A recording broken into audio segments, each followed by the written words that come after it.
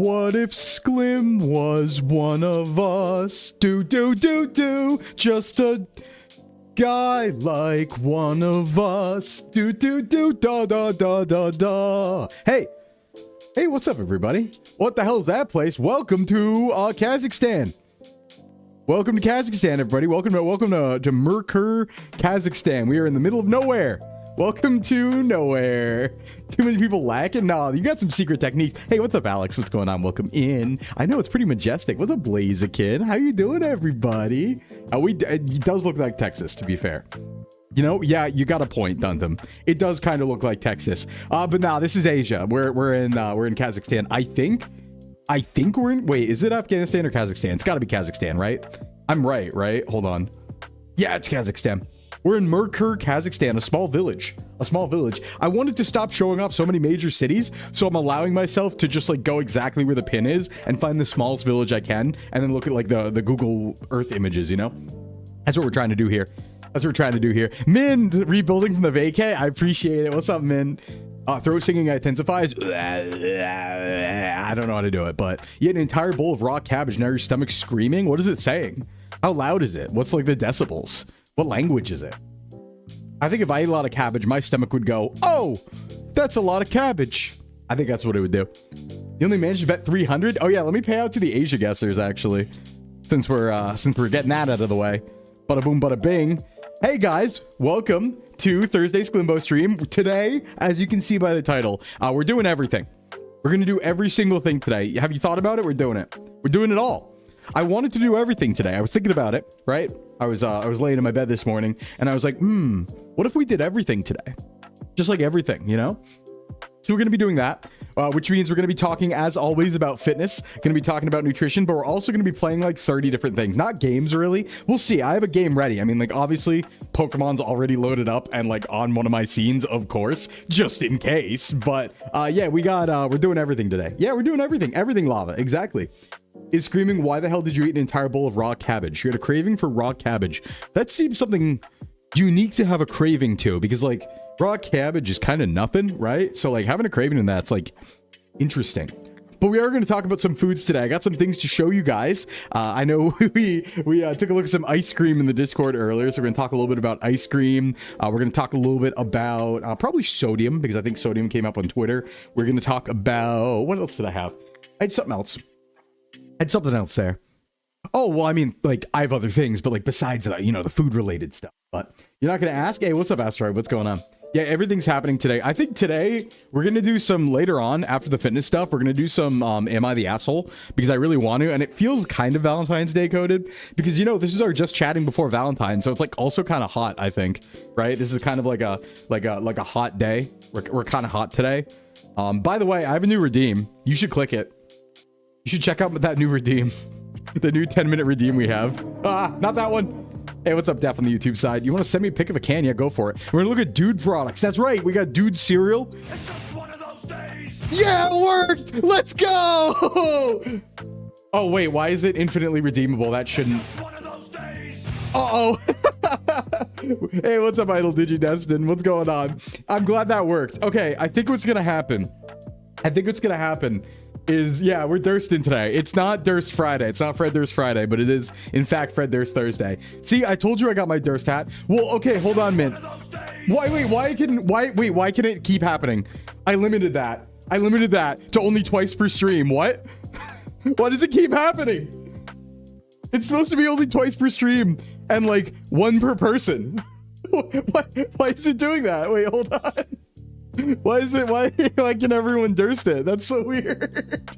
Because what I was gonna say is it's in the model swap queue, so it should just do it again. Like if you hit it twice, it should just do it again and stay on for longer, I think. All right, hold on, let me look. What have I messed up? I knew something was gonna mess up, but at least it works. That's the part that matters. Hold on, Durst in it, edit. What the heck? Oh, 3 is the redemption. 1 per person, 3 total. Okay, well, I think that just means I have the Durst hat on now for like 30 minutes. I think that's what that means. We're gonna find out. We're gonna find out. So thanks for thirsting it with me, everybody. You tried Persona 5, the Phantom X, dropped it when you discovered the pro tag had a loving mother and father. Why? Are people not allowed to have like good families? Like what the heck? What the heck? I kind of hope your evolution's done like the werewolf transformation in an American Werewolf in London. What is that like? What is that like? What does a specifically werewolf transformation for my evolution look like? What does that look like? I don't know. Yeah, this is it is a good hat. If you look really close, hold on, let me zoom in on this. Check out this hat. If you look really close, check it out. Look at the logo. That's me. That's me right there. Isn't that something? So yeah, we got our Durst toggle.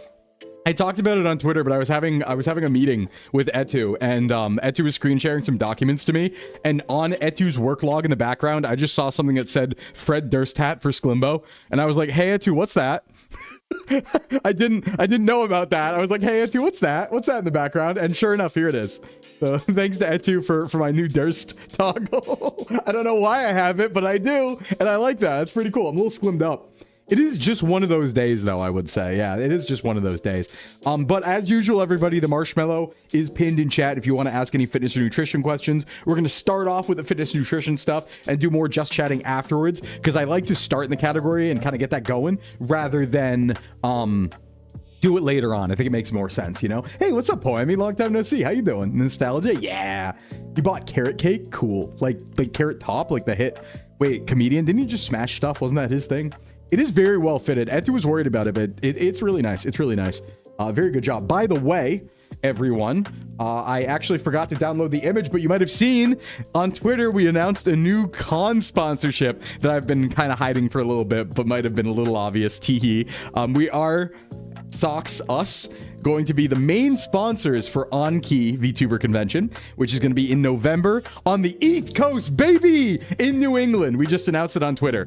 I might have had a slight part in that. If you remember the stream where we happened to look at it, and I was like, wow, there sure is a water park attached to this. That's pretty cool. There sure is a trampoline park nearby. Yeah, well, I might have had a hand in that accidentally. But yeah, so we're going to be the main sponsors of On-Key, and I'm going to do everything in my power to make sure it does not have a, what's called BronyCon ball pit. I'm going to do everything in my power to make sure we're not running it. I want to clarify, right? We are partnered with them as sponsors. We are not running the event, but I will do whatever I can to make sure it goes off well in the capacity that I can, right? If they need help with something, I'll do my best. So, because it is their first year, so, you know, very untested, and we're hoping, you know, it's going to be a good one. We're going to try our best to make it a good one stuff, but it is the first year of a convention, right? So we're going to do some cool stuff there, but yeah, not the Dash, thank you, DashCon ball pit. Yeah, we are not going to have a DashCon ball pit. We might have a ball pit, but it's going to be really good if we do. But but yeah, no, we're not running. I just want to clarify. But we are sponsoring, so that's gonna be really cool. That's in November, and I really am happy that we're doing it. One, because there's an attached water park and there's a trampoline park nearby, which I am 100% taking advantage of. But two, because, you know, New England. It's in New England. I'm a New England VTuber. New England represent, right? So I want some of us East Coast VTubers to have some fun stuff, right? So very, very excited for that. We're gonna do some cool things. Hopefully, I'm sure I'll do something for that, right? I'll have an event. I'll host something. I'll do something. Just like CarrierCon. I'll do something. Although that's like a month away, so I should probably think about something if I'm going to do something for CarrierCon, because that's like in like 4 weeks, isn't it? Oh boy. Okay. Haha. Let's worry about that later. Worry about that later. East Coast would possibly be a flight away. It is. It's like closer to the UK. You've been napping around this time. Got Ding Dong Dash. Congrats on sponsorship. Oh, thanks, Poemi. Yeah, go ahead and Ding Dong Dash. Appreciate you being here. And A12, thanks for the 15 streak. Okay, so I know we have some marshmallows coming in. Let's wait for like 1 or 2 more to come in as we talk about a few fitness topics today. I do want to go over to the fitness stream for this one, but also let me see what we got for marshmallow. Actually, we can just start right away on the marshmallows, because I think that scene's going to be like good for both. So let's get our fitness talks out of the way so we can do normal just chatting. Excuse me, and a bunch of stuff we're doing today. So it's going to be bit of an adventure. We got some would you rathers later, some am I the assholes. We'll take polls, right? We'll describe a scenario, see who's right, see who's wrong, make judgment calls, be the executioner ourselves. But first things first, let's do this. What? All right. Oh no, the Durst hat's out of frame. Can't have that. Can't have that. That's important. That's importante. Hey, what's up, Mika? I need to advise. Oh, you need advice. You want to keep rolling, but you don't think you're thirsty enough. What should you do? What should you do? Well, you got to break some stuff. I think what you got to do is break some stuff, right? We got to give you something to break. How about your fucking face, right? Something like that. Get the hat. Yeah, the hat helps. It embodies just one of those days, you know? Anyway, question. I have a new thing I'm doing here at the overlay, but frankly, it looks kind of trash. So maybe I'll change it back. It's kind of small now. I just like the gym part being there. Yeah, I'm sorry, I swore. The Durst hat's doing it to me. It's like taking control of my brain. It's like grabbing my little hair strands and controlling me like a puppet.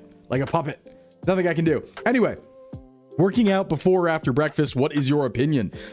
After breakfast is kind of the right answer, right? Just like objectively speaking, this does come down to preference at the end of the day, because there are some people who, if they eat too much, they'll feel like really tired, right? Like right after breakfast, they'll be like, I ate a lot, I'm tired, and they have to go take an EP nap, and they're not feeling motivated to work out. That being said, you are fasted most likely after sleeping for a long period of time, right? So you don't have, as much glycogen in you as you would otherwise if you had like a pre-workout meal. So generally it's better to wake up and have a pre-workout meal, or regardless of when you go to the gym, it's better to have a pre-workout meal, right? Because that's just going to give you a little bit more energy to perform better. So like if we're talking on a scientific basis, it's always going to be better to eat before working out. Nothing crazy. Like you could have like one banana. It doesn't have to be insane. It can be like a cup of fruit. You don't have to have like a 1,000 calorie breakfast or carb load or anything like that. But it is going to be better for performance. However, the addendum to that being, like, if you don't like doing that, if you feel heavy afterwards, if you feel nauseous, I know some people have felt nauseous when they work out on a full stomach, as opposed to the people who feel nauseous when they work out on an empty stomach, then don't do it. It's not that big of a deal, but it does matter a little bit if all things are equal, right? Yeah, full English 5 minutes before cardio. To be fair, I can do that. And I like doing that. Like, I have great workouts when I pound like 1,500 calories and then go into the gym. I actually adore doing that. But not everybody does. I do train people who, ironically, feel bad after eating. And I'm like, you do want some energy to work out, though. I promise you're not performing worse. Hey, what's up, Var? What's going on? So that is a good question. But yeah, there's a pretty right answer there, I would say. Pretty right answer. You throw up the third set? No, I'd feel great. I'd feel awesome. You finally entered the Church of Bricken and you're one step closer to the edge and you're about to break to ultimate optimization, but I need the final piece of the puzzle. What are the Sclimbo favored seasonings for the ultimate Bricken? Okay, how I do it. Very simple. Nothing crazy. Just like Bricken, we like simplicity. Montreal chicken seasoning. That's not from Montreal. You can just buy that. It's called Montreal chicken seasoning. And salt. That's it. Right on top, like a thin crust, right? A fine crust. And that's what you do right there on top. I will say though, Yomi has made another innovation, and I thought Yomi was crazy at first, but Yomi cooked last night. Literally, she cooked because she was making Bricken for the first time, right? And I saw she was doing it in a pan. And I was like, wait, no, you can't do it in a pan. You have to oven cook or air fryer the Bricken. That's why you fire and forget. That's the point of Bricken. But no. You see, Yomi was being even more genius, because what Yomi did was Yomi weighed down the Bricken with a pot full of water in a separate pan that was heating up simultaneously as the Bricken, so pasta could get cooked at the exact same time as the Bricken. So there was a pan, Bricken, the pot on top of the Bricken, and then water boiling in that pot. And I was like, no, all right, you're cooking. That's pretty good. You got me there. That's kind of genius, actually. You did Montreal salt and some Tex-Mex spices. Nice. Yeah, Yomi cooked. Are there chickens from Montreal? Maybe. I don't know if they're Canadian. Yeah, so, Yomi figured it out, and that was a genius maneuver. So that's another way you can do it for sure. But Yomi also approves of the Bricken, said it was 10 out of 10. Anyone who's tried it enjoys it. Just saying, as always, Bricken is truth. So, not a mad scientist, but a glad scientist. So, truer words have never been spoken. Yomi absolutely killed it with that idea. So, Bricken, okay, Varn, Bricken does sound like a food crime. You just need to try it. I can't say anything more at this point, right? We've beaten this horse to death. Everyone who's tried it likes it. I've not had a single negative response. Only people whose minds aren't open to it, right? Their minds aren't expanded. They're not open to the possibilities. Those are the people who sit there with their mind closed off, right? They're like Plato, the Plato cave allegory. And they're like, I don't like Bricken. It looks weird. It looks silly. But they haven't tried it. And when they try it, they will be awakened. They will come out of the cave. They will first see the reflections on the cave, and then they will emerge. That's brickin'. That's truth. That's what it's all about. You understand? You understand? All right, I think you understand. Hey, what's up, Alan Niner? Brickin' opened my third eye and gave me a fourth. Exactly. Has too much girth. No, the girth is good. The girth is good. The only mistake you made was putting chilies on it. I actually came up with a new tech. New tech is, you guys know how I'm always hungry, like midstream, and doesn't count. Yummy snack. Hey, Fauna. As a yummy snack, because So true. I boosted the volume of all of my redeems, by the way. Listen, because we're caught up on work now, I did a bunch of like work. So we have like the new redeem, and we have like volume increases, and I'm working on overlay stuff. Lots going on. Hey, what's up, Jason? The peak of male VTubing is here to tell us how girthy we are. Oh, how to be girthy and healthy. Yeah, I am always telling you how to be girthy. If you want to know some girth, I'm here for you. Jadon, how you doing? Thanks for the streak, buddy. So, what was I saying? Something about brickin'. Something about opening your fourth eye, aligning your chakras, uncalcifying your pineal gland. Face of Mars. I'm fine. Everything's okay. Face of Mars. Everyone's okay. Everyone's okay. Face of Mars. Hey, Rivix, what's going on? I love Face of Mars. I'm so happy. We're gonna add more crap like that. Random stuff. How many bars of iron should I eat a day for good blood flow? Are you like a dwarf, Fauna, is the question. Like, are you like a goblin and or dwarf? It depends, like how much metal you should consume per day. Are you like a golem who eats rocks? Then a lot. Then a lot's the answer. Yeah, I love Face of Mars. Face of Mars is so good. Big fan. Big fan. But now that we're caught up on stuff, we can like add silly stuff all the time because I have time. How many bars of lead should I devour in order to gain an immunity to lead poisoning? Well, you want a little bit of lead at a time, right? And then like rank it up. So you want to shoot yourself with a gun. And then like over time, you go to bigger calibers and you build up not only an immunity to lead, but also an immunity to bullets. That's how you do it. You're under 5 foot, so I think it counts. Might be a dwarf. Yeah, that's fair. That's fair. Yeah, under 5 foot, you want like one block of iron would be pretty good. You eat the magnetic balls for my iron? Oh yeah, I eat batteries. That's what I used to do. I used to eat a lot of batteries. I lick them. The negative side tastes pretty good. It tastes like electric. Tired nap time. Welcome in. You like a little jiggly emote right there. I got the backwards Limp Biscuit hat. You mean the proper way? The proper way. We're thirsting it today, Mune. How many magnets do I have to eat before I can defy gravity? I don't know how they work. They're a miracle, I've heard. I've heard from Insane Clown Posse. I've heard they're a miracle. Lithium and water is a great snack. Yeah. Oh, yeah. That's what I was saying. Snacks. So I figured out new tech. I was like, wait a second. If I'm hungry during stream, I'll just have a portion of brickin' during my ad break because it's already cooked, right? So I'll just have some brickin' on my ad break and then everything will be fine. So is that why you chew on the internet cables to gain immunity to being terminally online? Yes, that is how I do it. I also absorb the internet's information. It's like Cell, but I'm absorbing that info. By the way, speaking of Cell, I've learned through discourse that Metal Sonic might actually be as strong as Cell for that death battle, if not more. Sounds like the Archie comics scale him like crazy, so. All right, just a little scared about that, but I'm learning. I'm learning. Anyway, questions.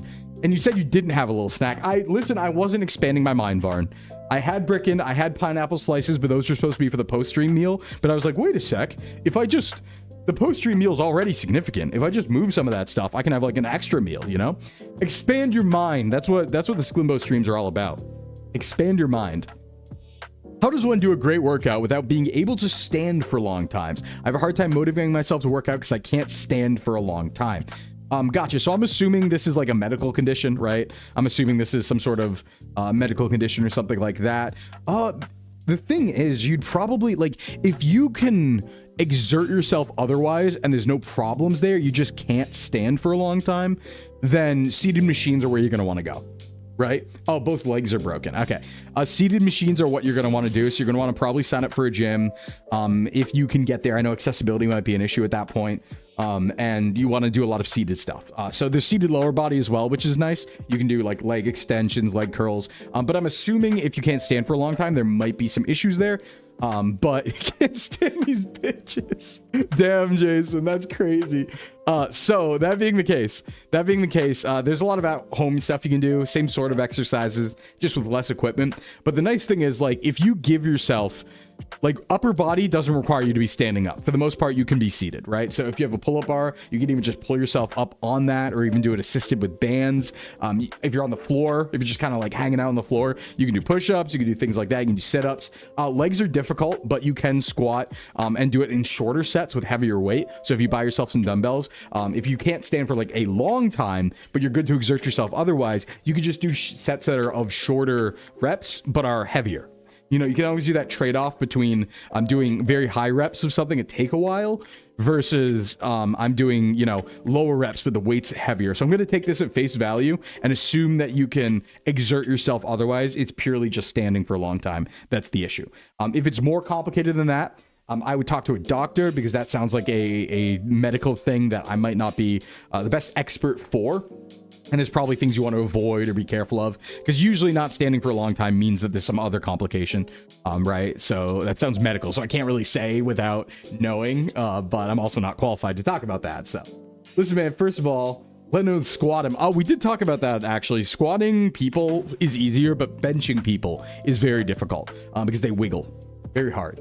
Push yourself up by the arms of the wheelchair if you use one. That's actually a good idea. You can kind of do dips that way.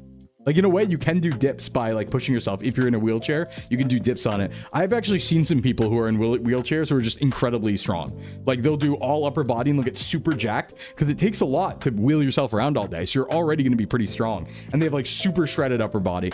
That's what I would do. Like, if I ever lost functionality in my legs and I was in a wheelchair, I would just go all in on upper body, and I'd be, like, the widest person ever of all time. I'd be, like, walking on my hands like a gorilla, right? That's what I would be doing.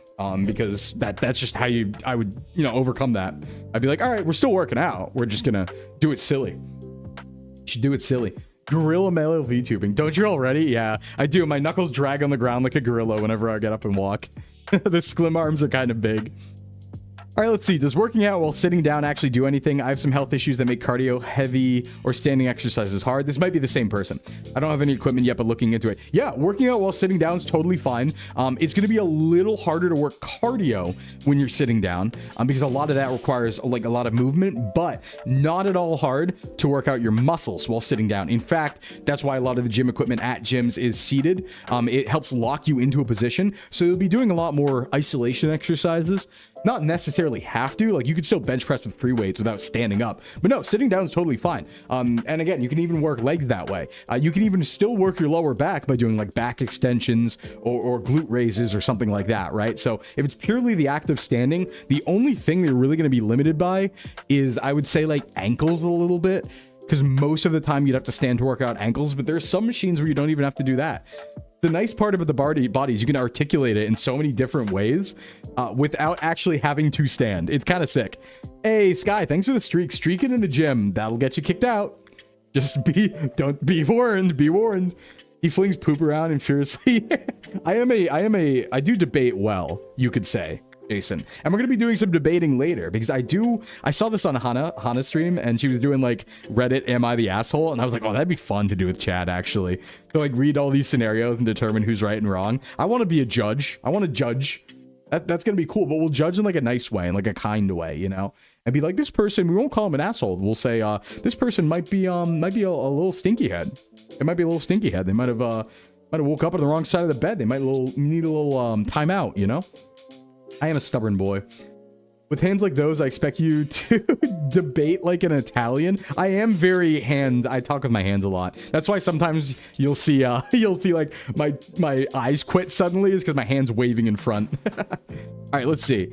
What could be a possible cause for a shoulder to semi-frequently pop out of its socket, and how could I strengthen my shoulder muscles? Ehlers-Danlos could be one of those reasons. Hypermobility could be one of those reasons. Could be a connective tissue disorder. I see that very frequently, especially comorbid with other things. So, yeah, I've heard that a lot.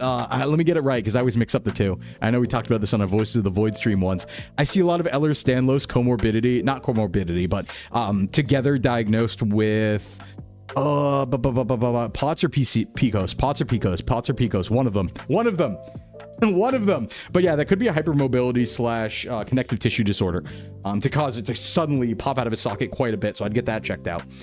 How to strengthen shoulder muscles to help prevent it? Very strict form, low weights, and working on those muscles. So ironically, overhead pressing. and lateral raises and things like that. Things that might, with bad form, dislocate your shoulder, but with good form, will build up the muscles around it to help keep it in place. So do the things that you almost feel like you shouldn't be doing, but also get that checked out, please. And talk to a physical therapist. Hots, thank you. Sounds like that roommate's got EDS and hypermobility. Yeah. Bum, bum, bum. I want to slap my belly. I need a belly slap emote like the SEALs do, where they just slap their bellies and stuff. By the way, I just want to point this out because of the clavicular stuff. Everybody's talking about cortisol spiking now, and I want it to be known. That I was a cortisol spike truther before it became popular. Okay, I want that to be known. I want to put that out there. There's a good reason why some of the strongest people in the world and some of the highest performing athletes in the world are very calm people. There's a really good reason, and it is because, yes, that's not a joke, cortisol and having high stress all the time does absolutely impact your recovery and muscle gain, right? People have an incentive at a high level of activity to try to be more calm. So this whole cortisol spiking discourse going on with clavicular is actually somewhat accurate. I just want people to know that. It's half a joke, but half real. And I want them to know I was there first, all right? All right? Don't get it twisted. Get a personal trainer to help, likely with perfectly white skin, long arms, and a big guy. Oh, yeah, I've heard of guys like that. Yeah, spike his cortisol with extra cortisol. Yeah, okay, Duntham, it's good. You're not on Twitter. You're fine. There's a guy named Clavicular who is like, oh boy. All right, let me give you the lowdown. There's a dude named Clavicular who's been going around in the fitness / I don't even want to call it the fitness world. The influencer world, maybe. And he's a dude who he just takes a lot of steroids openly, and he smashes his own jaw with a hammer to try and get better looks. And he talks about, like, he's like, oh yeah, you can't get your cortisol spiked, gesture maxing, frame mogging, like all those terms, right? It's a whole thing. It's a whole thing, but a lot of people have been posting about cortisol spiking. So I'm like, wait, no, that's actually a thing though. That is actually a thing though, like scientifically. So it's always good to try your best to stay low stress when it comes to recovery and general mental health well-being. So as much of a joke it is online, yeah, cortisol spiking is not the best. So. Doing cortisol brownies? Yeah, what? It's complicated. You can look it up if you want, but it's a rabbit hole. You don't have to go down it. That's your own choice. But yeah, he's pretty well known nowadays. So looks maxer, yeah, exactly. Lop Noir. He's a frame mugging looks maxer, anti-cortisol spiking, ASU frat boy frame mog. Yeah, it's complicated.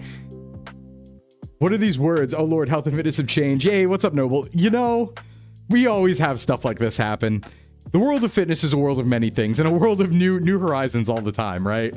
But I just do want to put it out there, like, no, cortisol, having low cortisol, or managing your cortisol, I should say, not having low cortisol, because your cortisol is going to spike when you do exercise because it's a stressful task anyway. But managing your cortisol over the day does actually matter for sleep, does matter for performance, does matter for muscle recovery and for muscle gain. So, just want to put that out there, that as much as you might see it as a joke in the future, because it's taken off right now, people talking about cortisol spiking, that is a real thing. I want to just put that out there before it becomes some sort of like political grift thing, okay? Due to martial arts and injuries, I have a bad shoulder because of multiple dislocations. Coping with it with exercise. I wish it would work like it did when I was 18. Yeah, don't we all? Don't we all? I crack a lot when I get up in the morning. I can do it right now. Check it out. Ah, there we go. I can do my back too, I bet. Hold on. Ready? I'm gonna crack my back. Let's see if we can hear this on the mic. Ready? Yeah, that was my lower back. That second one was my lower back. Those are the OG-san bone cracks right there. Snap this skeleton. Oh, it didn't get picked up. Damn, I heard it too. I heard that. That one was pretty loud too. I guess my noise gate's too good. My noise gate's too powerful and also strong. That's my bad, I guess. Anyway, yeah, I would look into talking to a physical therapist or doctor about that one first. But yeah, you do want to do exercises that would seem almost counterproductive to strengthen it. It helps keep things in place. Knows this. Pants grab. Knows this. Well, I mean, I got one, but knees and knuckles crack. Yeah. Sclimbo ASMR, but just cracking bones and like OG noises. Me going, oh, when I sit down or get up. Oh, thanks for the shirt. Thanks for the short. Short. I've been doing a lot of like, I've been stumbling over my words, but it's turning into like ooh speak. I don't know what's happening to me. I think I'm transforming. I think I'm becoming like more of a male VTuber. But I've been, when I stutter now, or when I like slur over my words, now I end up saying like schwat or like whoa. I'm getting brain rotted. It's like taking over. I gotta speak more clearly. Gotta speak more clearly. Sclimbo. No, nothing's taking place. Your standee's on the way. Thank you, Duntham. That's exciting. I've seen people get theirs. I got mine too. I have the whole lineup behind me. They watch over me like my ancestors, you know? Bro's been reading Brain Rot Girlfriend. Oh, Jesus! Wait, hold on. Let me just... Ah! Ah! Ah! Thank you for the 50 subs, you crazy anonymous Chad's back. Anonymous Chad's back. They're back. They're back. Okay, this person, I think it's all the same person. There's somebody who gives 50 subs every once in a while. I don't know who they are. It's some anonymous Chad who will not even have a name. They're like, they drift in, right? They're like, they drift into town like a sheriff. They drop 50 subs, don't say anything, and leave. I'm like, it's Jeff Bezos.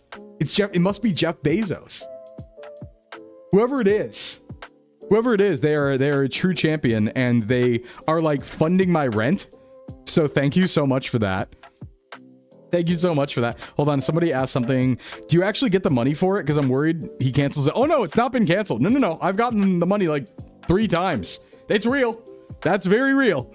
Also, Noble, thank you for the Prime sub. Oh, that starts the hype train. All right, we're at level 9 already. That would do it. Should I read the whole list? Hold on. You know what? Let's read the entire list. Thank you for the sub too. My own nemesis, Breakfast Sunday, Babyface for Life, Dude Reaper, Sterling Brickman. Yo, what's up, Sterling? Just Dave, Sakata, Mew, Bob, Null, Hema, Viki, Bagon, VTuber ASMR fan, The Unsociable Guy, Sheep.wave, Faye the Boba Bunny, Herx, Whiskey, Burb Squawks. Oh my god, thank you for the one gifted to Vixara. I didn't see you again. Oh, Lord Josiah. A12, thanks for the bits as well.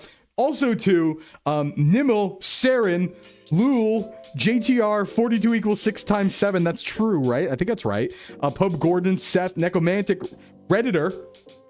That's a name. Local Tweaker. Oh, I've seen those. Gunner VT, Jedi Mega Man, Zetsua, Osiris Shybridge, Kiyuno, Axel Drake, Orbital Rim, DJ, Leah, Spellcrafter, Hatling, Fuzzgot Game, Scorpion, Graham Crackling, Megatalon, Pompty, Lone Star. Oh, it's Colt. Hey, what's up? Nexus, and Lord Neko. I think that's all of them. And then the other ones. We are doing everything today, Command. Frost, you can't catch a break. I've said it 30 times. I need to give you the infinity sub. I need to give you my infinity sub, Frost. Please remind me so I don't forget, because I need to do that. So it's never a problem ever again. It's Arnold Schwarzenegger dropping the 50s. That's Arnold. Or if it was Arnold, I would be, oh my god. I'd be like, I'd be starstruck. Wouldn't know what to say if I talked to Arnold. I couldn't have words. Like if Arnold ever talked to me, I wouldn't have words to say. I would be like, I'd freeze up. Like, I'm trying to think. Like, I would probably rather meet Arnold Schwarzenegger and have him say something motivating to me than like almost any other world figure. That would be pretty cool. But anyway, whoever that is, anonymous person, I see you. Thank you so much. You're basically funding my rent. I appreciate that. And big love, you mysterious, beautiful person. Arnold Schwarzenegger told me my father was a cool guy over the telephone. Nice. Arnold's been dropping good stuff on Twitter recently, I gotta say. I've been saying a lot, but... I'm just saying. Hat out. Wait, did the hat go away? Has it been? Okay, so it did last for 30 minutes. Okay, so that tells us that it did actually work properly. It stayed on for 30 whole minutes. So the Fred Durst thing does work. It's just that they hit them all at once, so it stayed on for 30 instead of 10. That's cool. So it does work. Everything's fine. Anyway, next question. I don't have to hide my stoogies, unlike you. What do you mean, Jason? I will say I actually do not know who that person is. I have no idea who the anonymous gifter is. I have zero clue. I don't even know, like, it's just anonymous. I can't even begin to know, right? Like, I have no leads. They've never spoken in chat as far as I know. Maybe they have, right? It's anonymous. I don't know. But whoever it is, thank you so much. It wasn't me. You cast 50 caliber magic missile. Oh, thanks, Lynx. Thank you. Wait, Linux. Let me get that right. Thank you. I love getting blown apart by a magic missile. I like getting turned into dust. Hey, Sclimbo, I started taking my weight loss more seriously, so I've been using calorie tracking app to help. I'm a bit confused with the amount of calories to set for my deficit, though. 1,200 a day. Is that the deficit or how much it's giving you total? Let me clarify. You might need to say that in chat. I'll give you an answer for both, though, just in case you want to stay anonymous. I'll give you an answer for both sides of that. Maybe it's my evil twin? Sclim? No. They are all... Yeah, they're super cool and also ripped. You're right. It's Frost. That's why they never get a sub. No. Could such a thing be true? Could it be Frost and that's why Frost never gets a sub? Oh my god. Anyway, I heard these tracking apps only track your maintenance calories. I don't know what that means, but I do want to keep using a tracking app to stay consistent. Isn't 50 subs like 500 bucks? No. Well, so 50 subs is 250 bucks, I think. Right? Because they're like $5. But obviously we only see half of that. The streamer only gets like half of the Twitch sub. So for me, 50 subs is like $120, I think. And then Twitch gets the rest. But a lot of people also get subs. So thank you for the biddies command. Thank you so much. You cast magic missile bits. Thank you. It doesn't explode you. It just gives you painful gas every minute of every day for an entire year. That's just what like eating a lot of protein at the start's like. I'm like used to that. That's pretty normal. But yeah, I think that's thank you for the level 9 hype train. Thank you for that. We got a puffer pop emote. Oh, look at that. Look at that. Subs are $6, but buying in bulk drops them down to 5 each. Yeah, so it's like wait, I can do math. That's like 250, right? Yeah, and then we get half or so, unless we have partner plus, but that's not from gifted subs. That's only natty subs that count towards that. Then we get like a 60-40 split, but right now it's 50-50 split. So I think we get 2.5.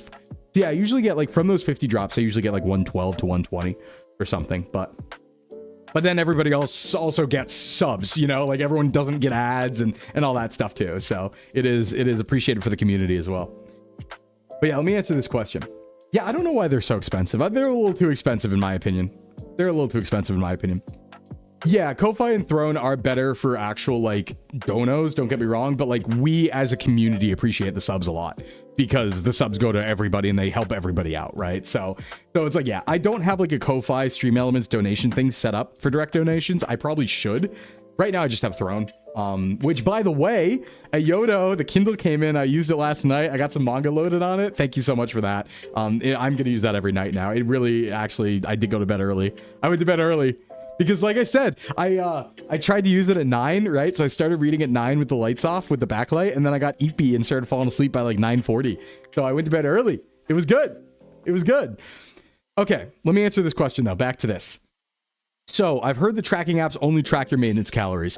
Not true. So it depends on what goal you put in the app for the most case. I don't know what app you're using, but all the popular ones will ask you for a goal at the beginning when you put in your information. So it'll say like, do you want to gain weight, maintain your weight, or lose your weight? Obviously, if you put maintain, it's going to go for maintenance calories. If you put lose or gain, it's going to try and estimate what your calories might be that'll get you to that goal in a certain period of time based on the data that you give it, right? 1,200 a day as a deficit is very extreme. As a total is also very extreme. Both of those are extreme cases. So for reference, 1 pound of fat loss usually equates to about 3,500 calories or about 500 calories per day deficit over 1 week. And that's like a fair thing to aim for starting with weight loss, right? So you don't usually want to start off any more than like 500 calorie deficit. Oh, I got the hiccups coming. Give me a sec. Gotta drink some water here.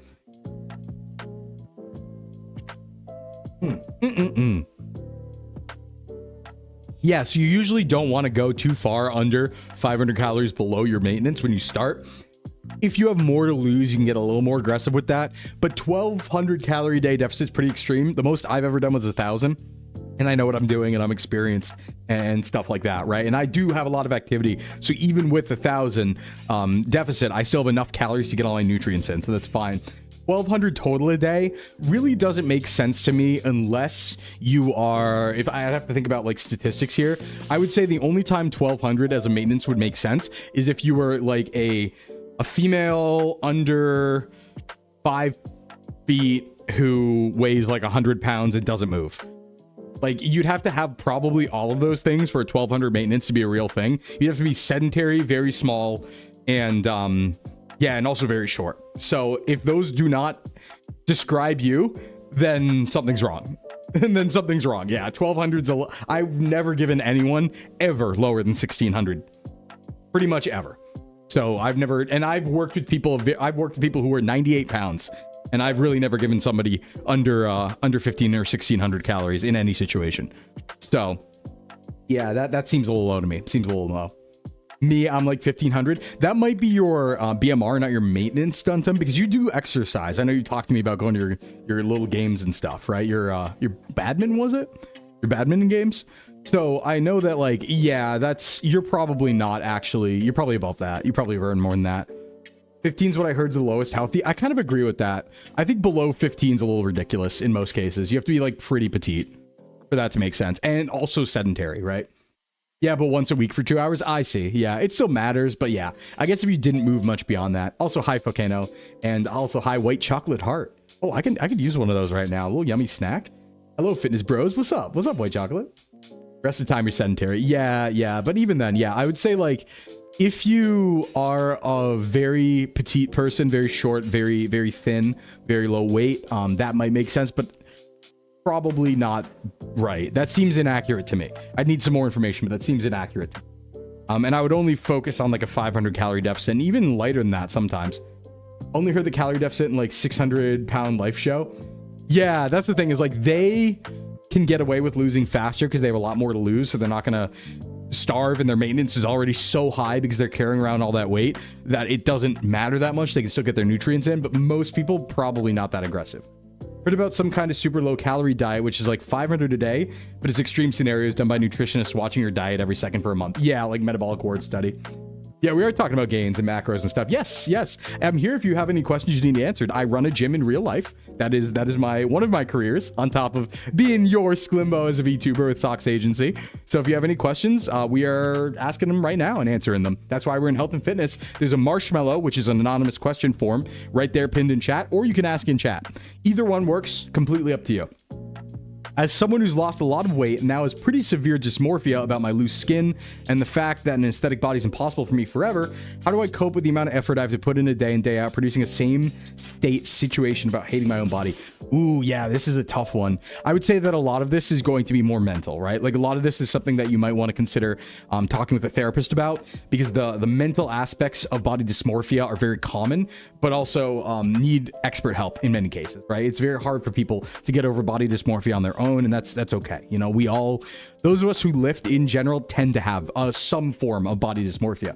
That being said, I know it's not impossible, the loose skin problem. One, if you're young, loose skin still has a chance to tighten over time, and so you will have some recovery there if you are young. If you're already older, you might be over the hill on that, but we're talking like 40s at that point, right? Two, there are surgeries that can help with loose skin, that are aesthetic surgeries. Those are real things for people who lose a very, very big amount of weight. There are also, you know, certain binders and things like that, that you can use to make that not appear under clothing. And yeah, other than that, I would say that it's probably a good idea to talk to therapists about that. Dysmorphia is really hard to deal with on your own. And, yeah, it's tough, because the thing is, you want to think on the bright side. And I know it's easy to say, but you did an amazing job, right? If you've lost so much weight that you have loose skin, you've done an incredible feat that not many people can do. Like, being honest about statistics, 95% of people who start diets fail. They'll either gain the weight back or they won't get there in the first place. So you've already done a job that outfights 95% of humanity, right? And you should really take pride in that. You've done an incredible thing. But that aside, I know that sometimes doesn't help with the appearance thing, right? You want to feel like you've reached a goal, and that you've your body has changed to where your mind has changed and your habits have changed and things like that. But I think there will be some recovery with time, if it's to assure you at all. That does tighten up over time. I've, at times, you know, when I was younger, I had a little bit of loose skin as well, because I was a big boy starting off, and I lost 60 pounds when I first got into weightlifting and getting fit and stuff like that. And it does tighten up over time if you're young. And there are some things you can do. There's some medications and things like that that can help. But yeah, the mental aspect of that is really tough. I don't really have an answer for you. I would say just try and find support, try and find therapy, and talk to people about it. Definitely talk to people about it. Don't let that stew inside of you. I hope that helped you, if even a little bit. It's a really hard subject, though. It's definitely a hard subject. No. Let's see. I'm trying to build mass right now on the same boat as Iota and want to fill it in with mass. Soft tummy gang. Hey, what's up, Mad? What's going on? What's going on? Let's see. Yeah, fill it in with mass. Somebody asked a question earlier that I almost missed. What was it? Oh, somebody asked. It was early on. Somebody asked something about maintenance. I want to make sure I don't miss that. They said, okay, yeah, A12 asked, what if I want to maintain weight but lose fat? If you're a beginner, such a thing is possible. Yeah, if you're new to lifting, you can do that. If you're a little more intermediate into lifting or been lifting for a while, it's really not easy to do that. That's called body recomposition. It's not very efficient. It's way more efficient to go through periods of bulking and cutting, so losing and gaining weight while trying to maintain or grow your muscle all throughout. That's way more efficient. If you're a beginner, you can do this. And the answer there is literally just eat your maintenance calories and work out a lot and get your protein. That will do a body recomp of some kind when you're a beginner. That will be very effective for the first, few months or so. But it's the easiest thing in the world to do. Find your maintenance, stay there, work out a lot, right? You'll feel fed because you're at your maintenance. You have enough protein, bada boom, bada bing, you're all good. But if you're more of an intermediate and stuff like that, yeah, no more newbie gains. Okay, yeah, if you're more than a year in, it's probably better to do cycle of cutting and bulking rather than trying to recomp. That being said, it still will work, just really slowly and inefficiently. But that's not to say that it's not still the right thing for you, right? Because like I always say, fitness is a lifetime. And that being the case, if you feel better eating at maintenance calories and working out a lot, and you can keep that up consistently, but you don't want to go through cycles, you can do that. It's just going to take a long time, but you can do it, Lopnor on the YouTube end asks, I've been losing weight, but I've been avoiding carbs like the plague. Is there a middle ground for how many carbs I should while still losing weight? Your carb macros is 178 per day. You're fine where you are. Carbs don't matter for weight loss. It's a bit of it's a common myth that carbs determine whether you gain or lose weight. That's just not true. It's purely caloric. But lowering carbs is generally the right thing to do when trying to lose weight, just because the other macronutrients are much more important and much more dangerous to be low on, right? So obviously, being low on protein is not the best because you won't gain as much muscle. Being low on fat's not good because it'll mess with your hormones and testosterone and other things like that. And vitamin shuttling.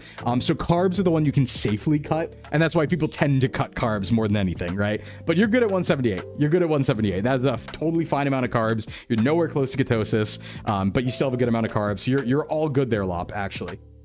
So the middle ground is you're kind of already there at 178, but it's a purely caloric thing when it comes to weight loss. So you're doing fine. Doing fine. Follow-up question, how do I find my maintenance? It's a tough one, A12. So what I'd recommend is put your stats into a TDEE calculator, which is a total daily energy expenditure calculator. You can find many of them online. It's going to ask you your activity level, your age, your gender, your sex, your weight, height, things like that. And then it will give you an estimate on what it thinks your maintenance calories are. Then from there, you have to find out your actual number by eating those calories and seeing what your body does, right? So if the calculator says your maintenance calories are 2,800 and then you eat 2,800 calories strictly for 2 weeks straight and you lose a pound, you know your maintenance is higher. If you gain a pound, you know your maintenance is lower. So you have to do a little bit of self-testing after you find that initial estimate, but that's the idea basically. Thanks, no problem, Lot, no problem. Feels like it could be anything, but what is like good gym wear? Whatever's the best to work out, and honestly, like whatever you like. I go in a tank top and shorts. That's my gym gear. You don't have to be fancy with it. People used to and still do just wear ratty clothing to the gym. Like you're there to work out. You don't need to look pretty, right? Some people really like to look pretty at the gym, but you don't need to. I wear tank tops and shorts, like basketball shorts and a tank top usually. So I'm type 1 diabetic, so the word ketosis is so scary to me. Yeah, fair, Rivix. Ketosis should be really scary to everyone, I think. Keto's really not a good diet long term at all. So TDEE calculator, yes. Yeah, self-testing for about 2 weeks. Yeah, once you find your, like, what I usually do for clients, I do the same thing for clients, is we estimate based on their activity level and, like, my experience, obviously, what their maintenance calories are, and then you have to test it, and then you iterate from there. There's another way to do this if you want to spend money.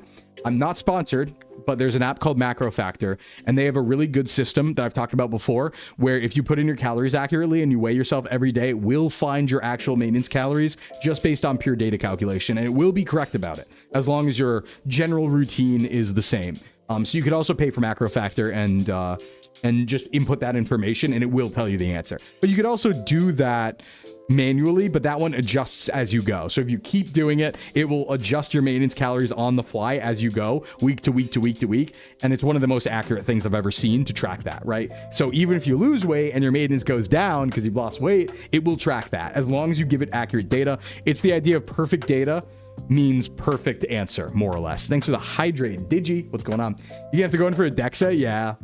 The thing is, DEXAs are also not the most accurate. Like, to really know your body composition, you need like water immersions. DEXAs are okay, but there's a lot of DEXAs that suck. Like the one where you stand on a scale and it just like sends an electric pulse through you. That does not work well. That completely misrepresents body fat percentage quite a lot. So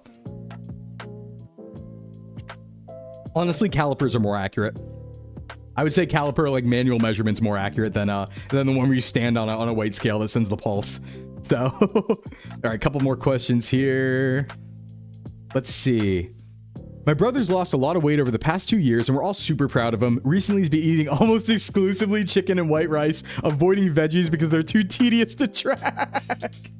As you are an avid veggie dog yourself, should I be worried, or does the little bro got to figure out? No, you should be a little worried. That excuse seems a little weird to me because of everything, vegetables are the thing you have to track the least. Like, there's like very few calories in vegetables, right? Like you can have like cups of broccoli and it's not that big of a deal, especially when compared to carbohydrates like rice or protein like chicken. So like, it's weird to me that the excuse is they're too tedious to track, because you could just eat veggies forever and you'll probably never gain weight, right? Like, it's hard to eat the amount of vegetables that you need to bulk.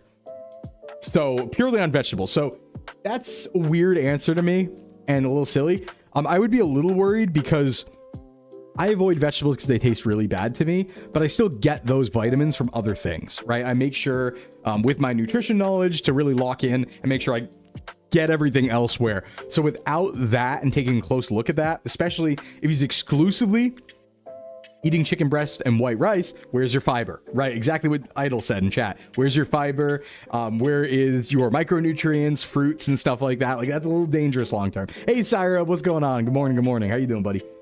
Yeah, plus veg does have good fiber. Yep.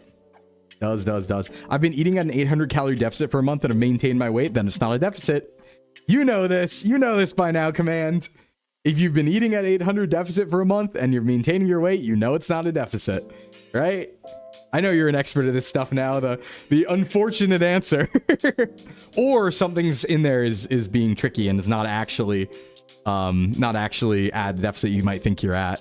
That's the other scary part, right? Is like maybe the calories are more than you think in something.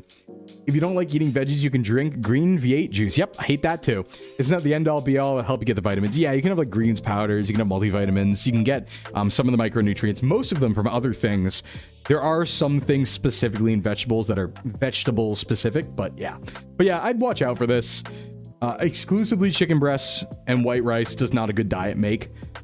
And yeah, the other thing too is like, I think a lot of the whole broccoli, chicken breast, white rice thing feels like a mistake, because there are plenty of other foods that are just as efficient as that, but they don't taste as bland. Like, you don't have to have bland food. In fact, there was actually a cool tweet that I saw. There was a quite cool tweet I saw that Tim, the CEO of Vite Ramen, put out.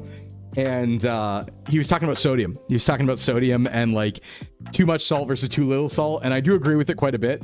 Is like, sodium isn't something you really need to worry that much about avoiding unless you already are at risk of very high blood pressure, or already have it, and you know that sodium affects your high blood pressure, because sodium's impact on blood pressure is primarily in regards to a ratio of potassium to sodium.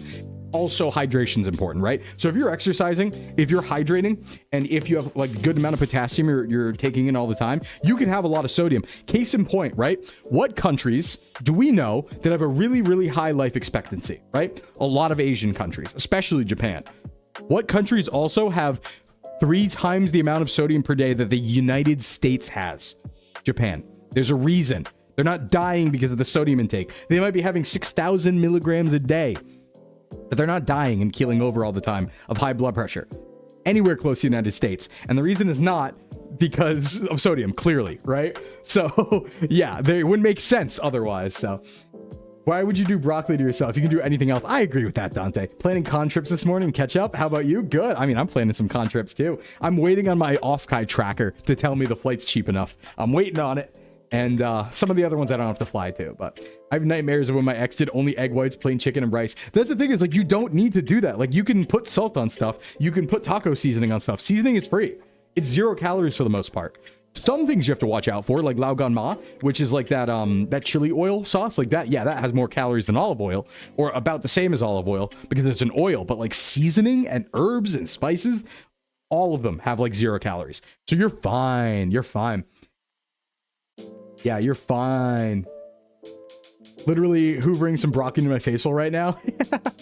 That's me waiting on Florida lights to be cheaper. Sodium potassium channels, not science. Yeah. No, so you're fine. You're fine to have like a good amount of sodium. If anything, under-eating sodium is more dangerous.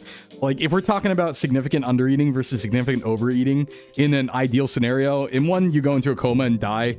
And in the other one, your blood pressure might go up a little bit, but probably not if you have a good potassium balance and you're exercising and you're otherwise fit. Probably does not matter that much. Did rice, beans, and chicken while I was bulking. It was surprisingly good. Yeah, that stuff is good. You could just put stuff on it, is my point. Like, you don't need to have only white rice and only broccoli and only white blend boneless, skinless chicken breast. Thanks for the brickin', by the way. I am brickin' now. Get brickin'. I will. That's me waiting on Florida flights to be cheaper. You want to go to Florida? Like, actively, like, you want to go there? Do you enjoy swamps and death? I don't think humans are meant to live in Florida, in my opinion. If you have something like POTS, you may even need more sodium. Yeah, and if you sweat a lot, like if you're an athlete, right? And you might just also have very salty sweat. So like, some people have different like salinity in their sweat. So they actually will lose more sodium and electrolytes than other people. And if they sweat a lot, you need even more. So sodium, I'm kind of like, I don't want to say you never have to look at it, because that's a little extreme and that feels like an overcorrection. Thanks for the stretch, Idle. But what I will say is, like, for the most part, most people probably don't have to worry about sodium if everything else is dialed in. You can probably have like as much as you would reasonably want, you know? Like, I'll put it this way. I'm not going to recommend this. I am not personally worried when I have 4,000 milligrams of sodium in a day. And that happens fairly regularly. I am never worried about it. All my numbers are great. Personally, I would never recommend it, because that would feel a little excessive to recommend that. All to say, it's probably not a problem. Probably not a problem. Taiji, my beloved, thank you for making veggies taste yumbo. I like yumbo. Yumbo's pretty good. Command through a Mexican or Arab Taijin. I've never had Taijin. Picks up a salt shaker. Yeah, put that in my mouth. You know, put that right in my mouth. Put that right in the yummy mouth. All right, now what else did I want to show here? I had a few pictures. Oh no, that's for later. We could talk about man cereal. Yeah, we could talk about man products and also ice cream. Hold on, let me pull up the ice cream thing. I'm gonna do a little teaser before the ad break, because the ad break's coming up, but I can do a little teaser first. Hold on one second. I want to talk about something when we come back from ads. This post right here, that's been making the rounds. Oh boy, hold on, let me get it small. It's huge right now. It's huge, like Xbox huge. This right here, we're going to talk about it. We're going to go to ads for 4 minutes, as usual, to disable the pre-rolls that are coming. But when we come back, we're going to talk about this. Yeah, we are going to roast Manosphere products, dude wipes, and man cereal. Oh, man. All right. Be right back, everybody. Such a good classic. Yeah. I'll see you on the other side where we talk about, does Dairy Queen Blizzard spike muscle protein synthesis 43% higher than chicken and rice? Be right back.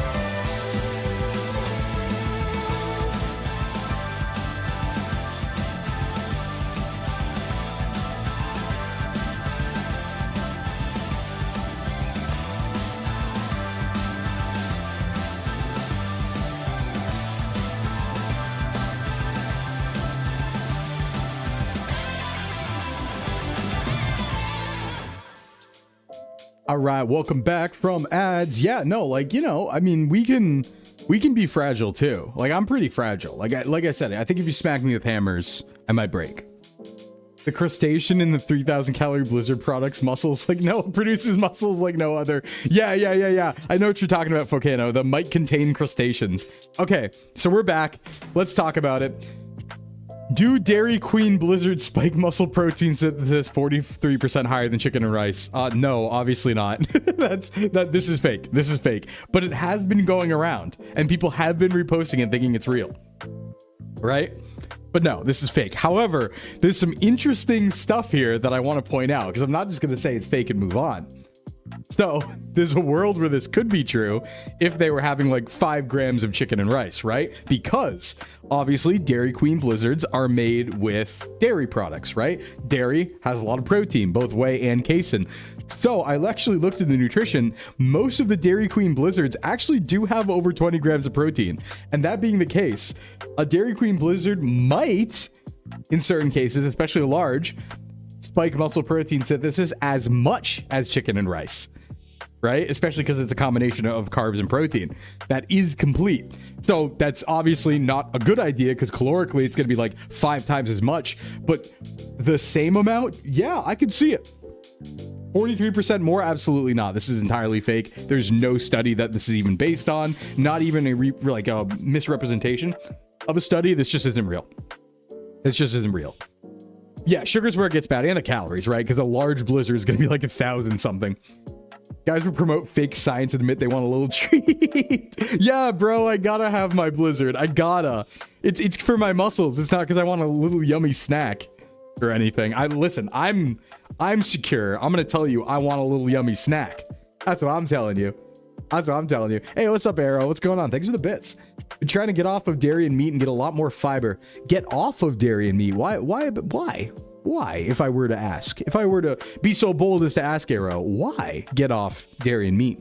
I've been taking bites out of fiberglass boat holes. My workout's mainly swimming, but I'm putting biting into the mix. Oh, that's good. Like a shark. You're like Jaws. I see. Oh, yeah. Now, unfortunately, fiberglass is not the type of fiber you want. But I like the aesthetic here. Kind of sharking it up. I think it's pretty good. I think it's a good idea. Hey, what's up, going? I used 0 sugar instant pudding, adding creatine and collagen peptides, and the Ninja Creamy made it a pretty low-cal ice cream. It's funny you say that, going, because I'm going to show you guys a channel today that I actually already have up here that you need to see. So it's funny you mentioned that specific recipe, because I don't know if I've shown this channel before. This guy's incredible. Hold on. This guy, high praise right here. Flexible dieting lifestyle. I need to show you. I think I might have showed a part of one of these videos on stream a long time ago when I was first getting started, but I just want everyone to be reminded this exists. This dude's recipes are insane. Let me show you some of them really quick, okay? We're not going to watch the full video, but please go check him out. I watch like all of his stuff. I know I'm not subscribed, but that's because I'm on this account. Haha. But I watch all of his stuff, and you got it. Like the macros on this stuff is insane, but it's all like air fryer and Ninja Creamy prep. And one of his big things is, yeah, using 0 sugar instant pudding, and then not creatine, but like 0 sugar pudding, cottage cheese, non-fat Greek yogurt as bases for crazy stuff. Oh yeah, no, look, like you need to watch this whole video. This is, I think, one of the best YouTube videos I've ever seen, because it is none of the normal influencer YouTube like tech, right? This is a 40-minute video, 37 minutes, where this dude gives you actually 50 recipes, shows them being made, shows the exact macros, and moves on. But it's so fast that you have to pause to read them all. But like, a good example, right? Like, it's optimal. It's really optimal. He doesn't care. He's just like, here it is. He's just like, here it is. So like, you know, one of them will just be like, all right, here. Uncrustables and Pop-Tarts are all amazing by themselves, but when I put them together, I create like, look at this thing. Calorie pocket of heavenly deliciousness. Let me show you how to make it. So first, we're also free recipe book in description. You can download it. Just using this protein PB on everything. It's so good. Key thing here, make sure not to add. Yeah, it looks insane. Now we're gonna make our chocolate protein frosting. Same process. Just make sure you don't add too much water as well. And it's just 50 of these, and he has so many videos like this, and he has brilliant ideas, right? Like using the low-calorie bread as like a Pop-Tart by pressing it down with egg whites and stuff. Like genius level food tech here. Steal the Pop-Tart, air fries it, right? No, you gotta look at this stuff. And he has so many different recipes. Your toppings, enjoy, my friends. By the way, we gotta look at the macros too. We gotta look at the macros too at the beginning, right? Because they all have the macros. Look at this. 211 calories, 23 grams of protein. And it looks like that. This dude is a genius, certified. And he makes just so many different things like this. This protein pancakes, obviously not, these are breakfast foods, but he has like thick stuff too. Like these are chicken and waffle tenders, and they're like 45 calories each. And like I've made some of these. The math checks out. Like at first I was like, this guy must be lying about the math, like straight up when I first encountered him. No, the math checks out on like all of this stuff. And he has this really genius idea that I'm really big fan of. That sauce you saw right there that he used to dip stuff into, highly recommend. Highly recommend. What he does, and again, genius level stuff right here. So simple. Sugar-free maple syrup and Frank's Red Hot. Together. 0 calories. And it makes like a buffalo sauce that's like sweet and mapley, but also like hot, but not too hot because it's Frank's Red Hot. And it's 0 calories. It's genius. And he does a lot of things like that, where he's like, oh yeah, I just make a bunch of like really sick, like 0 calorie sauces. I saw one he did.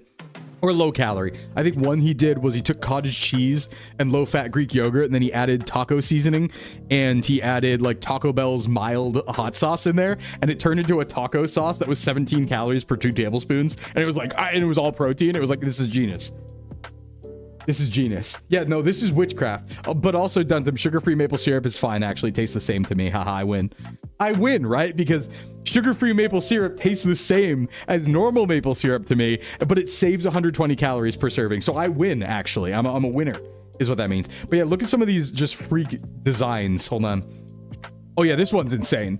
This one is you saw at the beginning, the cinnamon toast crunch. Hold on, look at this. 36 grams of protein. Okay, let's turn this into cereal. Look at this. Protein ice cream. Mine's only 284 calories, 36 grams of protein. Crazy. So first we're gonna make that cereal milk. Super simple. Just follow what you see on the screen. Just go cereal milk. The color whenever it's done. I need a Ninja Creamy. I gotta put this on Throne. 330 grams. Now you're gonna add that to your pint along with the rest of the ingredients. Then just use a small milk frother to mix everything together. Almost forgot the sugar-free. This is like genius level food prep right here. To the freezer till frozen, preferably overnight. Yeah, I know you're going feral. It's fine. And you're gonna do the ice cream. And then you put a little bit in, right? This is genius.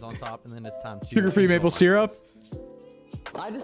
This is a genius maneuver, right? Where you take the thing that you like, right? You take like the chocolate you like, you take the Reese's you like, the cinnamon toast crunch, and you put just a little on top. This is what I would call like the Japanese method, right? It's a lot like Japanese sandos, and we've talked about that before. It's like the Japanese method of just a little as a taste, but it elevates the whole dish. This guy's a genius. All to say, you should check out all of his stuff. This guy needs a chain. Yeah, some of the stuff he makes, like, it's not all sweet stuff, too. Like, he makes breakfast Hot Pockets. Let me show you one crazy one that he had.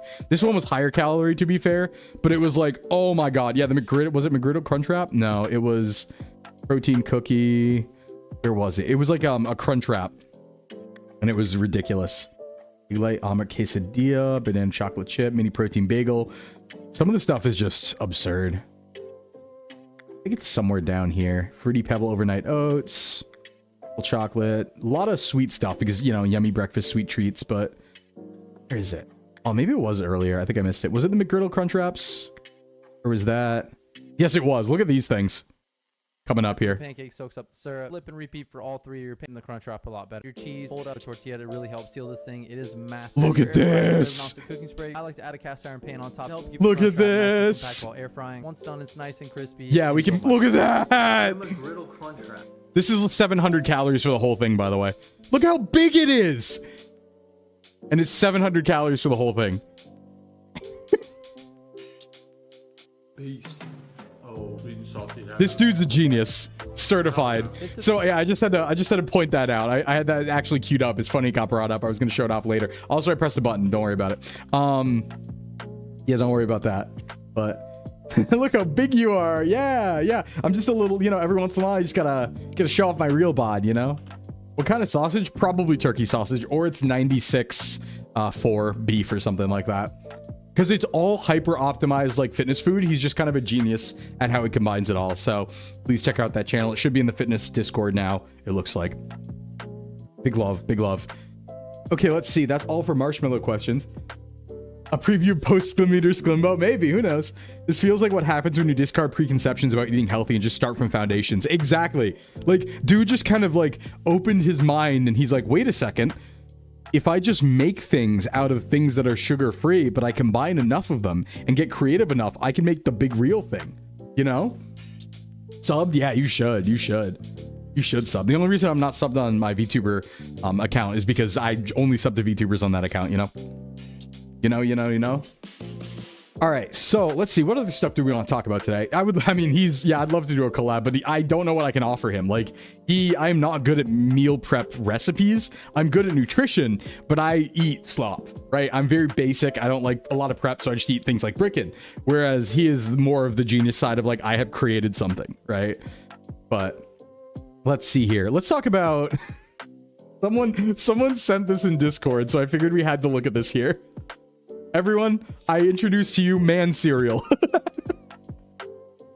I want to point out that when I opened up this website, it's not here now, but when I opened up the website, a pop-up showed up and it said, do you want 40% off? And the options were, yeah, I want 40% off, and nah.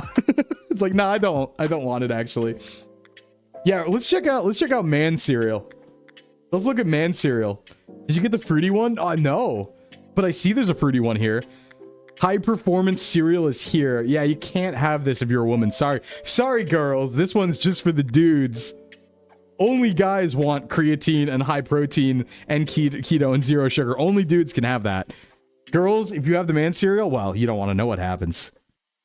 NB people too, you don't want to know what happens. Bad stuff happen if you have it.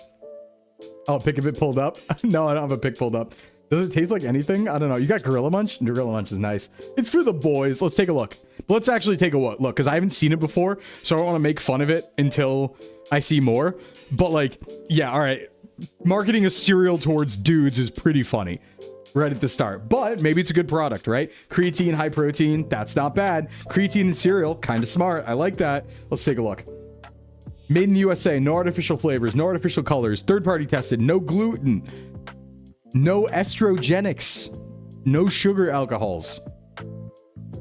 Wait, hold on. If we got no added sugar, no sugar alcohols, what are we using? Stevia or something like that? Yeah, very minimalistic. I don't like it. The boys. Here's the thing. I like minimalism. I don't like minimalistic aesthetics. I think you don't have to look bland and boring to be minimalist. Soy boy denied. Yeah, the cereal trances you if you eat it. Be careful. Let's see. Cereal finally manned up.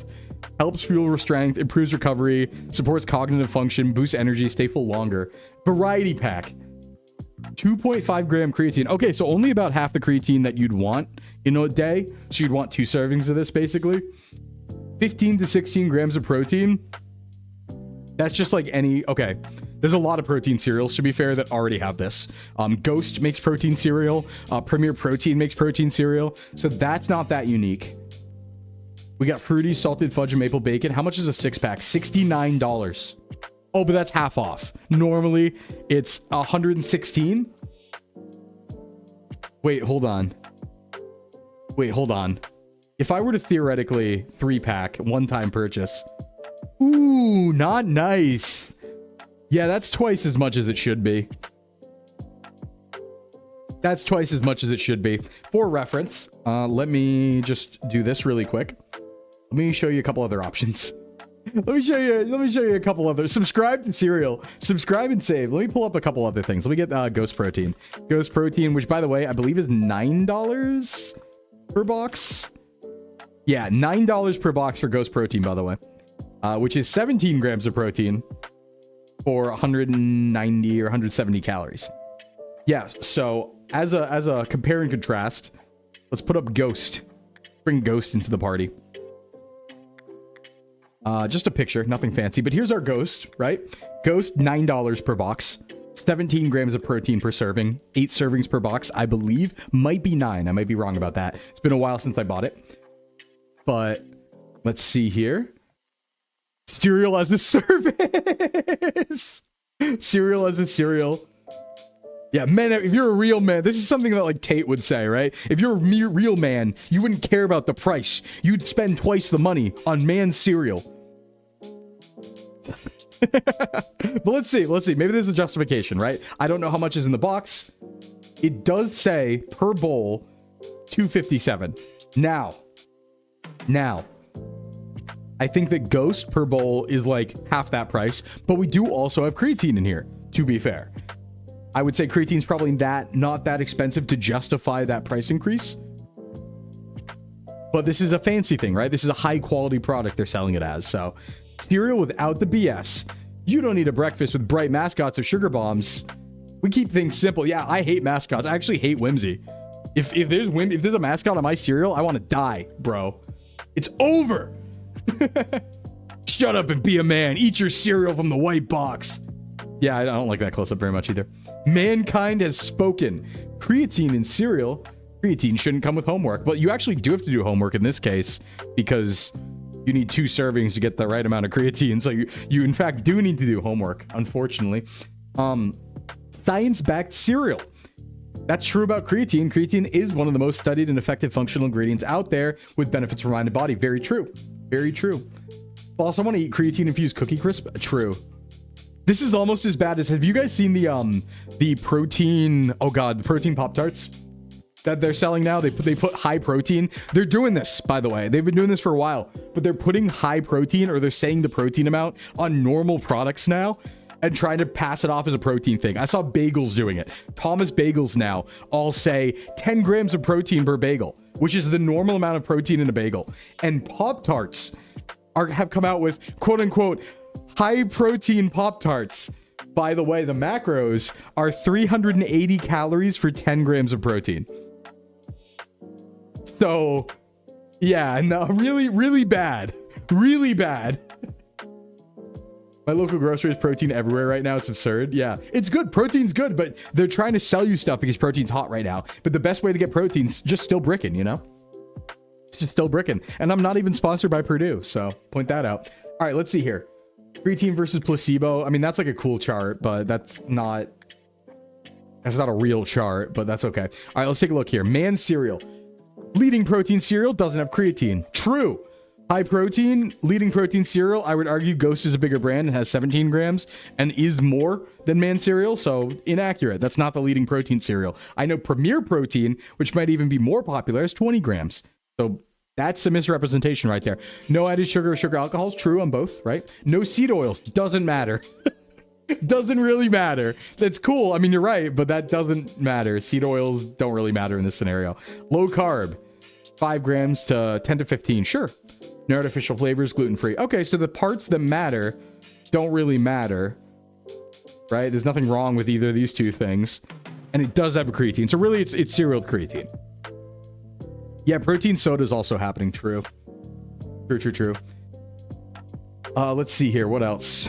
Add some balls to your breakfast. Oh, dude, if there's one thing as a manosphere product purchaser, if there's one thing I love, it's eating balls.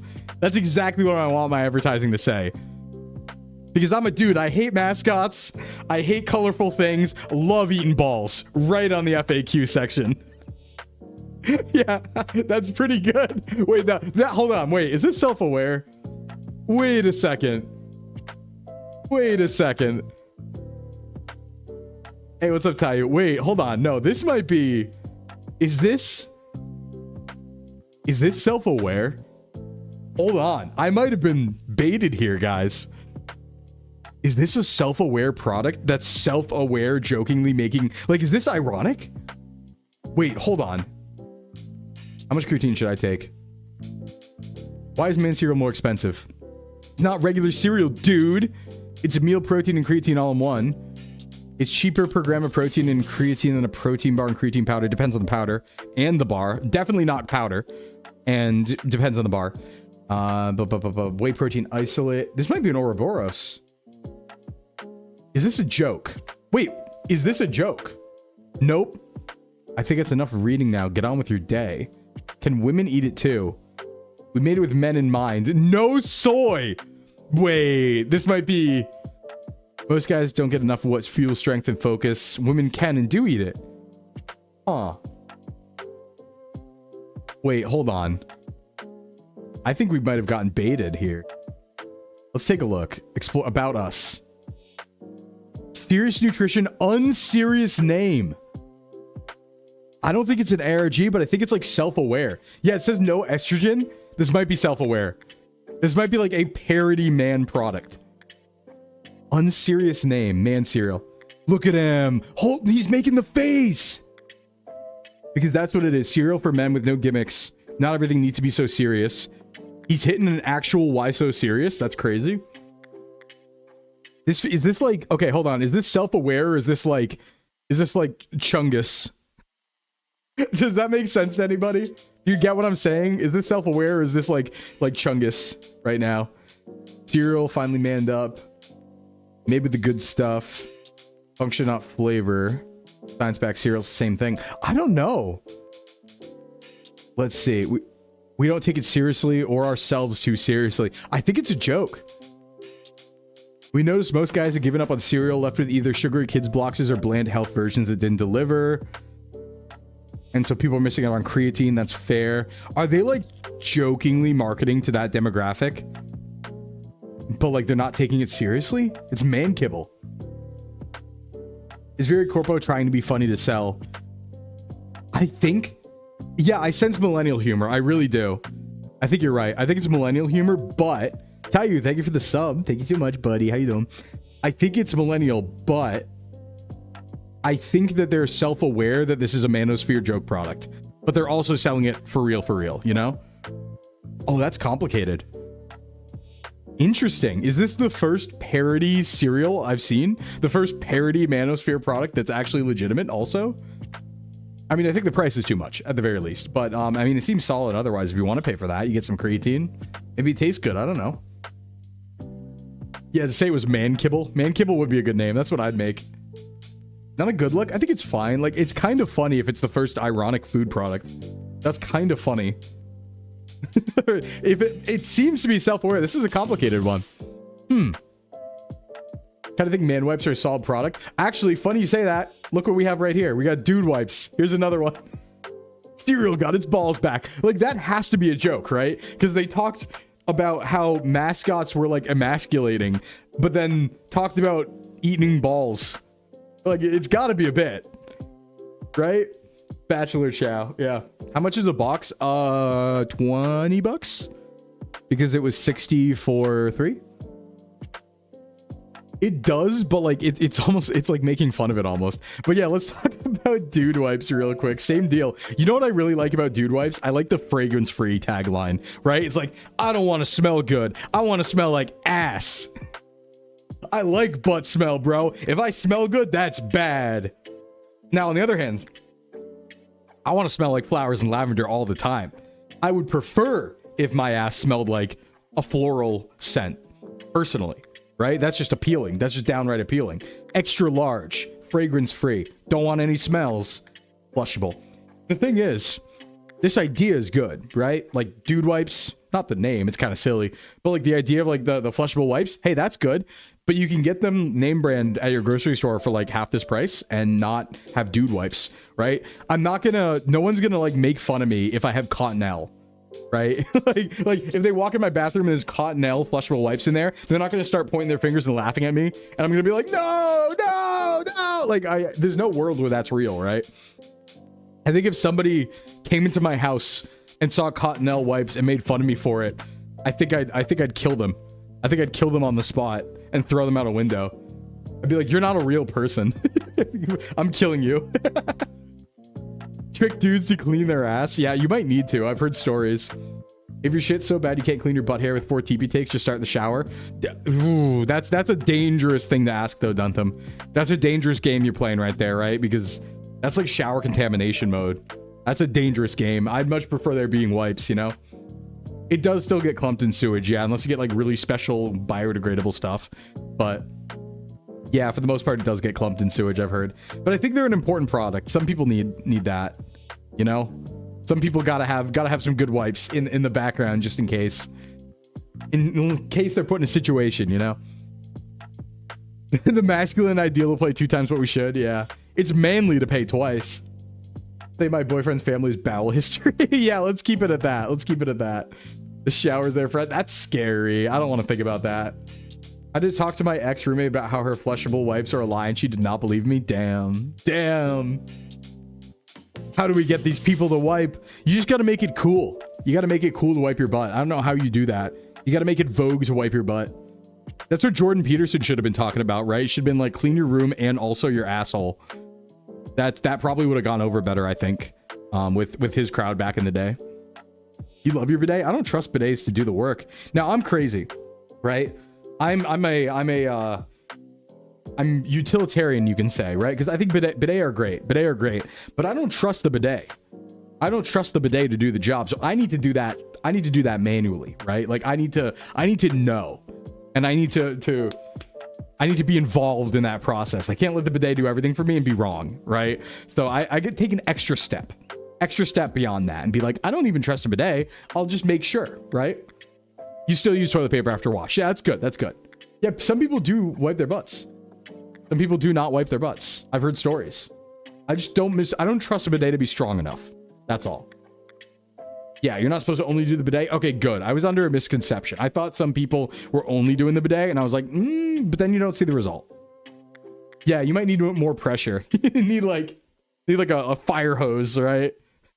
Like open it up. All right, that's enough of that. That's enough of that. Yeah, there is a thing. It's a real thing though. There's insane people that pull up their underwear with wet asses, and I don't understand. No. Hygiene for me is like a big, like, I would get so bothered by bad hygiene. I think if I was like, that is like the fastest way to make me like drop you, right? I have no position to speak of. Hey, it's Valentine's week, everyone. I have no position to speak of to be saying this, but I think bad hygiene is the fastest I could drop somebody ever if I was interested in them. That would wig me out so much that I would immediately run away. I would immediately run away. I'd be like, no! But that's because I'm like hyper like OCD about cleanliness and stuff. Where do you live that all the women never wipe? That's not what I'm saying. I'm saying I'm in no position to talk right now, is what I'm saying. Like, I can sit here and say, I'd turn people down real fast, right? But if there's no one to start, then you just look like that's kind of embarrassing, right? I read where some guys don't wipe because touching their own butt make them start liking men. That's a crazy logic leap. That's a good one. I like that. Hey, what's up, Nuna? The number of skin. No, I don't want to talk about that. Ah! Oh, you'll be my Valentine? Well, okay, Varn, I do have some people competing over the weekend, right? We have a collab on Saturday where there's going to be a lot of people competing. Chat can be my Valentine. Yeah, chat as a whole can be my Valentine. There's going to be some people competing, some VTubers competing to be my Valentine on Saturday, right? But then also I submitted to a few people's like PNG rating where they're going to fight to be my Valentine too. And Envy and Crocker in there, and I know them. So, you know, I'm hoping that gives me an edge. So, you know, there's going to be some people competing. You'd win. That's fair. That's fair. There's going to be some people competing, but all to say, yeah, I think I'd get wigged out really, really fast by cleanliness. That's like the fastest way to make me run for the hills and cry also. That's definitely how, yeah. I don't like that. I feel like if I'm even ever like naked on my sheets, I have to wash them right away. But I might be a little obsessive about that, to be fair. I might be like the other extreme, you know? All right, so we looked at man cereal. We looked at protein cereal. Let's see here. Why don't we get out of the category and just go to just chatting? It looks like we're through the fitness questions. So let's just let's have our just chatting segment and start doing some other stuff, right? Let's have some fun. Let's get to yapping and get out of fitness category. All right, over to just chatting. Let's yap, do some stuff, play some games. Bada boom. All right. We're now free to talk about anything we want. We can talk about anything now, everybody. So, hey, what's up, Niche Penguin? What's going on? Do you shower at night or in the morning or both? Usually both. Usually what I do is I shower. So it's complicated because my big shower is post-workout in the morning, right before I stream. So usually around like 10 a.m. or so. But I also will shower again right before bed, just as a way to like relax myself almost. But it's not like a full shower. It's more like just wetting myself and drying myself off. I don't like I don't use my soap again then, basically. But I'll use my soap in the first shower and stuff like that. But yeah, but I like two. But the second one's really just to like calm me down, right? It's like the soothing shower, so you can get to bed and you feel all warm and comfy and you're like, hee, and your muscles feel good. Wetting myself? No, not like that. Not like that. You know what I mean? My words mean things, all right? My words, they mean things. Understand. You recommend lavender Aveeno body wash? I actually use lavender soap. I like lavender. I like smelling like lavender. Big fan of lavender. Do you take cold showers in the morning? No, I take really hot showers. They scald me. I love it. I am not a cold shower enjoyer. The thing about the cold shower and the idea behind it is it's a tool, right? It's a self-discipline tool that trains resiliency by making you suffer right after getting up. So that's the hardest thing you're going to do in the day, is stepping in a really cold shower, right? You don't want to do it. It builds resiliency. So you do things, you get better at doing things you don't want to do. I don't feel like I need to suffer that much. I feel like I do enough physical suffering, right? I'm like, I'm good. I like to enjoy my showers. I'm good. I don't need that. So no, warm showers only. Very hot showers, actually. Your hair takes forever to dry. I just like wring mine out like a dog. And then I pat it with my towel. Because my hair's, I mean, you could see on my model, my hair's pretty long right now. So I just shake my head back and forth really aggressively when I get out of the shower. And I like hold up my towel so it doesn't get all over the mirror and stuff. Like I stand in the shower and I just shake my head like, for like up and down and really back and forth really fast. And then I pat it a little bit and then I go about my day and let it settle. That would be pretty bad for the skin. It might. I don't know the most about like, you know, skin care, to be honest. Yeah, the bad effects of hot showers are negated by moisturizing. Yeah, I don't really moisturize though, but it's okay. I just have ideal skin because I'm built different, I guess. So yeah, I'm not really a masochist, but yeah, no, I think it's an optimal way to dry my hair when it gets long is I just shake it really fast back and forth. It's fun too. I feel like it wakes me up a little bit, right? It's like it wakes me up a little bit. All right, let's see here. What did I want to do first? Yeah, I'm naturally oily, so I don't need to moisturize. So true. I'm a little slicked up all the time. Hey, old man, what's up? Welcome in. A little slicked up all the time, you could say. Such things have been said. Let's go to... Oh, thanks for the hydrate. Sclim, rate my pre-workout meal of 12 Tyson frozen nuggets, 8 BK chicken fries, large BK fry, and a can of Pepsi. That's crazy. You're going to have an insane lift, though. Your lift is going to be insane because you're carb loaded, and a lot of sodium also makes your what's it called? It makes you look like bloated in a good way, right? It makes your veins pop and stuff when you carb load and you have a lot of sodium. So your pump's going to be insane, and you're going to look huge, and you're going to perform really well, probably. But also, yeah, that's not the best pre-workout meal. Shake it like a Polaroid picture. Yeah, I am oiled up all the time. I use some argan oil for my hair, right? I think that's like Turkish or something. That's all I do. Okay. So, things to talk about today. We got some topics. Hey, I wanted to talk about one thing first. Let me go over here again. Going back to this preview for a little bit before we talk about some other stuff. No, that was my hydrate. Old man gave me hydrate a minute ago. I had permission. I'm being good. You heard Sumerian deities are naturally oiled? True. Hey, what's up, Absol? What's going on? Absol Sama. Cooking sausages and potatoes. I have a question about AI. I got a question. Am I the only one who sees... Okay, has anyone seen the news in the last day or so where, like, the news is like every AI researcher is quitting, citing safety concerns and saying it's over, it's so over, oh no, oh no, oh no, this is the end of humanity. Has anyone seen those headlines today and yesterday? Because I have opinions. I have some strong opinions. Okay, yeah, no, look it up. In the last like 20 hours, everyone is like, a bunch of people are saying that they're leaving, AI companies, safety researchers, and they're like, oh no, it's over. They're saying like really cryptic shit, right? And they're running away. Don't worry about it, kitten. No, but the thing I want to point out is they're all saying that now, right? 5 days before that, there was a headline that went out that said OpenAI was about to lose $15 billion. I think it's mighty convenient that 5 days after they say they're about to lose $15 billion, everyone's like, it's over. Oh no, we gotta run. Get worried. It's so good. I'm like, oh, okay, come on. Is it really? Or is this a trick? Like, mighty convenient that everyone's running for the hills and saying how good it just became right now behind the scenes when they're about to lose $15 billion. Mighty convenient. Yeah. Yeah. No, I don't know. Well, I think one of the Anthropic guys was one of the people who left. They got paid to panic. They might have gotten paid to panic. It smells real fishy, right? It smells really fishy. It smells like a great way to be like, oh, because the subtext, I read one of them, right? Hey, what's up, Vera? I read the, yeah, we're doing everything today. Did you know that, Vera? We're doing absolutely everything. I read into one of the people who left, put out like this big document about why they left, and the entire document reads like a doomsday scenario where they're subtly trying to tell you that AI is actually really good, I promise, the whole time.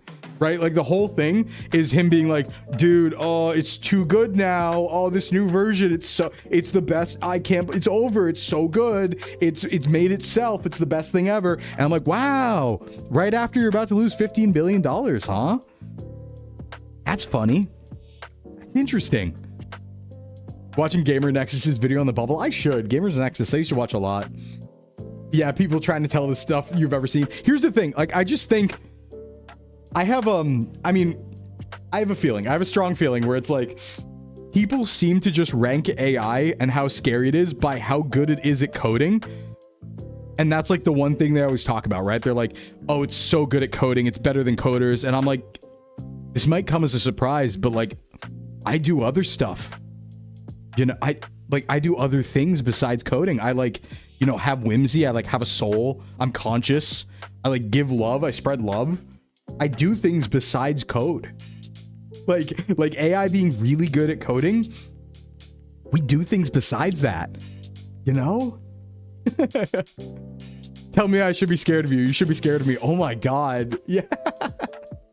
The coding thing is just not true either. Well, I mean, unless the dude's straight up lying, he's saying how everyone's using coding now. Now, that might mean that everyone's using coding poorly. I wouldn't be surprised. But using AI for coding poorly. AI will never properly grasp smut and kink culture because it has no imagination. I wish I could be conscious. Yeah, it's just like, I don't know. I get this feeling. Somebody said this once and this really stuck with me. Where someone said something to the effect of like, yeah, the people who are making AI think the AI is the scariest thing in the world because it codes well and that's all they do too. But like people who don't code, it feels like all of us are just standing here like, you know, we do things as humans besides code, right? Like, you know, we do other stuff, right? Like, come on. Yeah, it beats the shit out of junior developers because junior developers are there for a mechanical portion until they learn decision making. That makes sense. I mean, everyone I knew who coded used to work on, I forget what the site was called, but where you just pull code from that like code base or whatever it was. Most of them were using that all through college and stuff, so it makes sense. I work in software and app development. A lot of the coding stuff the AI does has to be fixed by actual developers. That's what I hear too. But it is really funny because it's like, dude who only lifts rocks tells you that it's over because there's a machine that lifts rocks now. And then the rest of the world's like, you know, we do things besides lift rocks, right? We do like other stuff. Stack Overflow. Thank you. That's the site. That's the site. So, yeah, I just, you know, I don't think humanity is measured by how good it is at making an app. You know, maybe that's a bold take, but just saying. Just saying. Did a lot of AI just pareidolia? I thought pareidolia was purely a visual thing, referencing like seeing faces and images. Is there like a mental pareidolia as well, where we attribute anthropomorphic things to things? But I mean, like, here's the thing. Is like, I think like AI could be a cool tool in the future for sure. Like, I think it still is. I think it can be a cool tool for some things. Like, you know, not art, obviously. We don't like using it for that in the VTuber space. But like for like scheduling and things like that, I mean, definitely makes people dumber. Definitely makes people dumber because they're exercising their brain less, just asking AI everything. But I think there's some scenarios where it can make things more efficient for sure. And it's going to be a good tool. But much like the internet, right? It's going to be super misused and it's going to be really bad. But if you just use it like a tool, much like having the entire, you know, world of information at your fingertips in a smartphone, you can probably use it pretty efficiently and pretty safely. Vibe coding sucks for real deliverables. I should see how good it is. Because, you know, anytime I've tested it in the past, it's been terrible. Like, I tested it trying to it couldn't make my grocery list properly, so I really don't think it's taken over the world yet. But they use ChatGPT for everything in RP sites instead of using critical thinking. Damn, yeah. Yeah. I think POC's point of contact, right? That's what we're talking about. I missed that message. I hope that's what it means. I hope that's what it means there. I don't know what it said, though. Let's see. Yeah, it probably means point of contact in that context. Yeah, proof of concept, not point of contact. Okay, got it. But yeah, no, that's... You've had success with LLMs for writing unit tests. I don't even know what that is. Wish it was better at coding. Spent hours reviewing slop, and those who prompt don't learn or care. It's so crazy because like when this guy, right, this some of the people who've been leaving these companies in the last like 24 hours, like calling up alarm bells. I read his expose and he was telling me, he was like, dude, everyone uses AI to code now and it's better than people. It's better than 5 people. And now I have all you guys like, no, it sucks actually, and everyone has to check it. So is this guy just dumb or lying is the question, right? Is this multi-million-dollar paid AI researcher very dumb, or is he just lying for money? Cause like, yeah. what's going on here? What's going on here? Yeah, exporting your RP to ChatGPT is crazy because that's like the one exercise where the point is imagination. And you're like, nah, I don't even want to imagine. Just do it for me. Like, what? Huh? There's one guy's notorious for writing his post with it. Yeah, that's crazy. Like, that's the one point. That's like, imagination is the point. Imagination is literally the point of RP. Like, what? Why would you outsource that? What's the point? That's rough. That's rough, yeah. Problem with developers is everyone and their mother became one by taking a single Khan Academy course. Yeah, it's like, I don't even touch programming. I'm self-admitted I don't know a single thing about coding ever. I like know 2 Python functions because I used to do GIS. That's it. But I didn't learn Python. I knew from the beginning I had no interest. Face of Mars. I knew from the beginning I had no interest in coding and I probably didn't have the brains for it. So I was like, I'm just gonna let other people do that. I'm gonna do other things, right? We gotta be okay with not being good at everything. But hey, Yarnhold, see people using it to fix their writing too and makes everything sound the same.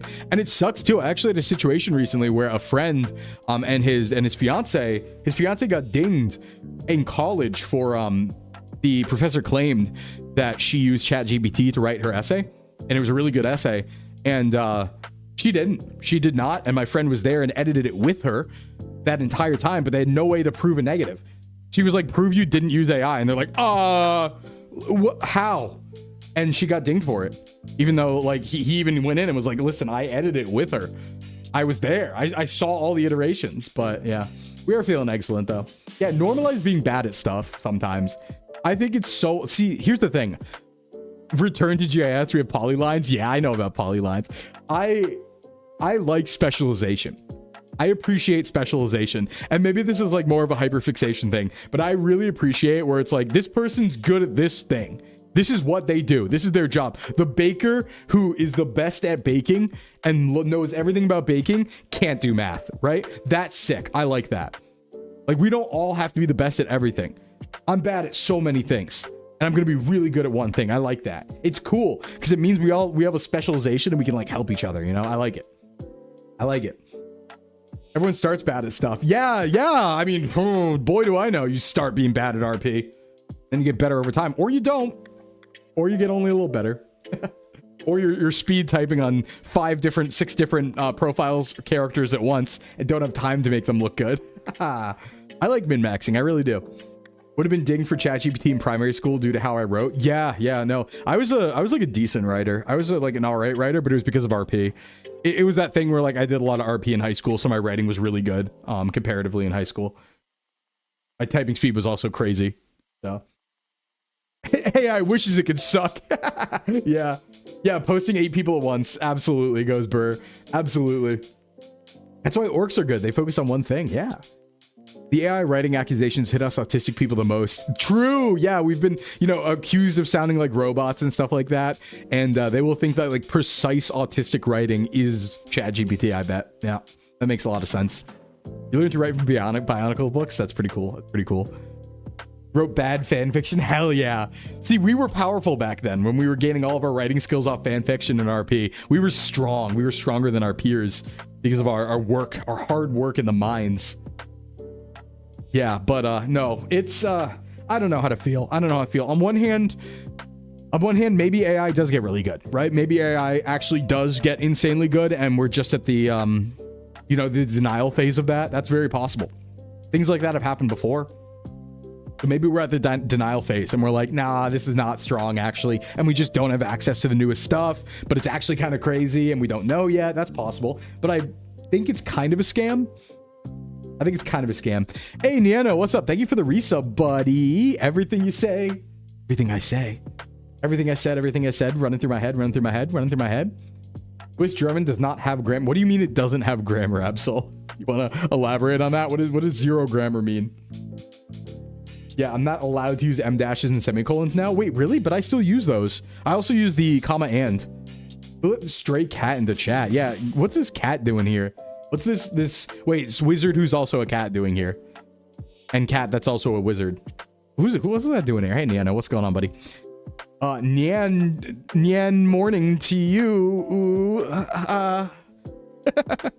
but yeah, AI's silly with it. It's kind of silly. I think it's gonna have its uses. I think what happened, my guess right now, and I'm ready to be very wrong about this, because like I mean, it'd be cool in a way if it got really, really good and we kind of invented a new intelligence. That'd be pretty sick. I'm sure that wouldn't end well. But it's cool. I like humanity doing cool stuff. So advancing's kind of sick. But I think most likely what happened is they made a really good tool and then oversold it as being sentient. Like, I think they made a tool that we're going to fall back on. It's like VR, right? Like when VR had its various pushes, we thought it was going to be the next best thing ever. And it was like, oh, it's going to change everything. It's going to be the great thing ever. And it has some really good niche uses where it's actually super impressive, but it's not an end all be all of the entire universe. And we're not living in the metaverse right now, right? That's probably what I think AI is, where they oversold a tool and it's a good tool for certain things and efficiency, but it's not gonna replace your life, is what I think. Our peers should be given 10 shares of every AI company as payment. Yeah. Not even the impressive since it's wrong all the time. Yeah. And that's the thing is, like, every time I'm like, hey, it's wrong though, the AI researchers will be like, yeah, but you don't have 3.56 gigastink version. And I'm like, you're right, I don't. Maybe I'm wrong, right? I can't argue with that. You don't have the new version that just came out for secret believers 2 seconds ago. All right, I guess I don't. That's fair. Ooh, yeah, that's how it feels. They're like, ooh, we have a scary tool that's gonna destroy the world. It's so strong. Ooh. It gives the same energy as oh god, did you ever hear about that quote from Truman? By the way, Truman's crazy for saying this, by the way, but did you ever see the Truman Oppenheimer interaction that was reported? I think this is real. I think this is real. A yummy snack. You just gotta get better at prompting, bro. Yeah, I'm prompting. But there was some interaction that was reported between Oppenheimer and Truman where Oppenheimer walks into Truman's office and goes like, oh, ooh, I dropped the bomb. It's all because of me. Like, all this blood on my hands. And Truman just went, get this loser out of my office. I don't want him to cry in front of me ever again. And it was like, damn, dude, that's crazy, first off.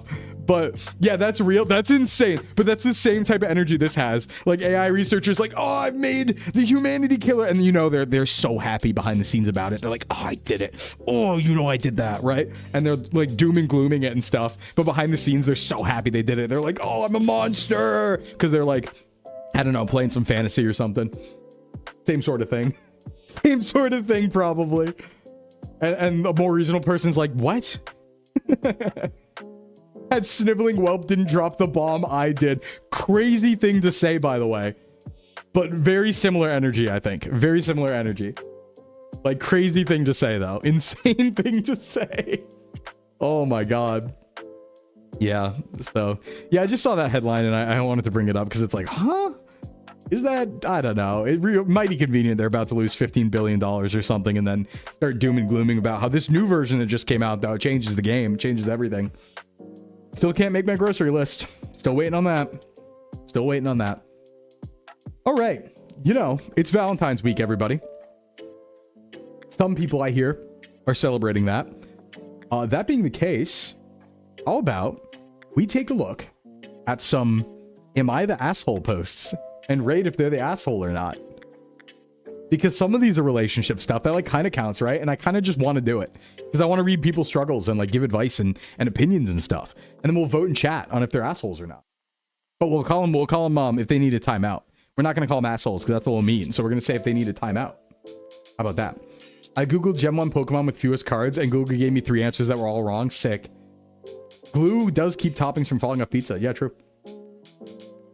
No, we're not dropping bombs. No, we're doing Reddit Am I the Asshole? I've never done this before.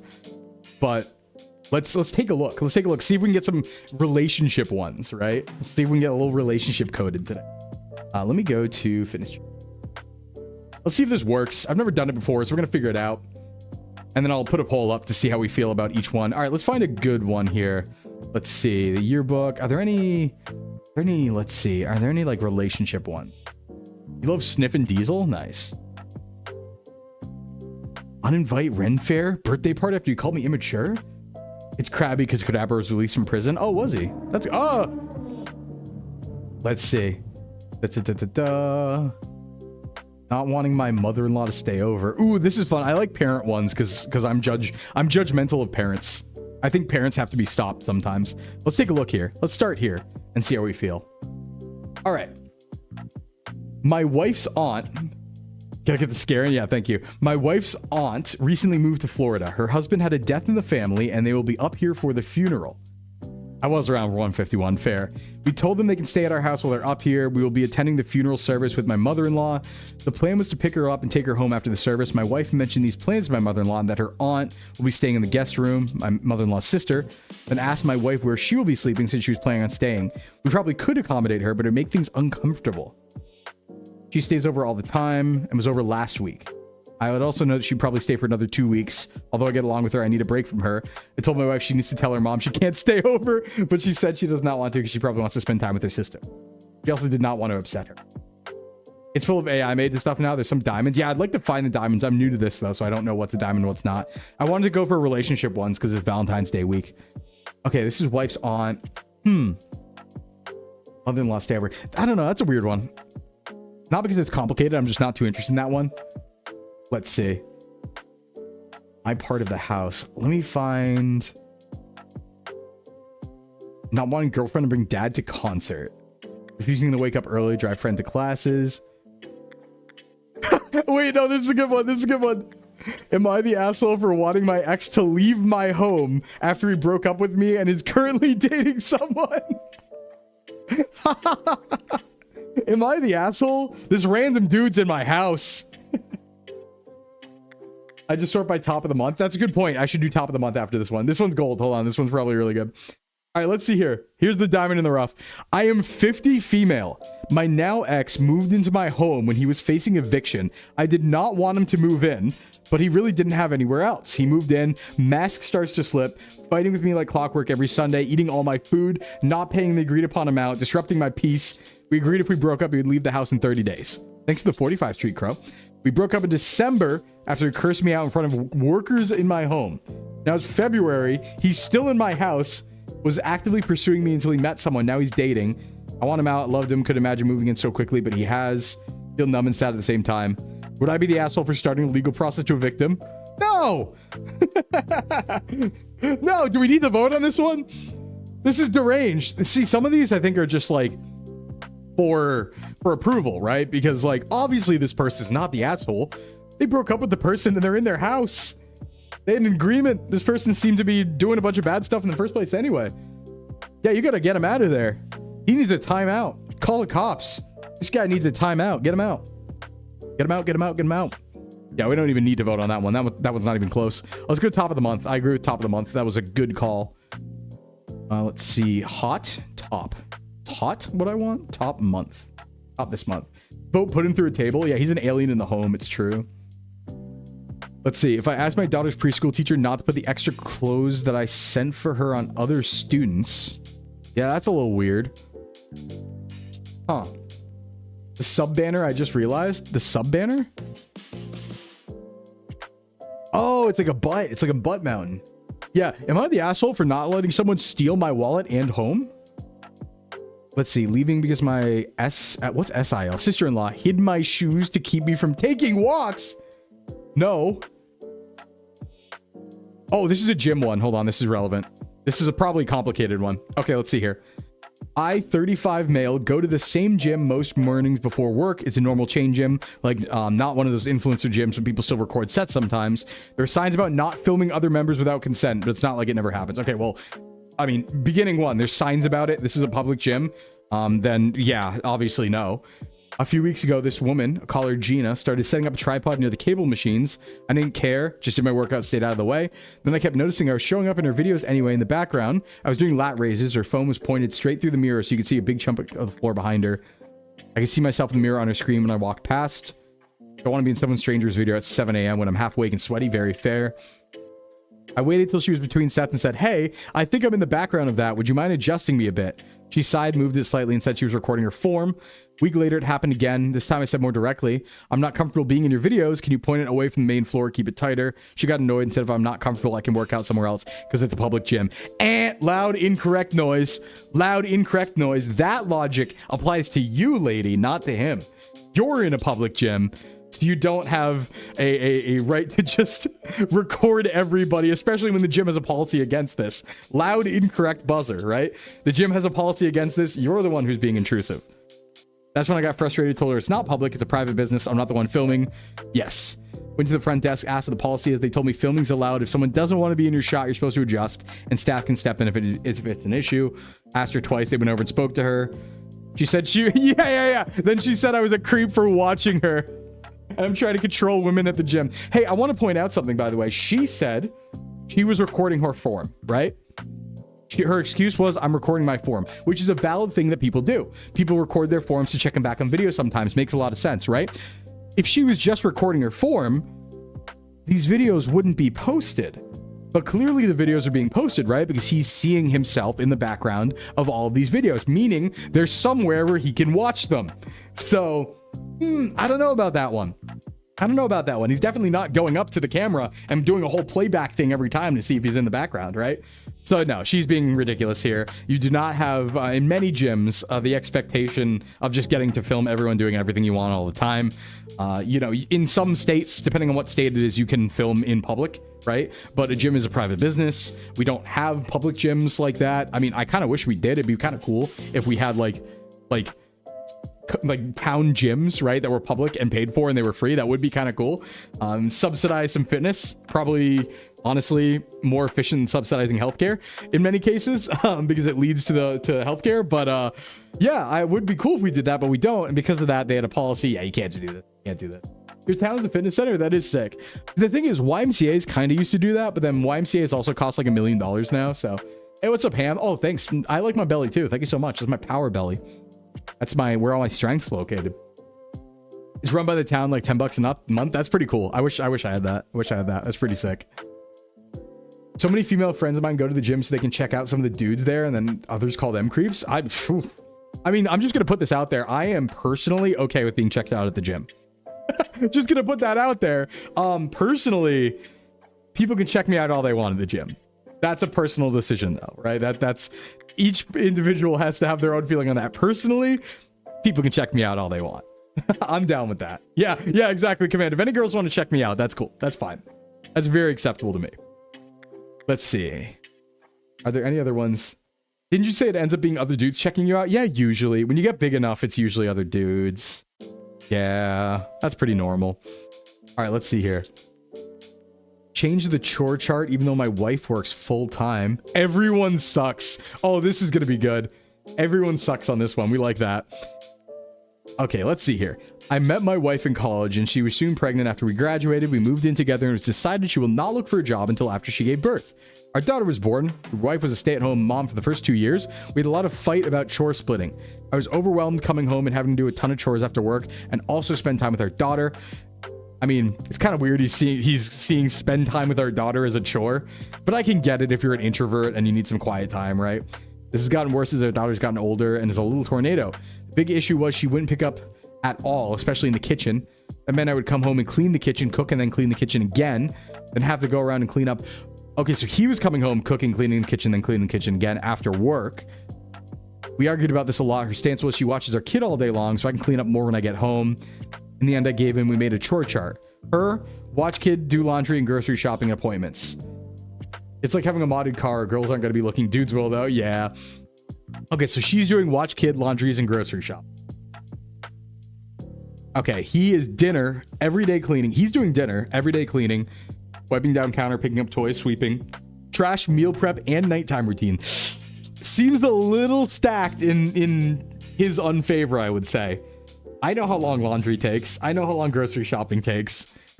I think the other stuff's a little more annoying, especially after a full day of work as well. Like, if we're going to equate his full day of work to her watching the kids, I think he has more chores after. than she does in this original scenario, right? Like if I'm going to equate his job is the same as her watching the kid all day, right? That seems a little out of his favor. Yeah, I think he has a longer time commitment. That's not all a stay-at-home mom does with the toddler, but they should be swapping when he comes home. Yeah, exactly. That's what I would say. That's what I would say. I think that's more fair.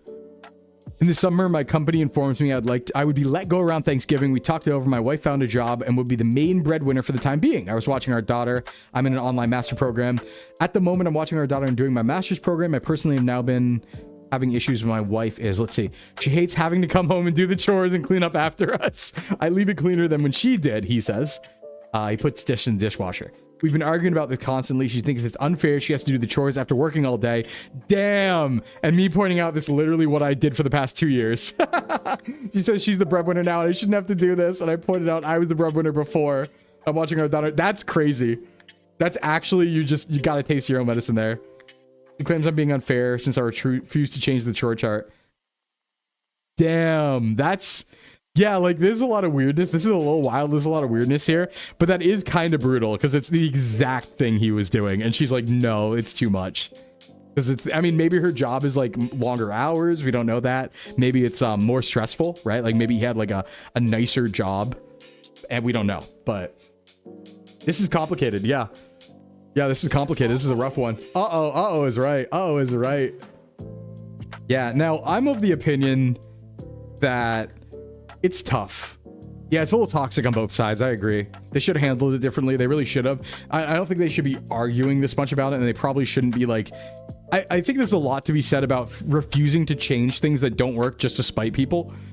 Like, I think that's not a great look. Right? Like, I remember I read I was watching Hanakyo do an Am I the Asshole? And it was about a couple that opened their relationship, and then, like... afterwards, like they both saw other people, but then the wife wanted to close the relationship again, and the dude like didn't close it, almost as like in spite. And I'm like, at that point everyone learned their lesson. Like, you're just kind of keeping it open out of spite. That's kind of messed up. They could definitely see if there's some comparative advantage to be found, like if the chore she hates and he doesn't mind. That's true, Yarn. I like that a lot.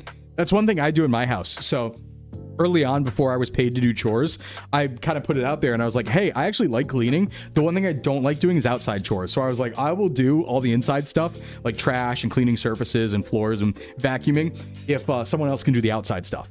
I think that makes a lot of sense. And that's a good communication thing to do.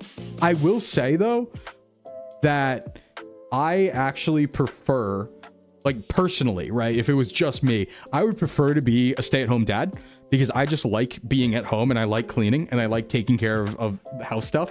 So I would be totally fine personally with doing all the chores if my significant other worked, right? If my partner was the breadwinner, I wouldn't mind doing all the chores. That would be what I would expect of myself, I guess I would say. That's like what I would choose to do if it were me in this situation.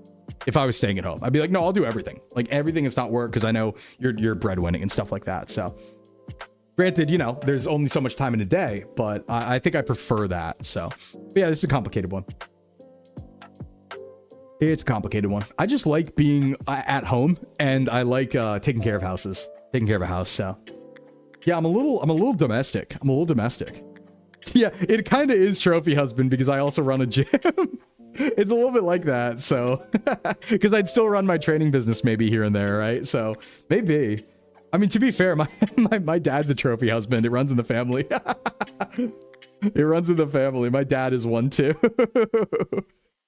The only part missing is the wife. Yeah, listen, I'm just a trophy husband without a wife, all right? It's a hard life out here. It's a hard life out here. In my jeans. More than happy to be a stay-at-home husband if I don't have to deal with random people all day. Yeah, it's kind of the thing. I like my community, you know? All right, let's see. Yeah, the only issue is you're a VTuber. That's fine. I can do some stuff. I don't know if I could be like a stay-at-home dad and also training and also a VTuber. Like something would have to drop. But I could be a stay-at-home husband and do all that. That'd be easy. Like I could still have the bandwidth to meal prep and clean and do all that stuff. That would be no problem. Fix things. That'd be no problem. Yeah, stay-at-home husband who's their own boss. Exactly. Let's see. Uh-oh. Not the asshole. Ooh. Oh, this is a parent one. Okay. Someday, I believe too. Don't put a shock collar on a baby. No, don't do that. Hey, we got to go to ads. I'll be back in 4 minutes. I saw pre-rolls turn on. I forgot that happened like a couple minutes ago. I'll be right back, everybody. All right, go get a snack. I'll see you on the other side. I'm going to eat some brickin'. BRB.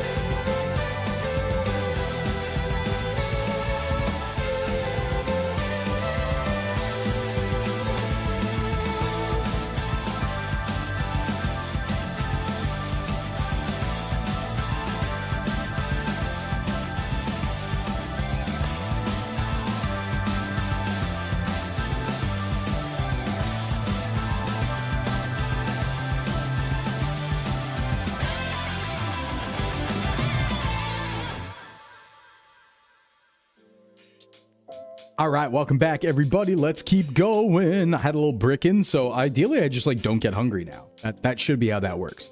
Okay, so we have a debt one here. Let's take a look. Now, I have a, I'm going to talk about a bias right here. My parents, my little Sclim parents, Sclim dad, Sclim mom, they're great, right? I like them. They never got married, so I was a little bit of a Sclim mistake, or a Sclim accident, we should say, not mistake. But they were very good, and they remain very good. However, I've always been very anti-authority, and always been very aggressive towards parents. I'm a little rebel. I was a little rebel as a kid, And so I have a bias towards sometimes I think parents gotta be put in line by their kids. But let that be said before we move on. It's a mistake. Wow. All right, let's see. Am I the asshole for sticking my freshly single mom with $20,000 of debt? All right, let's see. I, 19, have been paying off a car loan from my mom since I turned 16. She gifted me a new 2022 Nissan Sentra for my birthday. I never asked how much she signed for because I had assumed that her financial knowledge boyfriend at the time would know what he was doing. He did not. The MSRP for my car capped at $20K. They walked with a $40,000 car loan. Wait, she didn't get you anything. She just signed a loan. You're paying for it. Hold on. I wouldn't even want that. Ugh. They put nothing down, had a 10% interest rate because my mom's credit was bad. She had no job.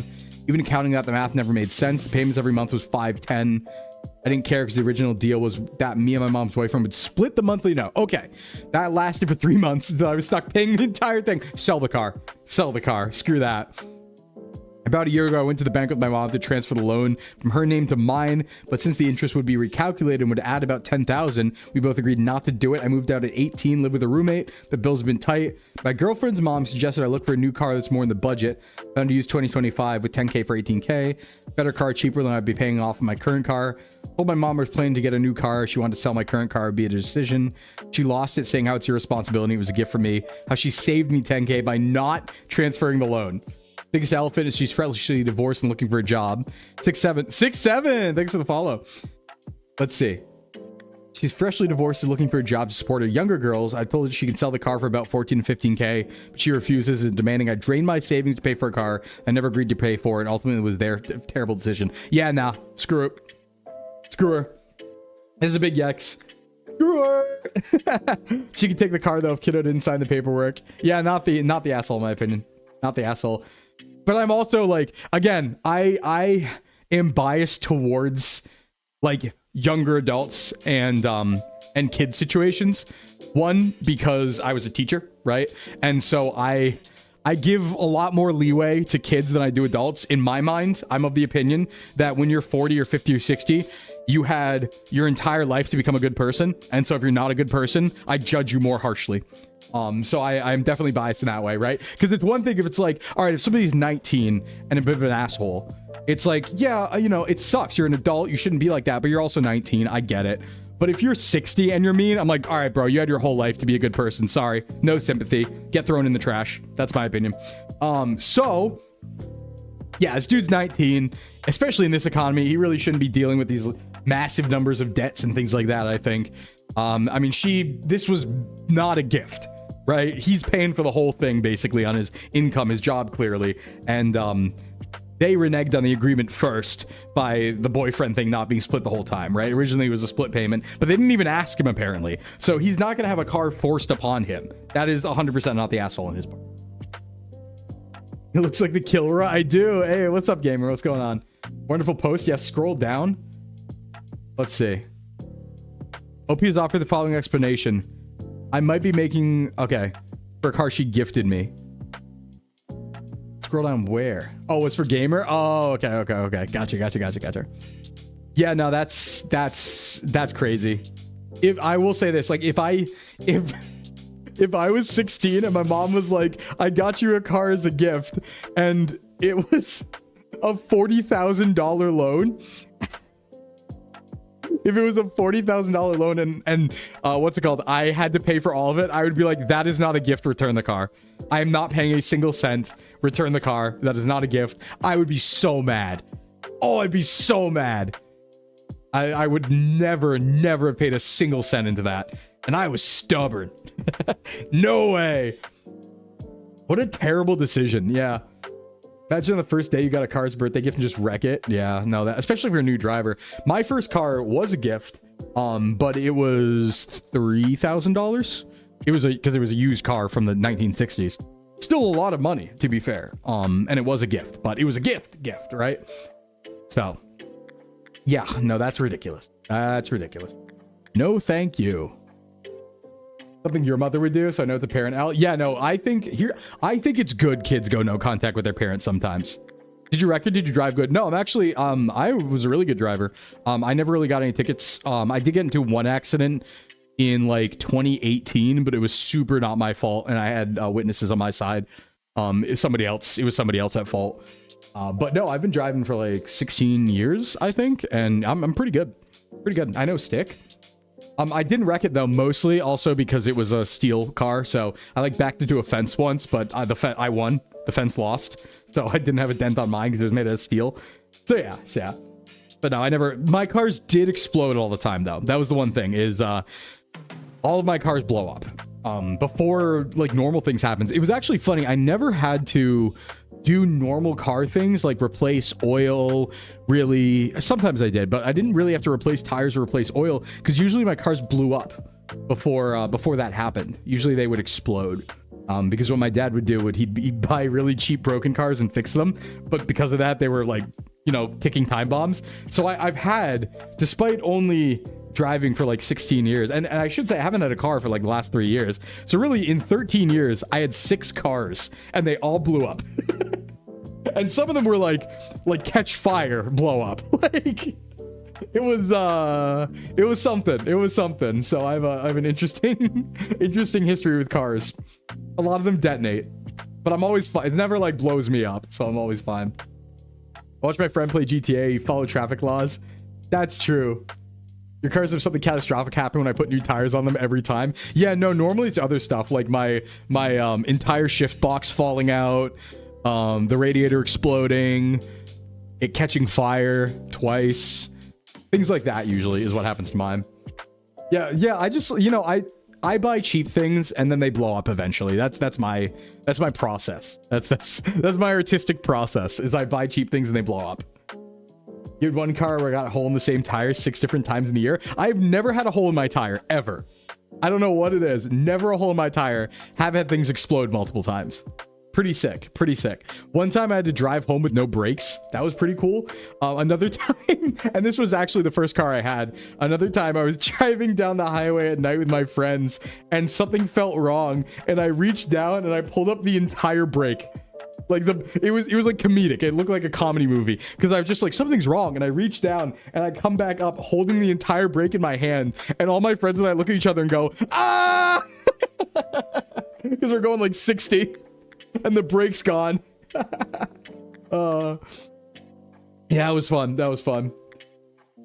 But it was okay. I mean, we were like, it was at night. We were on the highway. So we just rolled until we stopped rolling and put it in the ditch. So it was during when I was house shopping. So all the construction neighborhoods just get nail after nail. That makes sense. How did that happen? I don't know. The brake disconnected. Just the entire brake. Like the pedal itself. I just picked it up. It was just disconnected. It broke or something.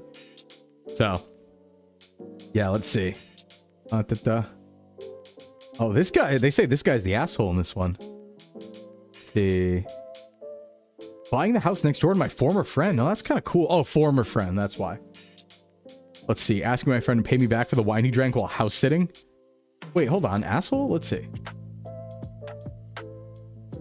I, 26 female, had a friend, 27 male, watch my place and my cat for the weekend. I told him he could help himself to whatever in the kitchen. Okay. He opened a $120 bottle of vintage Barolo I was saving for my promotion. He drank the whole thing alone while watching Netflix. Hell yeah, brother. Hell yeah. When I asked him about it, he got all weird and said I gave him permission because the wine was in the kitchen. Ooh. I sent him a Venmo for 80 and then he was calling me tacky and told our group chat I'm a bad host. Yeah. I think that's complicated. But not for the reasons you might think, right? Like, so on one hand, I wouldn't open a $120 bottle of wine if I was house sitting, right? Like I do, okay, help yourself to whatever. Sure, that does mean that literally, but I wouldn't go opening their wines, right? I would have snacks and stuff. However, I also want to point out that she asked him to watch The Place and the Cat for the whole weekend and seemingly didn't pay him at all. So yeah, like that, there's that part. You know? That's weird. Yeah, how is he supposed to know? True. I wouldn't have myself to an unopened bottle of wine exactly. It doesn't set boundaries. They're both assholes. It is kind of weird. Like, I wouldn't crack open. I think they're both the assholes. I think they are. I think you're right, Damon. Right? Because, like, I would feel kind of mad. Like, I'm not a drinker, right? But obviously I wouldn't take like, oh, hey, help yourself to whatever, to mean like, oh, look at that 100. Because you could look at that bottle of wine and be like, if you know wine, I imagine you could look at that and be like, that costs money, obviously. Let me go buy a 6-pack, right? I want to get drunk and watch Netflix alone. Let me go buy a 6-pack. Like, it's kind of intentional to go for the wine. That feels a little weird. I'd be like, that's kind of messed up. Like, a little bit, for sure. Also, but it doesn't look like she paid him at all for this. And he is cat sitting. At least when I cat sit and dog sit for my friends, they pay me. If I'm staying in their house or watching their house or something, they do pay me. And I get my own food for the most part, but like I can have some of their snacks. I think it's both. No, I'm assuming he didn't know. Excuse me, hiccups. It was a $120 bottle.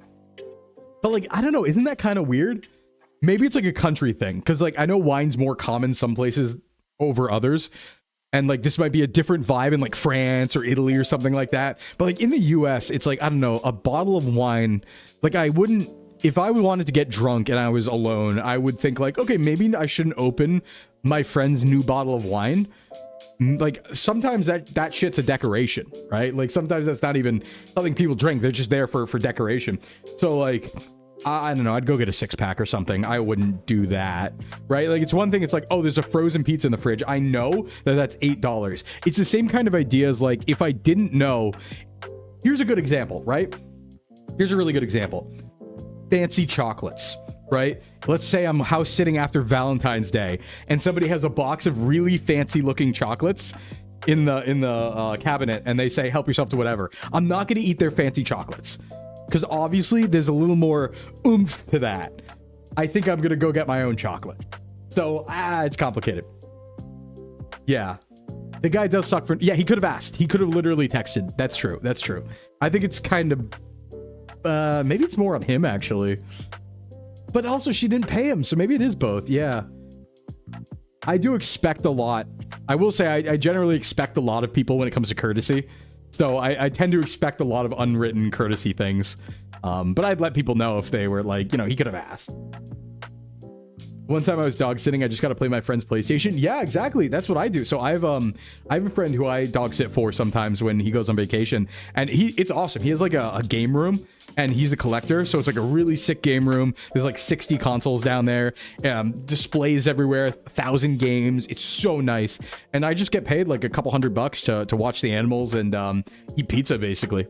It's like a vacation for me, honestly. I love it. I'm like, yeah, that sounds great. I'll take a week off, not train anybody, make $200, you know, have some pizza, chill out. It's like a free vacation. It's awesome. Yeah, I don't touch people's stuff while sitting, or if I did, I'd ask, right? Why do they assume OP's the asshole? I don't know. Let's see. It's probably just because expensive and cheap bottles of wine look the same to people who don't know wine. See, that's fair. It probably would look the same to me. I just think cracking open the wine's a little weird. But maybe there's etiquette there I don't know about. Yeah, all I had to do too was feed the dog and walk it. Yeah, and let it out. Their dogs did have to go out a lot, but... Hey, what's up, Pog Princess Kels? What's going on, Pog Princess? Good name. I wouldn't even touch their alcohol, not to mention, even though I enjoy a drink, I find it irresponsibly drunk or buzzed while doing something like house sitting. I think like house sitting is kind of low key to where you could get like reasonably drunk. I don't drink though, so I don't know. But like, I think like if you're just alone watching like a cat, that's like fine, right? You're not leaving the house or anything. But I see what you're coming from. I see where you're coming from for sure. For sure. All right, let's see. Oh no. Yeah, obviously not the a-hole. Threw a party without permission. Not telling my family I joined the military. Telling my son his girlfriend can only come over when he is home. Yeah, that kind of makes sense. Stop. What is mommy jacking? Wait, what's mommy jacking? Wait, hold on. Ooh, what is that? What is that? Mommy, what now? Whoa, hold on. Why did some of these sound? Yeah, a lot of these are common sense. First time hearing that term. Person just made up that term. That is not a thing. I agree, Vaughn. I agree. I have a bad feeling about this one. Well, whatever it is, they're not the asshole, it seems. Oh, yeah, okay, this can be annoying. I get this. I try not to do this with VTubing. This is actually really hard. Like not talking about VTubing all the time with my friends, and I fail at this pretty often, honestly. I fail at this pretty often. My sister has 2 kids, 4 and 1. Ever since she got pregnant about 5 years ago, she pivots every conversation to pregnancy, breastfeeding, or her kids. We have a family group chat, happens anytime I try to text about something, no matter how important. She brings up something about being a mother and everyone drops what I was saying and moves on to her. It's been annoying me for a while. Happened to pretty much any conversation that happens. It only doesn't happen if she's asleep or not on her phone, not often, damn. She did it after I got engaged, when I was talking about my new job, and I'm talking about my health when I bought a house, so on and so forth. The start of this week, I found out intense restructuring is happening in the company and my job situation's up in the air. Been very stressed about it, wanted to vent, get advice from family. After no messages all day, I text the group chat. I sent a couple messages back and forth with a couple people. Then my sister sends a picture of her baby talking about how he wants some milk. Conversation turns to be about the baby. I got really upset because it happened once again. I could tell by the lighting in the picture it was taken hours earlier. Okay, that's looking into it a little much. For once, can a conversation be about me without you mommy jacking it? She told me I need to grow up and not everything's about me. Then called her mom to tell her about it. My mom told me I was an asshole to send that text. I need to lighten up. Ooh. Yeah, 5 years ago. Well, she got pregnant again, I guess. Or no, is it saying ever since? Ever since. God, yeah, complicated feelings about this one, actually. Complicated feelings. So, Reddit says, what do we think? What do we think of chat? Reddit says not the asshole. I don't know. It depends, because this is from her perspective, right? So she could be like making this up in her head. That's the problem here, is like she could be she's not self-aware of how annoying it is. Absolutely, right? But also the OP here could be like making this a bigger deal than it actually is, right? Where it's like, actually they just moved on to other topics and that's fine. And she's looking more into it, right? Like the fact that she's like, oh, well, I know that picture was taken hours before, right? Because of the lighting. Like that's kind of paranoid, right? That's getting a little paranoid and assuming the worst of somebody, assuming it's intentional. So it's tough without seeing the actual messages, because this could be, yeah, this could be like an illusion. This could be a delusion of some kind, right? That it's this bad and it's targeted. Like that could be a delusion. Yeah, mommy jacking isn't an amazing term. I think she's fed up of ignored and made small. I agree with that. I agree with that. Like what this reads to me is, I don't think she's doing it intentionally, but it's clear that like she's like the black sheep of the family, right? Like it's clear the family's not giving her the same attention that she's giving her sister, and oftentimes probably because she has kids. There is a thing that people will do where they, you know, if they have 2 kids, like especially grandparents, if they have 2 kids and then one of those kids has kids, they're going to be paying a lot more attention to them than the other kid, right? Because they're like, oh, well, that's my legacy, that's my grandchildren. So that probably is happening here. I just don't know if it's malicious on the sister's part. That might have been reading too far into it, you know? Icing your family out of group chat's crazy messed up. Yeah. All they had to do was like, wait, I need some advice still. True, they could have communicated more directly here, but yeah, I think that sort of preference does exist, and that might be happening here. I just don't know if the sister is intentionally like being like, she's talking about her job, I'm gonna make this about my kids again, right? Like she might be feeling the pressure of her family preferring to talk about that than her situation, which, you know, I'm an only child, but I've seen things like this happen. So yeah, I get that. That's a tough one.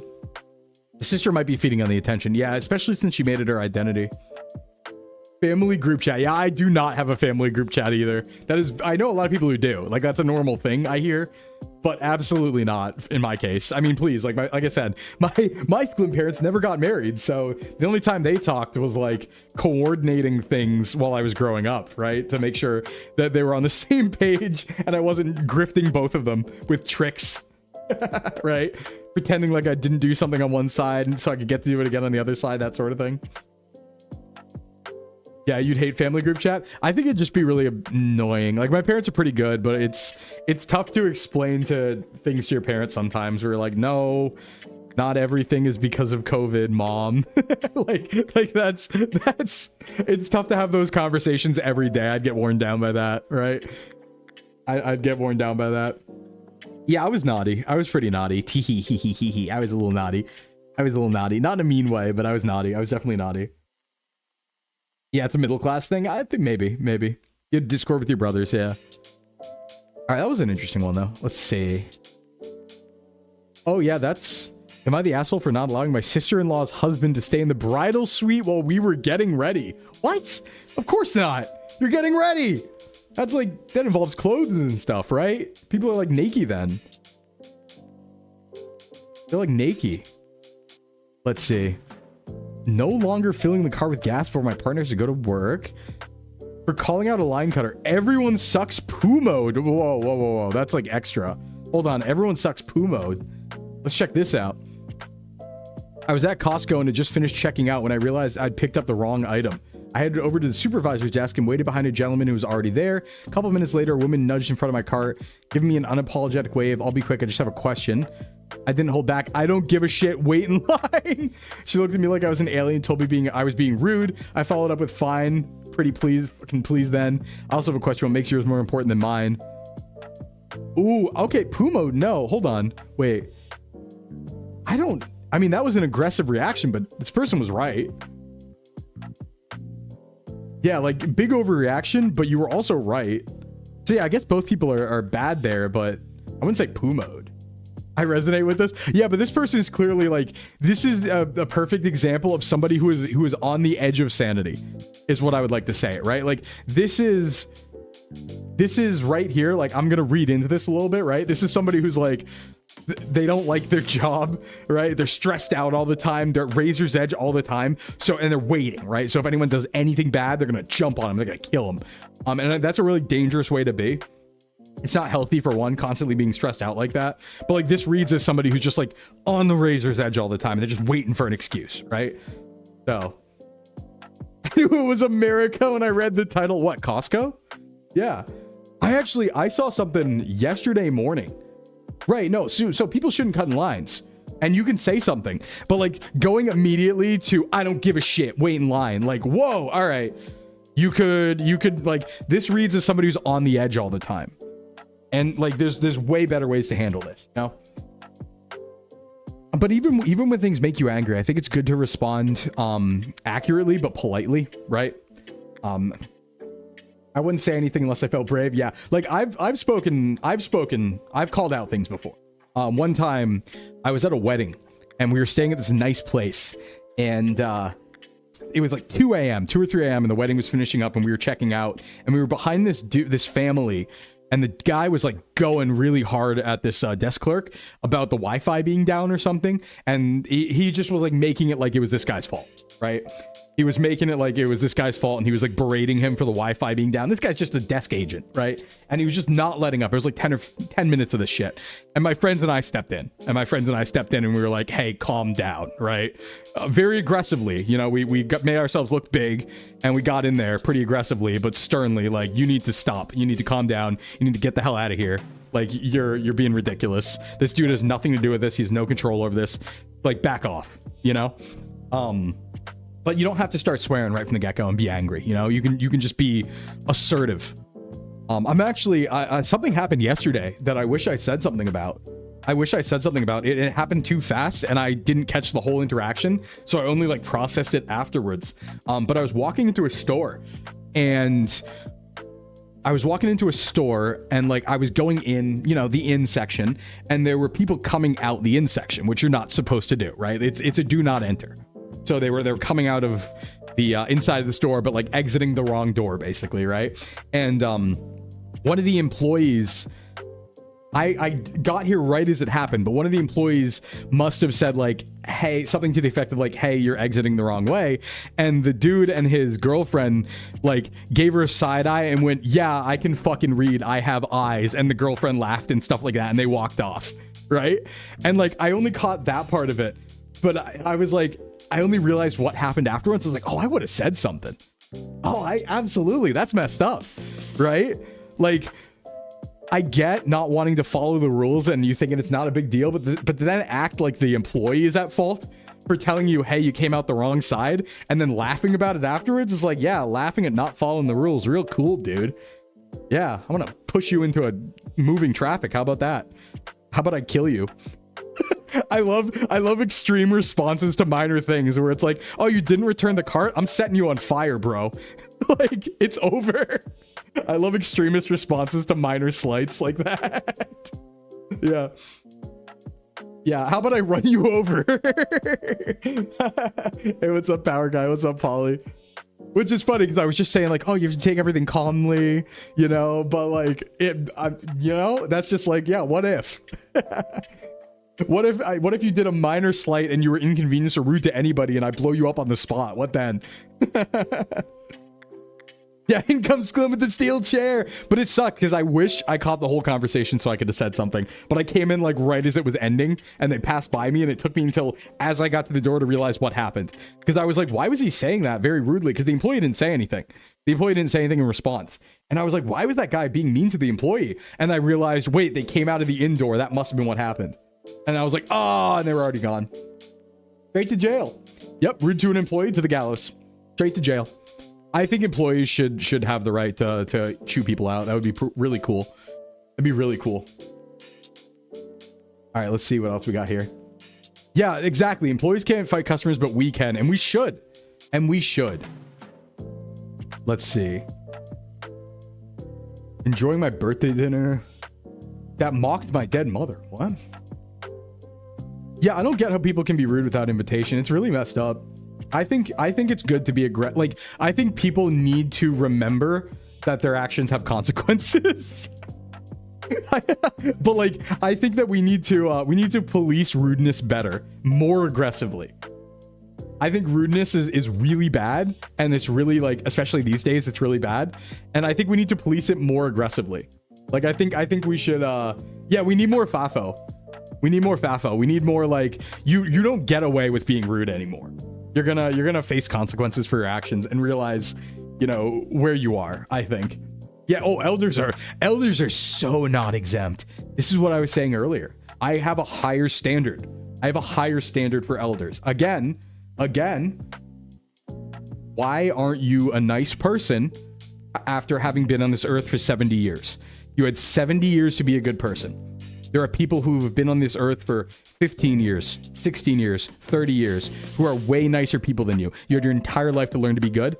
I am at your throat immediately if you're rude and you're old. I'm at your throat immediately if you're rude and you're old. Because screw you. You had time to be a good person and you failed. That's how I feel. Definitely not exempt. I'm vicious. Yeah, hire professional wrestlers for customer service. That's a good point. You could do that. Unless dementia. Yeah, dementia is one thing, right? Mental disorders are one thing. But there's a lot of people who are just very, very unreasonably old and angry about it. And they're very rude a lot, especially to retail people. And they deserve punishment. They deserve intervention, I think. Intervention.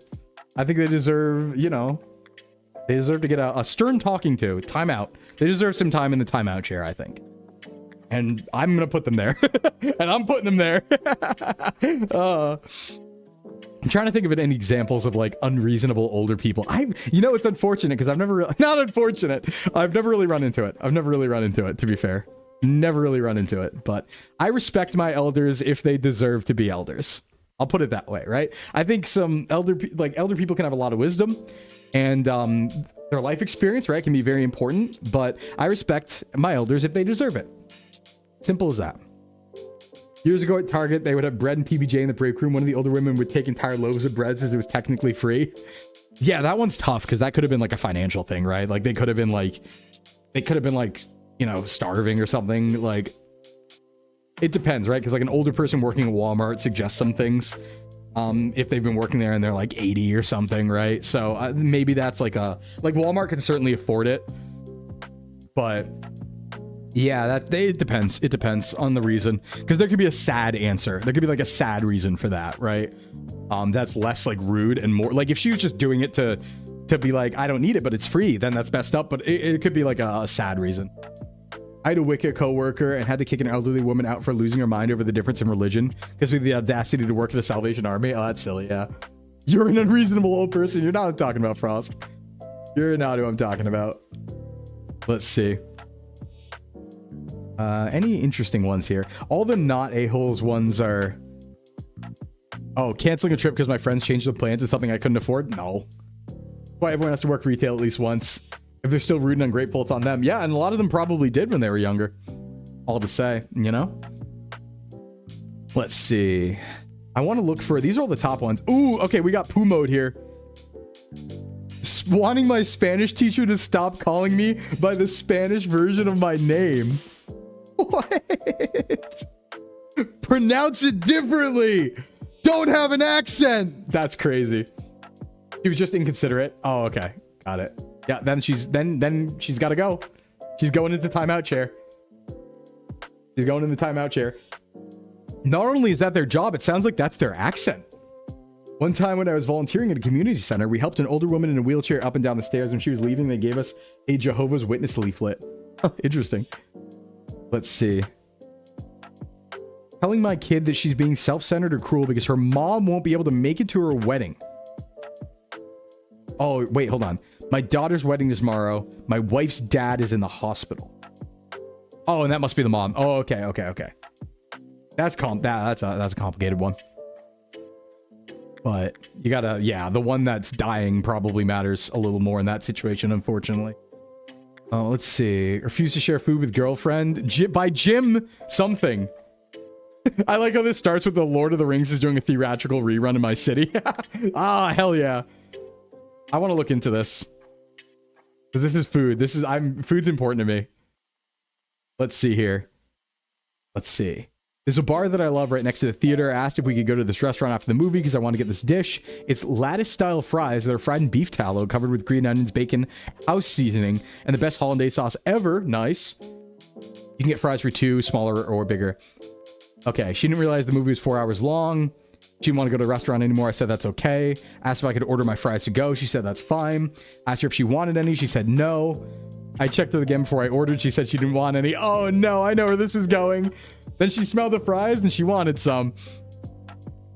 Let's see. No problem. They're delicious and I let her have some. Okay, all right. She let her have some. Classic mistake. I've heard of this one, right? But he let her have some.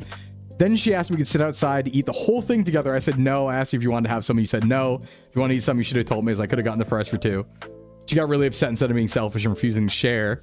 Said that yes, I am being selfish. I really want the fries. She said she's cooled down. We had a call and she said next time I should just share it with her. You know, I think I would do this. I think this is me in this situation, actually. Especially because I gave her a few, right? Like if I put myself in this situation, I'd be like, hey, I wouldn't be mean about it, but I'd be like, hey, I gave you some, but I did order this for me.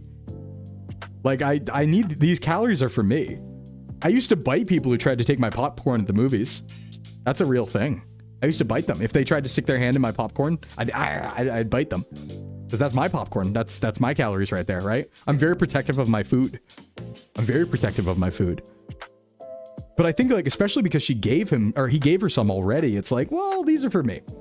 Although, yeah, she should have left it at that. Although, there's another thing to be said. Hey, what's up, Scalia? There's another thing to be said about, like, if he was close to the restaurant, he could, you're just a feral animal, I know. He could have just bought more. Like, if you were close to the restaurant, he could have gone back and been like, yeah, we could share this one, and then gotten another one for himself. Or they could have, like, stopped by somewhere else afterwards, right? Like, that's one way to diffuse this. And I tend to, like, I don't know, if it's my girlfriend, I'd probably share it with her, and because that's cute. I'd be like, yeah, all right. I'm just gonna, I would say as long as we can stop somewhere else afterwards, right? Like, there's a level of reasonability where obviously I'd be like, hey, just next time I asked you like twice, so next time, just, you know, if you want some, let me know. I'll share this time. But on top of that, we have to stop at Taco Bell on the way home now, right? We gotta stop at Taco Bell. But if she was like, no, I'm tired, we can't stop at Taco Bell also, I'm like, okay, well, I'm not sharing with you then, because I need these calories, damn it. Yeah, no, what I do, I don't like, obviously people who act entitled to your food. What I do though is I finish my food first, and then I stare at everybody with puppy dog eyes until they give me their food too, but only once they're done. So what I do is, like, when I go out to eat, I'll order my food, I'll eat it first, and I'll sit there and just, you know, I don't do anything. I don't ask for food. I just sit there and I talk with everybody, and you know, we have a good time. And then, like, once everyone starts, you know, stopping eating, I just, you know, start looking at that plate because they're done eating. And if they say they don't want leftovers, I'm like, well, you know, it's mine. No, I'm just saying, like, you know, if my friends don't finish their food and they're not getting leftovers and their plate's still there, and, you know, might come to me. I usually eat a whole second meal that way. Can I have a slice of your pizza? No, I'm eating it all. I can't believe you ate it all, girl. Do you have yours? Yeah. Whenever we eat out, I'm asked if food wants to be finished off. Exactly, I'll do that. So like, I'll jump in sometimes too. I look like a monster, right? Because sometimes my friends, they'll eat like their burger and they'll have half their burger left on the plate, and then they'll go, like the waiter will come and be like, "Are you done with that?" And I haven't talked to them before this, mind you. And they'll be like, "Are you done with that?" And they'll be like, "No, I'm all good. I don't need leftovers." I will jump in and be like, "Wait a second, I'll eat the rest." I'll like dive in there and be like, "No, wait," and like grab it for me. So yeah, I will intervene in that situation. I've eaten leftover chicken from a Perkins table before. I'm not proud. If I share my food with you, it means I care about you, but don't assume it's how you get angry as heck skill. Yeah. I think sharing food with people is like the most important thing ever. I'm somebody's friend. I'm somebody's friend immediately if I share food with them. I'm like, all right, if you've eaten with me, we're friends now. I consider us friends. Very Luffy coded. Yeah, it's a form of bonding. Really, it's the best. That's like my favorite thing to do is go get food. That's like my #1 activity with my friends is I want to do it every time we hang out. Like, let's just go get food. Let's go get food. Let's go get food. I want to go get food. I want to go get food. I want food. I'm very food motivated. All right, let's see. About eating food after my girlfriend eats out of the bowl with the same spoon as your girlfriend, but telling my teacher she's not allowed to give my group member a better grade. Take notes. Yeah, I'm very food motivated. Why do you think I talk about it so much? All right. I want to see. Oh, damn. This is tough. No, this is bad. Oh, this was probably said very poorly. Am I the asshole for telling my girlfriend her clothes aren't shrinking? She's gaining weight. Uh-oh. I've been with my girlfriend since around September. This is like fairly new. Her body's changed a lot since then, and for a while she was losing weight. In December, she started to gain weight again. He's tracking this. That's weird. Dude is tracking this stuff. And you know what's weird about this? I'm just gonna say this right now, as somebody who you know, is an expert on this sort of thing. You know what's really suspicious about this, right from the get-go, is the fact that he recognized, this is 9 days ago, right? So beginning of February. The fact that he's somehow recognized weight change between September and December, and then December to February, right? Those are only 2-month periods. Generally, people don't gain weight very fast. Generally, how people gain weight naturally when they're not looking at that sort of thing is very slow over time, right? They'll eat a lot more during November, December because of the holidays, and then the rest of the year they'll be at maintenance and it builds over time. Yeah, I don't like that. I don't like that. I agree with you, Vex. I don't like this. Being able to track month to month like this and like keeping like a log of it is a little weird. That's a little weird, right? Hey, what's up, Adachi? By chance. Now, this is a little suspicious, right? On his part, I would say. That he's just like tracking it that like, oh, well, you know, she lost weight to September to December and then she's gaining weight December to February. Like, that's 8 weeks. You wouldn't see much of a difference. You'd have to be really on top of that. Yeah, it's an early sign of controlling tendencies. I agree. She's been claiming the dryer keeps shrinking her clothes and she's in complete denial that she's actually just gaining weight.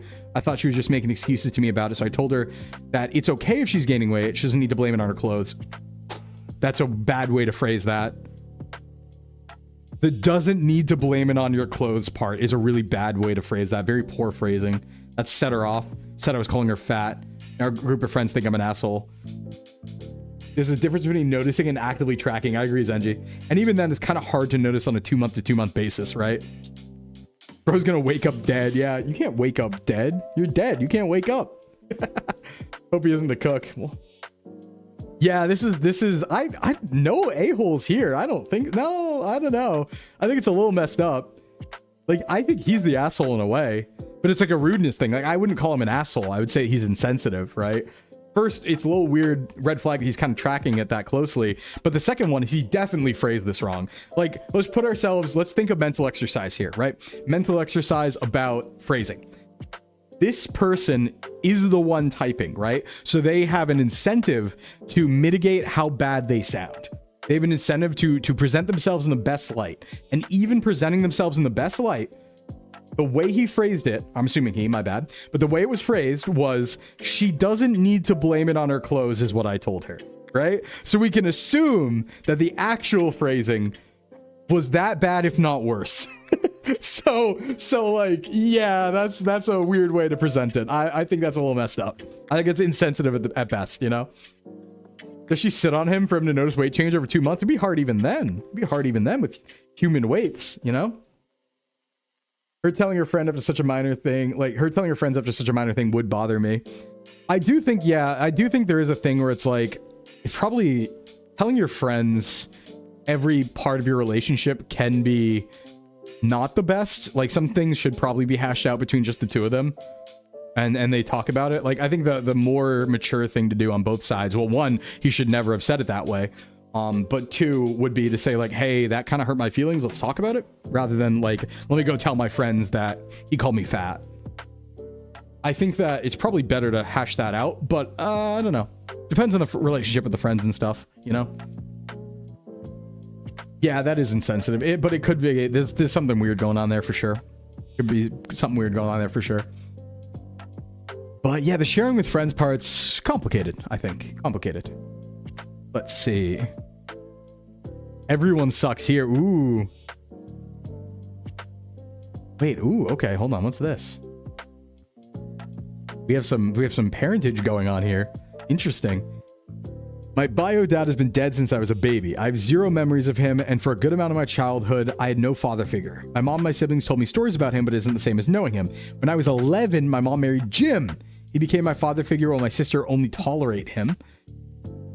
This is when my relationship with my sister and I started to fall apart. She's been mad about me replacing dad. She's probably older, I assume. She'd make me feel bad about thinking of him as my father, and I was betraying bio dad. Ooh, that's complicated. That's complicated. Our relationship got better after she went to college. The issue is I was looking through old photos with my mom. We saw a few of my bio dad at a theme park with my siblings. Before he died, he would do theme park trips with the kids. I asked Jim if we could go and have some pictures. He agreed. We went this weekend. Had a great time, posted some pictures. My sister didn't take it well. We got in an argument. She claims I've been betraying bio dad. Yeah, that's messed up on her part. She can't let go is what's happening here, right? She can't. There's no betrayal going on. The man's dead and Jim raised this guy half of his life, you know? How dare I do something bio dad did with them but Jim? Oh yeah, that's tough. She probably needed counseling when she was younger. She probably was failed by like counseling here, I think. She probably didn't get the support she needed when her dad died when she was young. And this is the result. I was being a bad daughter for replacing him. I told her my bio dad isn't my dad. My dad is Jim. Yeah, I mean, he was your dad, but I get what you mean. Maybe she ain't my sister either. That's a messed up situation. Doing everything? Hey, what's up, big dude?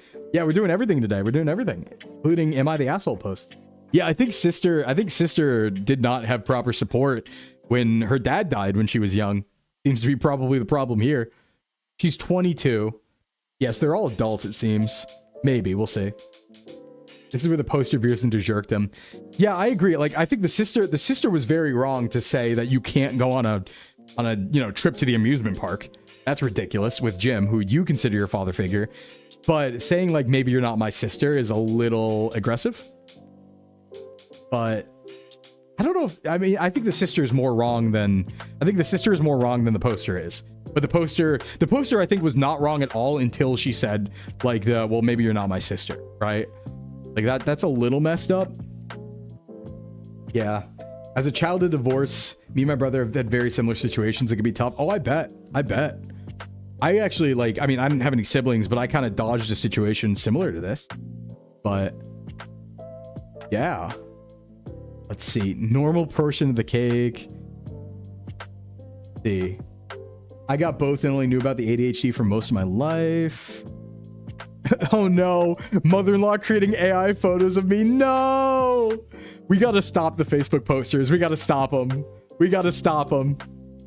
I don't let my mom post me on Facebook. This might be an Am I the Asshole thing. My mom, okay. There's like a detente between my mom and I every holiday. It becomes a thing. It's not ever a fight, like it's a jokey thing, it's a fun thing, but she always wants to take pictures of me, and I'm always like, you can have a picture but you can't post it. You can't post it on Facebook. And she's like, but I want to. I'm like, no. If it's for you, it's for you, right? Because your excuse, your reasoning to have the picture is for your own memories. So I'm giving you those memories. I just don't want you posting it on Facebook. And I was like, if it's for you, you don't need everyone on Facebook to see it, right? And she's like, oh, like, and so every time it becomes like this back and forth, but it's like a funny, jokey back and forth. But Hey, what's up, Hanakyo? Hanakyo, shout out to who I took inspiration from because now I'm doing Am I the Asshole today. How you doing, Hanakyo? How you doing? But yeah, I don't let my mom post my pictures on Facebook. I'm like, no, no, no, no, no, no, just for you. Just for you. Yeah, we got to stop the Facebook posters. We really do. We gotta stop them. Let's see. What's going on here? I got a call from my parent asking if I made the trip to see his family. Mother-in-law created an AI-generated photo of us watching a football game with them. Oh no! You gotta stop her. That's evil. That's too much. That's too much. Wow, copycat? Yeah, I know. I'm sorry, Hannah. I'm sorry. I'm stealing content. I'm a little content thief. But it is really fun. You gave me a really good idea. So everyone please go check out Hanakyo as well, who did this as well. Wow. All right, let's see. The downfall of the generation who lectured and preached to my generation to be aware of scams. Oh yeah, no, it's bad. It's so bad. It's also like, it's really tough to deal with like parents who use you as clout, you know? Like a lot of parents do this where they're like, no, my life is your life. Like I'm living vicariously through you. And you're like, can you not? I don't have that situation really, but I see that a lot. And it's like, yeah, that's kind of messed up. I'm me, sorry. Am I the asshole for beating my date in a game of pool? Wait, hold on, this rocks. Generally, I'm of the opinion that like you shouldn't ever sandbag. I'm generally of the, unless you're like, it depends, we'll see the situation. But generally, I'm of the opinion where you're like, yeah, if I say I'm good at something and you challenge me on it, I'm gonna beat you at it. I'm gonna absolutely destroy you at it, right? That's like if someone came to me and they were like, haha, you can't bench. And I'd be like, oh yeah? Oh yeah? The one thing I pride myself on? No. My immediate family resonates with me living willingly under a rock. It's funny because on my family side, everyone is an introvert but my mom. And I'm kind of like like a little both, where I'm like super sociable and like open and talking to people all the time when I'm outside, but I like staying inside a lot. And it's so funny because my mom will complain about it. She'll be like, all you guys want to do is just stay inside and never see other people. And we're all like, yep. It must be like terrible for her as the only extrovert. I had to sit down with my father late 60s and explain to him the Sasquatch videos we were seeing were fake. That's so sad. I imagine that where it's like, dad, they're not real, and him being like, really? I'd be so sad because you know, he was really all in on Sasquatch. I feel bad. I'm empathetic to that one. Sandbagging is an active insult. I agree. It's Sclimbo with the, I bet I can nuzlocke better than you. Teehee. Yeah, exactly. Hit me with that. You're done. You're getting cooked. All right, watch this. You're getting cooked. We're doing Sacred Gold calced immediately. Oh, you think you're good at nuzlocks? All right, we're calcing Renegade Plat right now. Hardcore. Let's go. How many resets you got? Gym 2. Let's find out. He was upset because he wanted to go ice fishing with them. No, I would feel so empathetic. Because imagine that, like, that's all he has, right? He's like, but Sasquatch, that could be me. I see myself in him when I grow up. I could be the one who thinks Sasquatch is real. And if that was broken to me, that was fake, I don't know. I don't know. All right, let's see. For context, I'm quite good at the game. I play regularly and against good opponents, 2 of which are my country's nationals. I went on a date with a girl, went to a pool bar. As she had mentioned, she likes playing pool. I said, I know a spot. Picked her up at her place. We went to the bar. We got some drinks, settled in, and we played our first game. I was taking it easy, just enjoying the moment. Played a few more rounds. When talking, I mentioned the 2 mates of mine who played nationals, and she said, next game, don't go easy on me. Oh, bet. Although I will say my friend group is like hyper competitive. Like, I have a friend, a good friend of mine, who we have this joke about him having kids, and he's a fighting game player, right? He's a fighting game player, and he like went to Evo and stuff. And so he has this joke about having kids and them getting into fighting games, and he just does this. He gives me like the backhand like smack. He's like, oh dude, the second they ever play a fighting game with me, I'm destroying them. Frame run 1. I'm jumping up and down. I'm screaming. I'm gonna destroy them the second they play a fighting game. They have to learn. They have to learn who's boss. Like, that's the joke. That's what he goes off on. It's so funny. Yeah, you might know. You might know. But yeah, if you say don't go easy. Let's see. You played a few more. I made it a bit more challenging for her to win. Nothing impossible, just a bit more. So he's ramping up. Let's see. You finished drinks, played the build, left. She was extremely quiet. When I got home, I saw the message. I asked you not to go easy on me, but I didn't mean to turn it into a statement. Oh no, he was still sandbagging and it was, oh, she couldn't take it. She couldn't take it. Hold on. She couldn't take it. Let's see. I cleared the table on the, I cleared the table on the break. No, all right. I don't think he's the asshole. I think this rocks, actually. I think this kicks ass. Sorry. I think he's totally valid here. Because he started easy, and then she was like, don't go easy on me. And he was like, okay. And even then, he didn't go full bore. And then the last game, he cleared the table on break. That's kind of sick. I don't know. That's like showing prowess. I think that's rad, actually. I think I'll put myself in that shoes, right? If I was going on a date, he did one-shot her. But if I was going on a date with a lady, and she was like, I'm really good at pool. And I'd be like, yeah, I'll play some pool, right? And then I learned she was holding back. If she cleared the whole table in one shot and then looked at me, like, check that out, she wins. I lose. Like, I'm kissing her at that point, right? Like, that's super attractive to me. That's super attractive to me. I'd be like, bet. All right. You showed prowess. You showed strength. That works. That works on me. That works on me. My boyfriend asked me out after dumpstering him in Smash. It can work. Yeah, exactly, Duntum. That's the way. Yeah. To summarize, I like hot things. Gets hot thing. Not too hot. Exactly. If you ask your date to flex and show off, you gotta gas him up. You gotta gas him up. Call him a shark for fun and make him buy me a drink. The gravitas of that is powerful, you know? Off the break can include the free shots. Yeah, that's what I imagine. I don't think he did it in one, right? I think it was like continuous shots after the break. Yeah, no, I think if somebody did that in front of me, I'd be like, I'm incredibly attracted to you right now. I think that'd be my response. I'd be like, yeah, that works on me. Damn. All right, let's see. Yeah, make days into your training arc. True. Let's see. Any other good ones here? We do have some other things we can run through too. So let's do like one more. And then we have, I did pull up this. I don't know if it's good or not. We have like a would you rather. I thought that might be fun too. I like scenarios.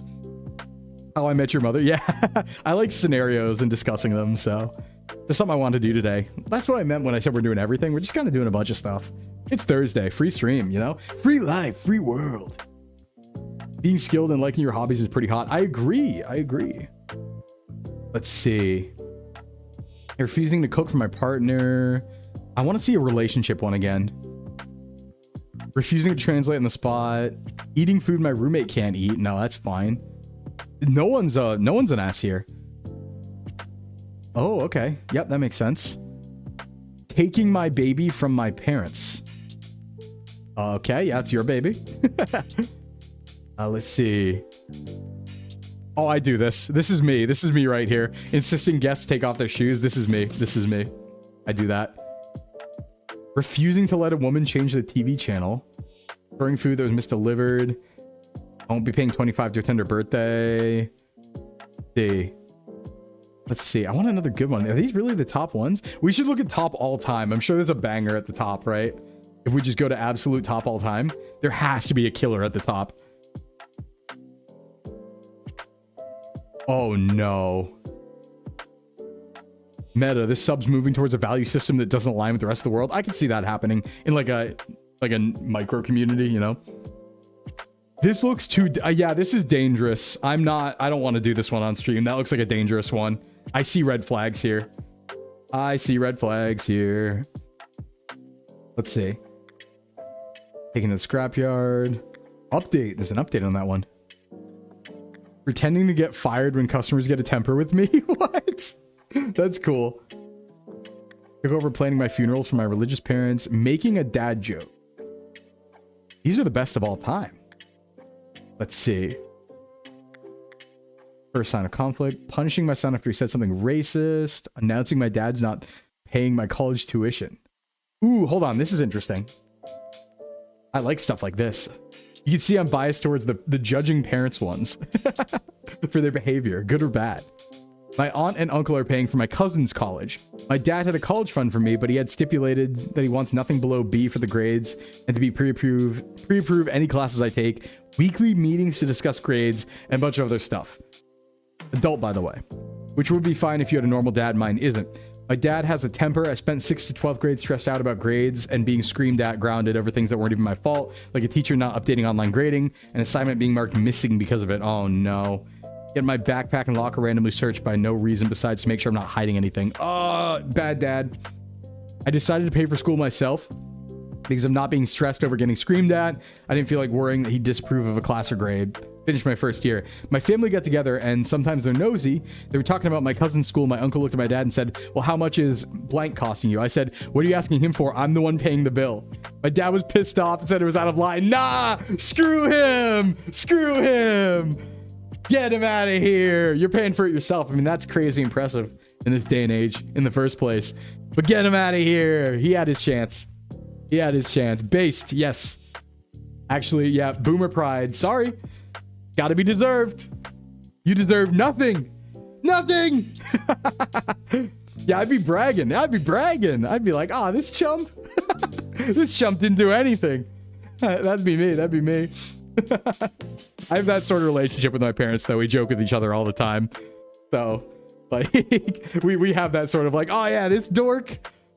So, yeah, that's a pretty good one. Absolutely not. Absolutely not. You get nothing. You get nothing. You lose. You lose. You lose. All right, a little more. Let's do would you rathers. All right, chat. What are we thinking here? Some of these, I hope I didn't like pre-screen this one, so I hope they're like good. I hope they're not bad. I hope they're not bad. Never celebrate any holiday again. Eat plum pudding for every meal for a year. God. Ooh, I don't know. I think that might drive me insane. I could probably get away with not celebrating holidays. As much as I love holidays, I think this is more suffering, right? Like not celebrating a holiday. I've like done that here or there, right? Like one time I had like COVID over Christmas.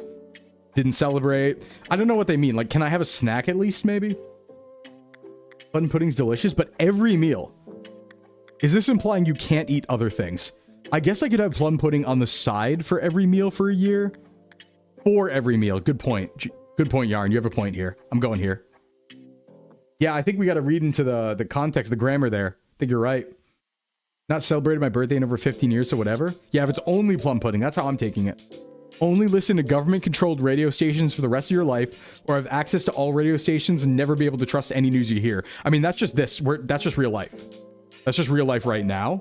I'm taking that. I'm taking that. That's just real life. This is the past, and this is real life. Yeah, the first one was the past, and this one's just real life. Receive a heartfelt love letter from an ex, or a generic store-bought card from your current partner. Ooh. Oh, I don't know. Fred, since I'm single, that's fair. That's fair. But let's assume you have a partner in this case, right? Command. No, we're faithful in this chat. In this chat, we're faithful and good. All right? Yeah, I don't care about cards, so I'm going here. I think cards are silly. Like, they can be cute if they're like handwritten letters and stuff, but I think cards are... I don't feel the need to get cards or give cards. But if somebody really wants a card, I'll get them one. But I don't care, you know? Stay single forever, but be surrounded by happy couples, or be in a relationship but constantly feel alone. Damn, that's deep. I'm like 31 and this is deep. I'm optimal always. If I'm going backwards as an upgrade, I'm hitting the reverse button. Damn, Command. Stay faithful. Come on. Wow, suffering or suffering? Okay, yeah. While we ponder suffering or suffering, I'm not going to take an ad break. We had pre-rolls on. I was thinking about it, but I'm not going to. I'll just keep going. I want to maybe experiment with pre-rolls and see how that does. Because sometimes I want to keep going and don't want to take a break. We'll see. We might do like one ad break. I want to experiment a little bit going forward. Oh. I mean, this is mostly, you know, I'm like used to this one. I'm like used to this one, so I'm going red. The blue implies you're okay with red. That's a good point. Save the last whale species by banning all seafood consumption. Let them go extinct to keep enjoying your favorite ocean delicacies. Oh, house prices and rent. Duntham, that's a good consideration. You have a fair point there. Do I care this much about whales? Yeah, just because you're constantly surrounded by happy couples doesn't mean you're necessarily miserable. I agree. Get into a relationship with a fictional character like the rest of us. Yeah. Have a wife or a husbando. Red because you hate seafood? That's fair. Wanaka, that's fair, but I do like seafood. I'd want to save whales. I could give up seafood for whales personally. I get not though. I get not. 5 in a row. Oh, I was right. 5 in a row is what that means. Yeah, what whale's eating all seafood? Perform a random act of kindness for someone you despise or receive a random act of kindness from someone you despise. Oh, absolutely. If I got a random act of kindness from someone I despised, I probably wouldn't despise them anymore. I'd probably be like, wow, there's more to them than meets the eye, like a transformer. You know? I think I'd change my opinion. I want that to happen. I want to be proven wrong that that person's not evil and actually a good person, you know? That's pretty good. Me and my wife, lies hex degree. This one's free. Lose both thumbs and gain super intelligence. Keep your thumbs, but lose half your IQ. Yeah, good point. You can make cyber thumbs. You're so right. You're so right. Update on my large chicken nugget and BK pre-workout. It made me shit violently. Thanks for the update, Nuna. I appreciate that level of candor. I don't know if all of chat does, but only taste mint in every chocolate you eat. Never taste chocolate again. I'll go for it. I'm okay with mint. Mint chocolate's okay, but I don't want to never chase chocolate. Give up your pet forever for $1 million. Keep your pet, but live paycheck to paycheck. Ooh, that's, hey, guys, I'm going to be real on this one. I don't have a pet, but even if I did have a pet, I'd give it up for $1 million. I love you, but $1 million's $1 million. Yeah. You leave my puppy alone. I'm sorry. I'm giving up my pet. I'm giving up my pet for $1 million. I'm sorry. I'm doing it. I give up a family member for $1 million. Yeah, but only if they're like a bad one, right? Only if they're a bad one. Give up my cats for $1 million would solve a lot of problems. $1 million doesn't get you far. Maybe it doesn't get you far. It gets me pretty far. I think if I had $1 million, I would never work again. I think I'd just VTube forever. Yeah. 1 million US living paycheck to paycheck for like 10 years. Buy the pet back. You could give it to a good love. Yeah, you assumingly would give it to a good loving home you trust. Yeah. Yeah. Be fluent in every language, but lose your native tongue. Wait, what? You can't be fluent in every language if you lose your native tongue. Only speak your mother language and never understand another.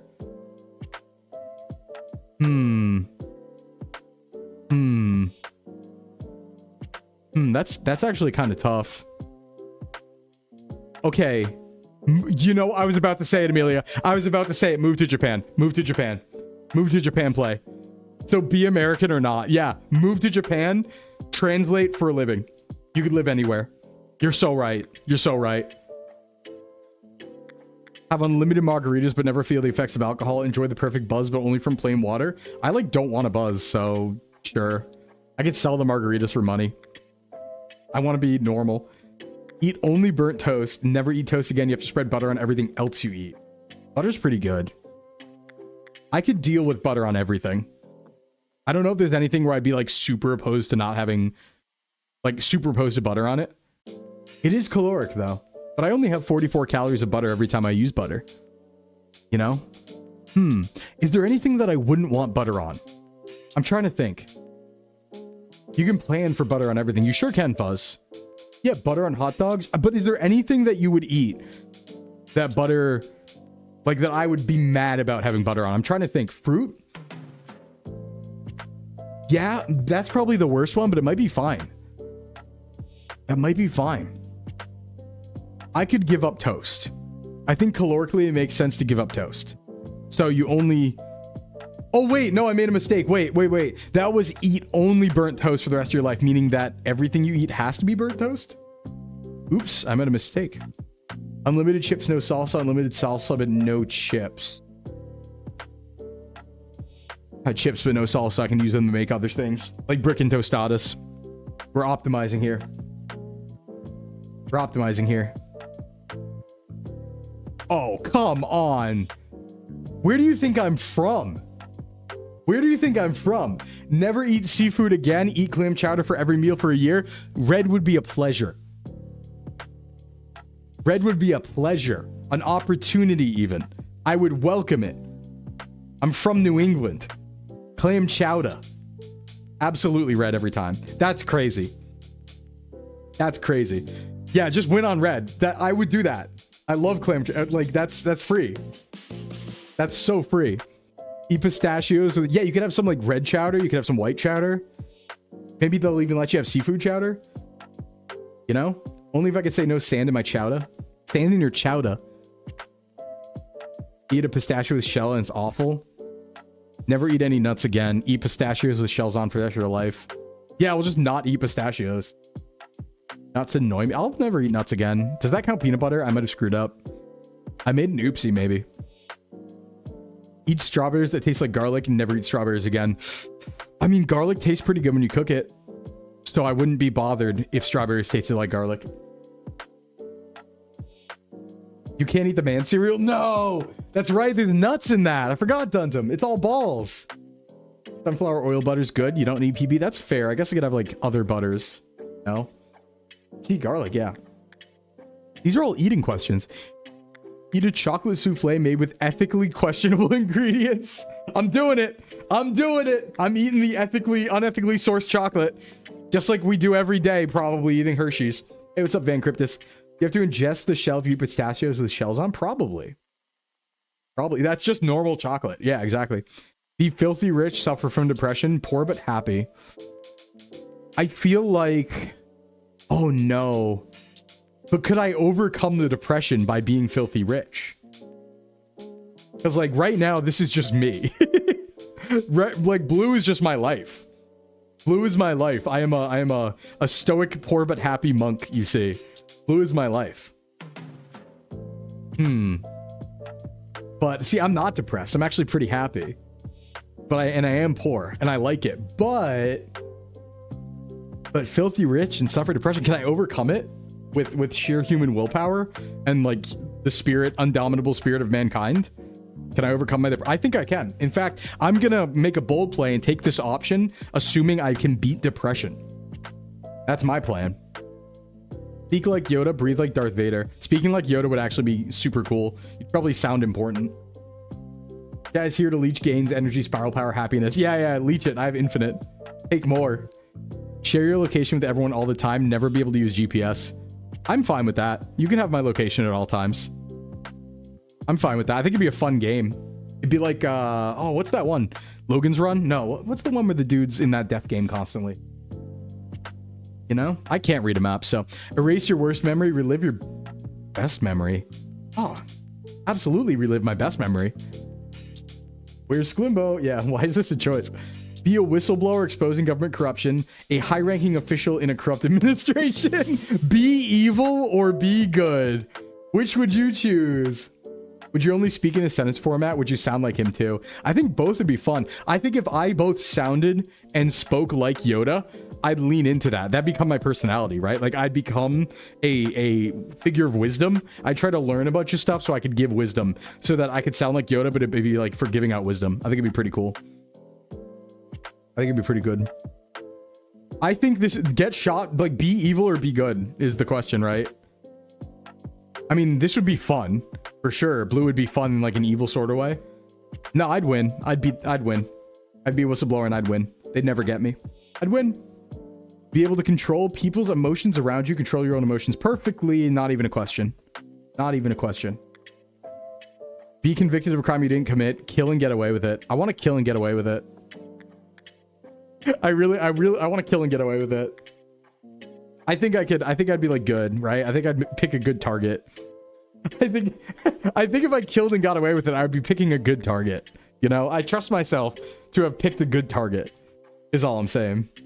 I want to kill and get away with it. This will affect the Sclim meter. Watch out, Florg. No. See, if I could like kill and get away with it, it'd be in my mind. Here's how it goes, right?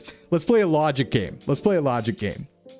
If you were me and I'm me, right? I trust my own judgment.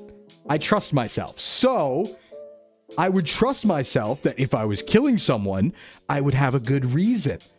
So I would feel right. I would feel justified. And then I'd get away with it. Right? That just makes sense. Right? Right? All right, let's see. Have a pause button or rewind button. Ooh. No, rewind is way stronger. Your choices have affected the Sclim meter. I must kill. Yeah, pause button able to fix. The thing about pause is theoretically you could have infinite time to like relax if you paused, right? Like think about it, right? You could pause and like take a nap. Or you could pause. Hey, what's up, Necromantic? What's going on? You could like pause and take a nap or like work out or something, right? And your time would be like it'd be like hyperbolic time chamber. You could be jacked. Like time in the day would never be a problem. I have seen click, yes. However, rewind button's kind of OP because you could be a superhero for one. And also, yeah, you could like win the lottery, but you could also relive your best stuff and like do things over, which is kind of cool.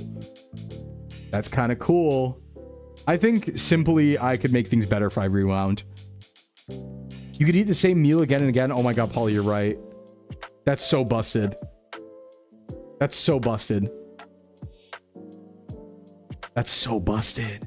The only thing that's like tough is I wouldn't use it for long rewinds, right? Because if you rewind too long, think about this. Like we all want to go back to the past because the past was cool, but you would never get the same experience, right? Because you would be an adult mind and you would think your friends are cringe.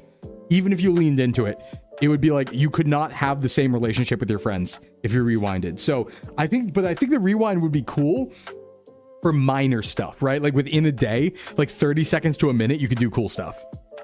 Like you said, you could like read a meal that was really good, right? You could read a meal that was really good. You could like rewind bad decisions if they were like financial or like social and stuff like that. Like if you used it going forward on a limited basis, but you didn't rewind to before you got the rewind power, but you just used it to like optimize your life, that would be pretty baller, I think. You know? You gotta go back. You gotta go back. That's the thing. I'd be rich, perfect, multilingual. I agree. I would agree. It's super broken. But I wouldn't erase stuff. Like I would just use it. Here's a good example, right? Like going about my day. Going about my day. I have a meal of brickin'. And I rewind and I have it again because it's good, right? It's like, it satisfies me and I carry that satisfaction, but the calories are just one. I'd eat every meal twice. I'd eat every single meal twice probably. And then like, say I'm doing a lift, right? I'm doing a lift. I hurt myself. I didn't get my form right. I minorly injured myself. Rewind, mistake not made, right? Mistake not made. I wouldn't be rewinding a day or 2 days, but like in increments of like, you know, a minute or two or like a 30 minutes or something. Like, yeah, absolutely. Absolutely. You could eat horrible things. Yeah, you could binge. You could binge eat and then rewind it. Oh, yeah, that's so true. Rewind button. Food motivated. Every day would feel like 50 hours. Only if you let it. Only if you did it a lot. I mean, you would choose at any point to not do that, you know? I think it's kind of solid. 6-7. Kind of a banger. This is an even worse eating disorder? Shut up. Shut up. I just want to eat. Would you have to experience coming out of your mouth? Hopefully you wouldn't feel it. Be emotionless or feel too much. Oh no. I'm edgy. Oh God, what do I want to do here? I like emotions though. They're pretty cool. I think they're pretty cool. I don't want to be a robot. I want to feel too much. Feeling things is cool, I think. Be completely alone for 5 years? Never be alone for 5 years. I can lock in so hard though. But I can lock in so hard. Exactly. The sheer amount of things you could done. If you could pause time, sleep, then unpause. That's true. Never be alone. I couldn't handle that. I think if I was never ever alone, I'd go insane. So I have to take this one. But neither of these feel good. I think I'd go insane if I was never alone though. I grew up alone, so red's in the bag. But I think never alone means you are never alone. Right? Like at any point, you have constant for 5 years straight someone near you. Couldn't do that. Couldn't do that. I also grew up pretty alone. So yeah, red's easier. Live in a society with mandatory facial recognition, one with complete lack of surveillance, but high crime.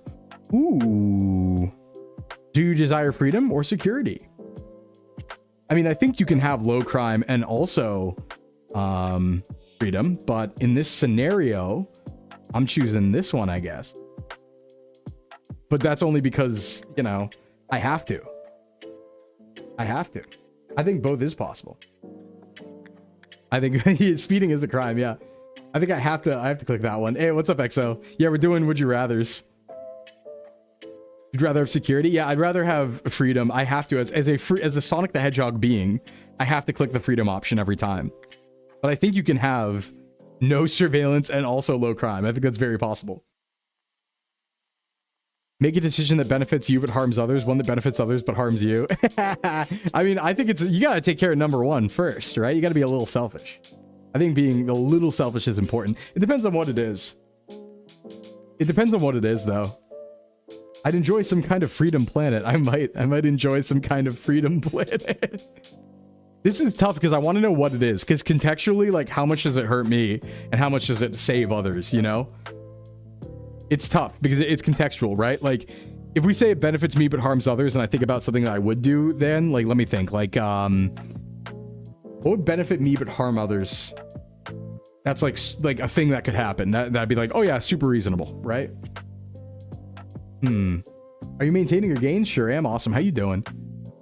I think for the most part, like day-to-day mundane, I'm taking this one. I'm taking red.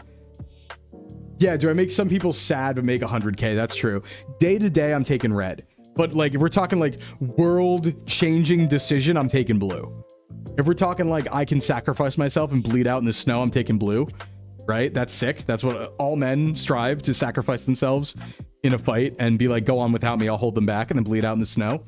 But if it's a mundane thing, I'm taking red. No?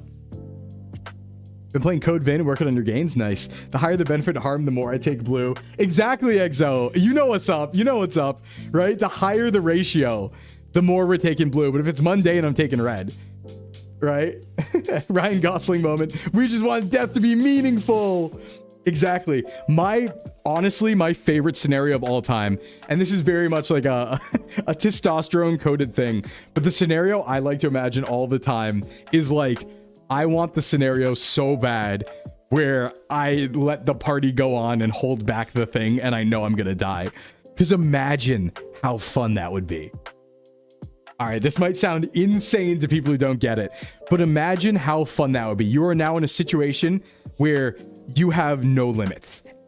It's nothing matters anymore, right? Like all notions are gone. It is you and this enemy, and you're gonna fight him. You're gonna hold him back, but there's nothing holding you back. You know you're gonna die. You've suddenly attained true freedom.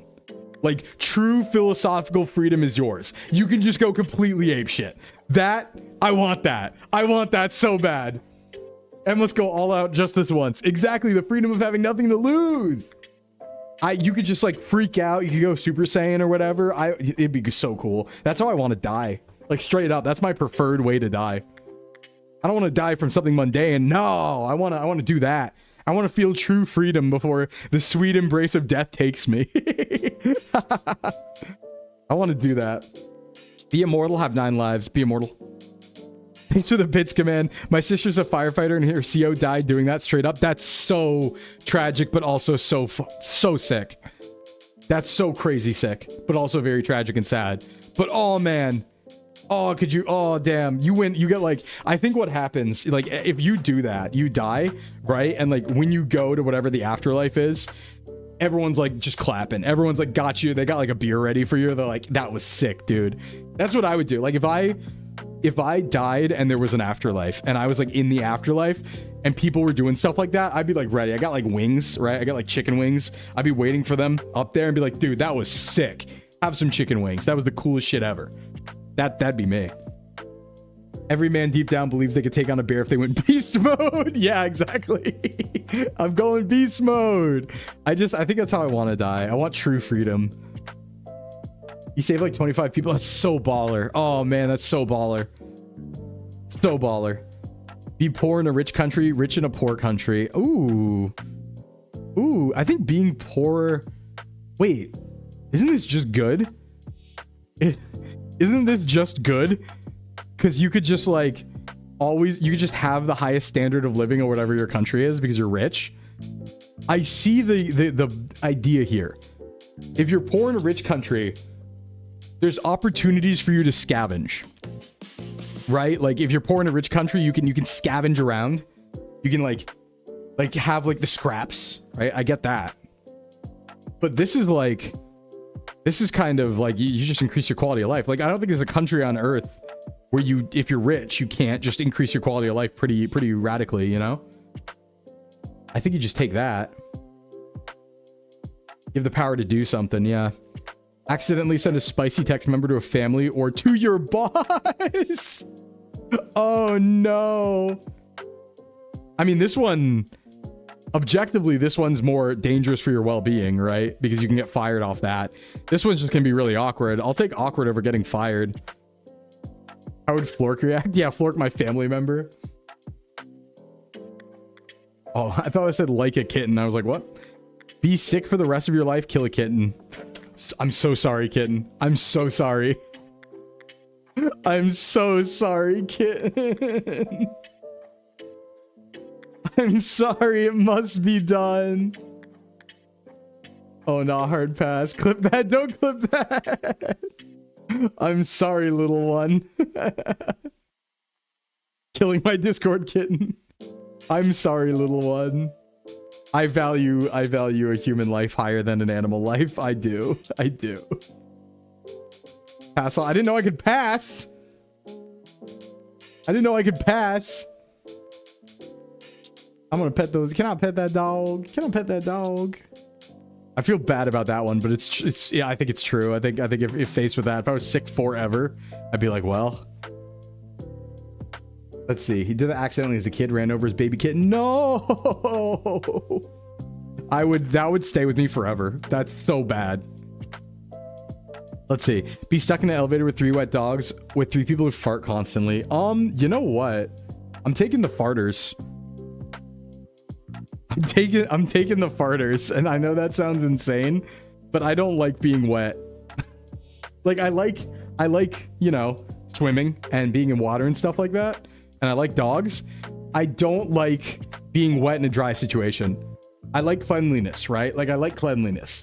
So the thing about the people who fart constantly is I'm going to get out at some point. It's going to smell bad, but like I am not wet. I don't like the feeling of being wet. That would bother me way more, I think, than other people farting. If you're in an elevator with wet dogs, that implies home? I don't think it does. I think I'm just stuck in an elevator with wet dogs. You know? I do love dogs. I just don't want to be wet. It has nothing to do with the dogs. Missed out on playing with 3 dogs? I guess stuck in an elevator. Depends how long. Because if it's like one elevator ride, I'm taking the fart people. But if we're like in there for hours, I'm taking the dogs. Right? Because it's like, all right, yeah, I don't want to smell farts for hours. I'll get wet. I'll not be happy about it, but... All right, it says stuck. Yeah, all right. Long hair wet dog's horrible. Be stuck on an island with a killer, stuck in the ocean. Oh, easy. I'm not fighting it. No way. No way. No. I can fight the killer. Not fighting a shark. I'm at such a disadvantage. On an island with a killer, I'm killing him. I'm going to eat him. He's my sustenance now. Arr, arr, arr. Yeah, you can fight I'm going to eat the killer. Straight up. He's getting eaten. It's over. Build something good, destroy something bad. Oh, I love destroying something bad. But building something good is kind of sick too. Would you reap what you sow? Destroy bad. It's harder to build than destroy. I kind of agree. I think building something good is probably like more optimal for your health. Like this is probably good for your stress too, right? Destroying something bad is a cool victory. But building something good is like you like skipped a step, right? Not only did you've made something better in the world. Not only did you get rid of something bad, you made something better. But I think we need some destruction. So I'm going to destroy something bad. Personally. I'm probably better at destroying things. Want to know when you die, when the person you love dies? I want to know when I die. I want to know so I can plan optimally. Stepping back from a huge project to look upon it feels way better than breaking stuff. But if you destroy something bad, you're like a hero. You're like a big hero, right? Like you could pick something really bad. Like imagine you destroy, I don't know, looper scenario. You could just, what if you destroy like a child labor empire? That's pretty sick. That kicks ass, right? I'd feel pretty good about that. You already don't eat meat, fair. You become the butcher. See, personally, I think I feel great when I destroy something bad. I don't feel conflicted at all. All right, let's see. Butcher your own meat for the rest of your life. Never eat meat. All right, duh. Absolutely. Change your religion or change your political party. I could mess with some different religions. That could be pretty cool. Although I'm open to this. I don't know. I'm kind of open to both of these. Right? If I like learn something new, I'm open to that. This is a weird one. Sure, make me a Jedi. American question. Change religion. Change to Pastafarian. I guess, I mean, oh, if you had to do one, I mean, it doesn't, like, you could always just write down the different political party and then vote however you wanted. It doesn't force you to vote for that party. So, like, do they mean you have to, like, change your vote too, or just the party affiliation? Because that doesn't matter.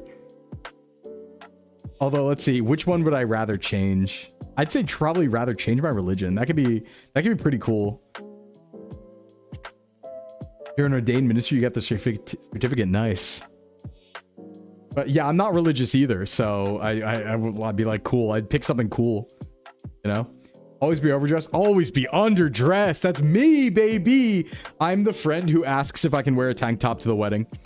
I want you to know that. That's me. I am serial underdresser. serial underdresser. That's me. I ask if I can, hey, can I get away? I always, whenever there's a wedding that my friends are hosting, I'm like, I go up to them and I go, okay, so like how casual can I get away with? That's not rude. Like, what's the limit of what's not rude? You know? Being underdressed at a swimming pool? No, but like, I'm saying like, what's the limit of not rude? Because I think like underdressed at a swimming pool would probably just be a Speedo, right? I think you'd be most at home in a Zubaz suit. Yeah, no, the tank top's just what I wear. That's my only clothing. My only clothing is tank tops. Like that's my only shirts. I think I only have tank tops right now. It's not a bit. I just wear other things over it if it's cold out. You'll let me wear pajamas? Oh, thank you. Who's just being a VTuber? Let's see. Have everyone know your darkest secret. Have everyone believe a false but embarrassing rumor about you. No, I don't care. Everyone can know my darkest secret over that. I like the truth. I value the truth. I would feel way worse if someone believed a false rumor about me. I value the truth, even if it's embarrassing. Yeah, anything but a tank top's antithetical to my existence. Very true, Zeph. Fight a bear with a butter knife, wolf with your bare hands. Wolf with your bare hands. I could win that. I think. One wolf, I can win that. I'll go beast mode. I'll go beast mode. It won't auto me. So true, Varn. Freeze to death or burn to death? Oh, that sucks. I'm taking freeze to death, though. No one would want to burn to death. Burn to death hurts way more than freezing to death was. Because freezing to death, just you get warm at some point and take your clothes off and go to sleep. It doesn't, like, hurt. So, it's way better. Get paid for reading books or watching TV. Oh, you know, pay me to read would be pretty cool. Manga would probably count. Well, I guess anime would count for watching TV. You know what? I'm going to take watching TV. I think there's more things I want to watch than things I want to read. And I can always watch the series that adapt the books. Like a slop merchant. When you're burning to death, you die of asphyxiation and burning pain. And burning pain. It only takes 20 seconds for all your nerve endings to burn off. That's 20 seconds of ouchie fire.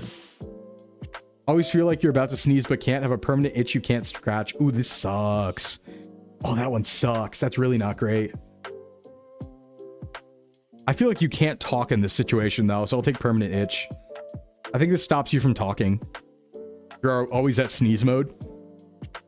Oh, shit. This is just a VTuber. This is just a VTuber scenario. like, you know, this is just a VTuber scenario. All right.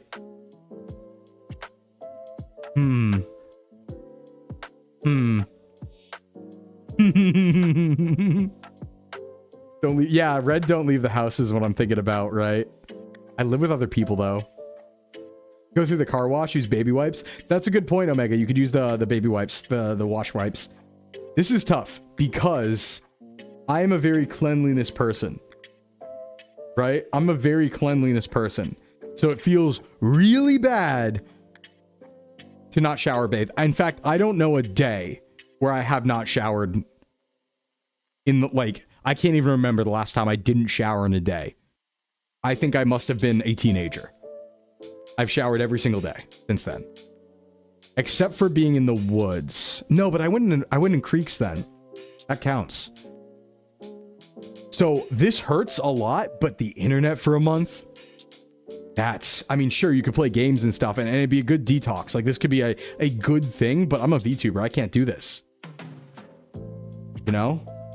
Like this would be cool if I wasn't a VTuber. I'd have no problem doing this because I could just go on an adventure and not use the internet, and that'd be fine. Like I'm not online enough where I'd miss the internet that much.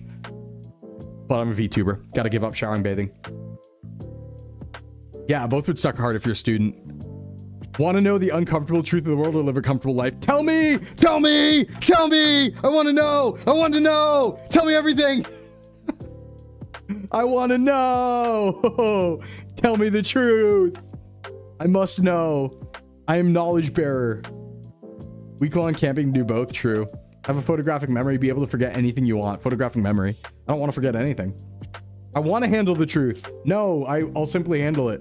It's fine. Be constantly tired, constantly hungry. Shit, that's just me now. That's just me now. These both are terrible, though. Oh my god. This is just me now, though. No, knowledge is power. I simply want to know. I want to know, because then I can act appropriately if I know the truth. Capital the truth. I could just, like, act properly, you know? You get both of these when you're on a cut. So true. Shit. I think this one impacts my life less. Because if I'm constantly hungry, I'm never going to win that fight. I will eat, right? And then I'll be very unhealthy. But if I am sleeping, but I feel tired, I'm still objectively sleeping, so I'm still doing a healthy thing, right? I just feel tired, but I can deal with that. This I cannot deal with. This will... Yeah, I'm going here. Because this I would not be... I would just be 10 million pounds. I would be 10 million pounds. Yeah, I'd be 600 pounds. Exactly. That's my default, but if it like was worse, I couldn't handle it. I already almost can't. Live without YouTube or TikTok. Come on. I don't even like TikTok. I'm only on there because VTubers. Balloon is not close. Have to publicly share your search history, your camera roll. Oh, I don't even do anything weird on the camera. The only things in my camera roll right now, by the way, are... I have 0 photos or pictures in my camera roll right now on my phone. 0. So, that's fine. Save one person you love from a burning building or 100 strangers. Ooh. I think I have to go 100 strangers here. Sadly. I think I gotta go 100 strangers. That's tough. If I don't pick red, they just die? Yeah, I think so. Well, I transfer my photos off my phone every week, so... I have an extremely high IQ, but be socially awkward. Extremely charismatic, but low IQ. Yeah, hell yeah. Hell yeah. That's probably just me now, to be fair. I think that's just me now. Have a perfect body, but an unattractive face. Attractive face, imperfect body. I mean, you can work on it in either case, right? That's just autism. People I love would kill me if they knew I chose them over 100. Well, they're dead, so they can't kill you, right? Attractive face, but imperfect body. Take blue? Perfect body's more comfortable. Yeah. Yeah. But can you work on it? I'm assuming you can't work on it in either case, right? Because, like, obviously the right answer is this, if you can work on your body. If you can work on it, I'm taking blue. For sure. Right? Obviously. Change aspects of your personality or looks? I think looks, personality is changeable, so I'm taking looks. I think you can change that anyway. That's something you can already do, I think. Live without music, live without books. I would live without books. I like music. Yeah. I don't read enough for that to be a problem. $1 million. I do not need 1 million followers. I need $1 million. Imagine being able to adjust your height. Yeah. More time or more money. Ooh, so historically, I do trade money for time. I prefer time to money. That's like why I live my life the way I do as a little Sclim. But right now I could use more money. I want time.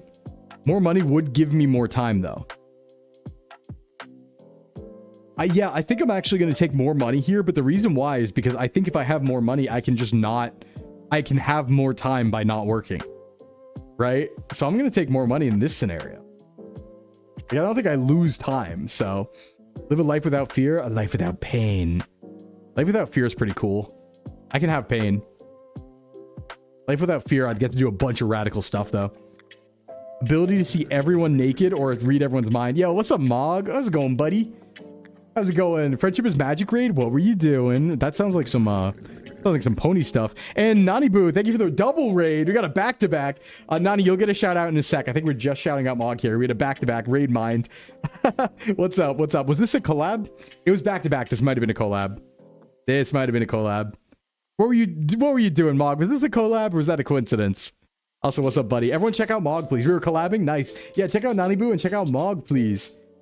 Collabing Barony. Oh, I think wait, was that the is that like the Friend Slop RPG? I think I've played that before, but it was like a while ago, like a year or two ago. Fun collab. Hey, Cobb, what's up? Get to the final boss. Nice. I think I played Barony. Sounds familiar. Well, welcome in, Raiders. My name is Sclimbo from Sox VTubing Agency, certified Sclimbo and self-improvement VTuber. We're doing some Would You Rathers right now. Seabass, welcome in. Thanks for the follow.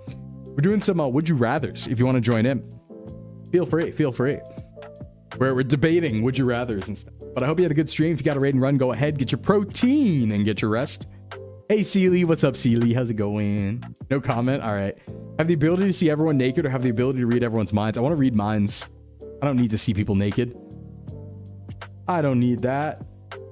Be alone for the rest of your life. Always be surrounded by annoying people. I'm taking alone. I'm taking alone. Gotta be alone. Be attacked by a lion or 100 totally hysterical cats. I can fight 100 cats. This might be like a male-coded response, but I can fight 100 cats. I believe that. Eating fruit, ignore the peanut butter. All right. Sounds good. 100 cats for sure. Yeah, you get it, Sealy. Fully dressed at a nudist beach, naked at Venice. I mean, of course, I'm not embarrassed if I'm dressed at a nudist beach. Why would I be embarrassed? I'm not nude. Like, as far as they know, I'm just in a state of having not gotten there yet, right? But I don't want to be naked on Venice Beach. They'd call the cops and run and kill me. No, I can take 100 cats. They can't kill me. I just gotta stay on my feet. I can fight 100 cats. Unable to say no, unable to say yes. Do we take this one literally or in spirit? I think unable to say no is more interesting, right? Because you would never be able to do anything here, but here you'd get into a bunch of wacky hijinks. So I'm going to take be unable to say no. I think you get into a bunch of wacky hijinks. I think it'd be pretty radical. You could say, uh-huh. Oh, I didn't think about that. You could say, uh-huh. Send a nude selfie to your parents or your significant other's parents. My parents. They've seen it before, right? When I was growing up. Go viral for something embarrassing or never go viral at all. Oh, hell yeah. Hell yeah. Listen, I'm a jester. I'm a clown. That's like my job. If it's embarrassing and I go viral, that's great. That means I won. That's perfect. That's exactly what I want. Know how you die when you die. I want to know when. Don't need to know how. I want to plan for it. You're already viral in our hearts. Oh, thanks, Varn. Hey, sir. Nude photo pose would matter a lot. I don't think so. I don't think it matters that much. Give up coffee for a month or give up social media. God, I'd love to give up social media for a month, but it's my job. My job. Or should I give up coffee?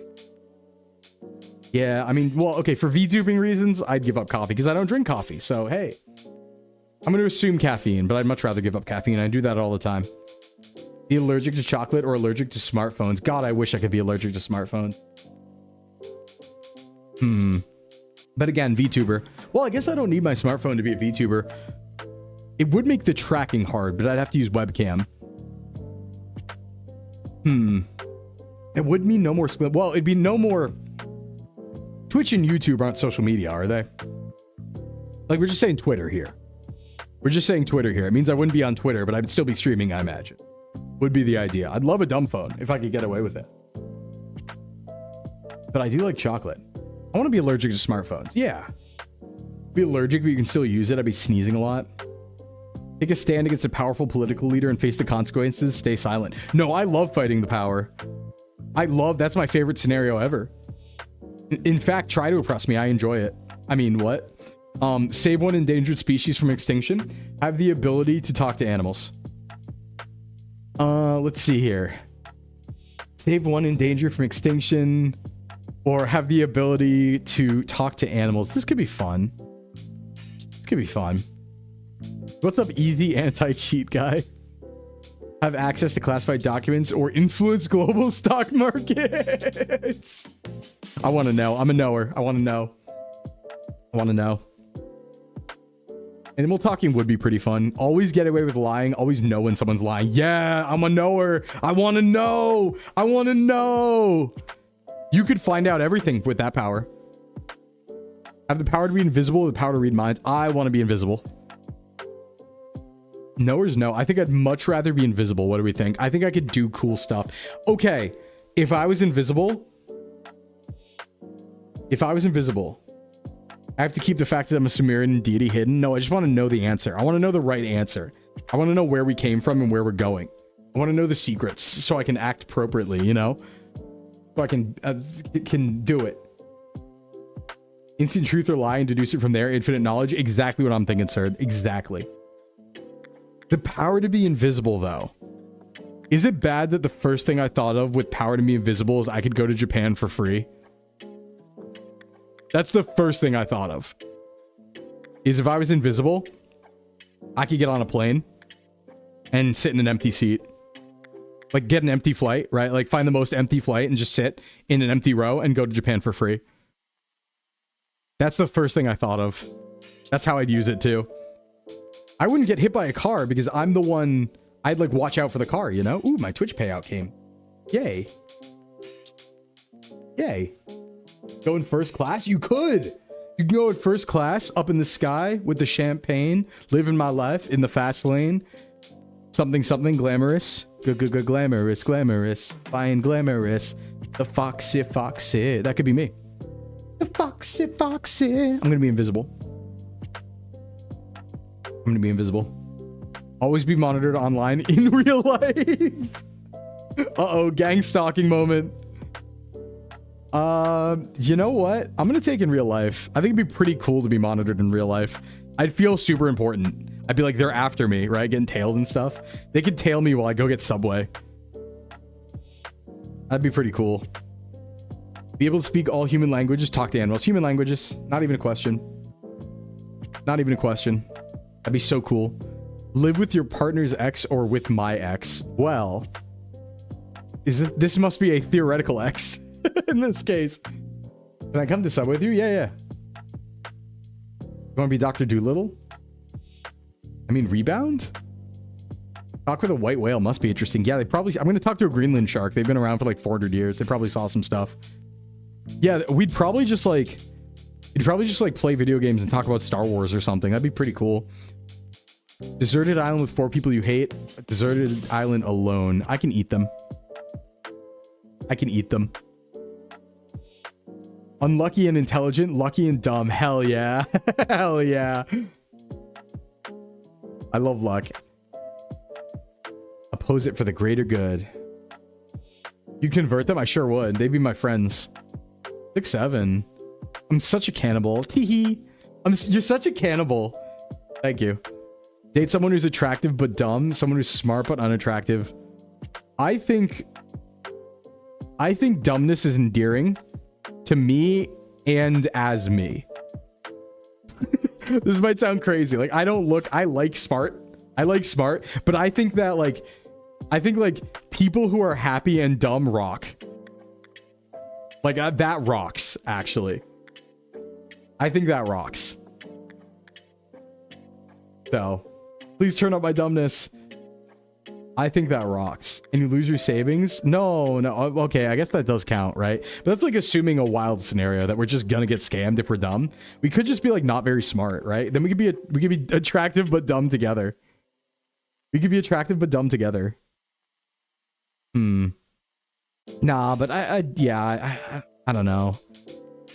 No, I think I need them to be smart. Thinking about it more. It's fine if I imagine them as me, but I would want a smart partner. Have a high salary in a job you hate, low salary in a job you love. Real life? Real life? I'm picking it. I choose it every day I wake up. Be able to live 100 years in the past or 100 years in the future. Ooh, 100 years in the future. I think I have a good grasp on what happened 100 years in the past, but I want to see where we go and I want to live forever, so I'm taking future. Future. Take a life to save a life. Let both lives be lost. Yeah. Here I go killing again. Have your future determined by your parents or by a random stranger? Ooh. I trust my parents with this one over a random stranger, I think. Yeah. I trust my parents over a random stranger. Be poor but help people, become rich by hurting people. Poor but help. Poor but help. I don't care about money so far as it lets me live. Like, as long as I can eat brickin' and have free time, I don't need more money. I'm good. Very low style of life is all I need. Monk coded. Get an electric shock whenever you touch someone. Get itchy as someone talks to you. I don't touch people enough for this to be a problem. Be able to fly, breathe underwater. Fly, I could go to Japan. It comes back to that every time, doesn't it? Comes back every time. Music you hate? Movies you hate? I'm gonna take movies. I could probably laugh at them. Oh no, sense of taste or sense of touch? You could swim to Japan, true, but I could fly there faster, Tai. Touch.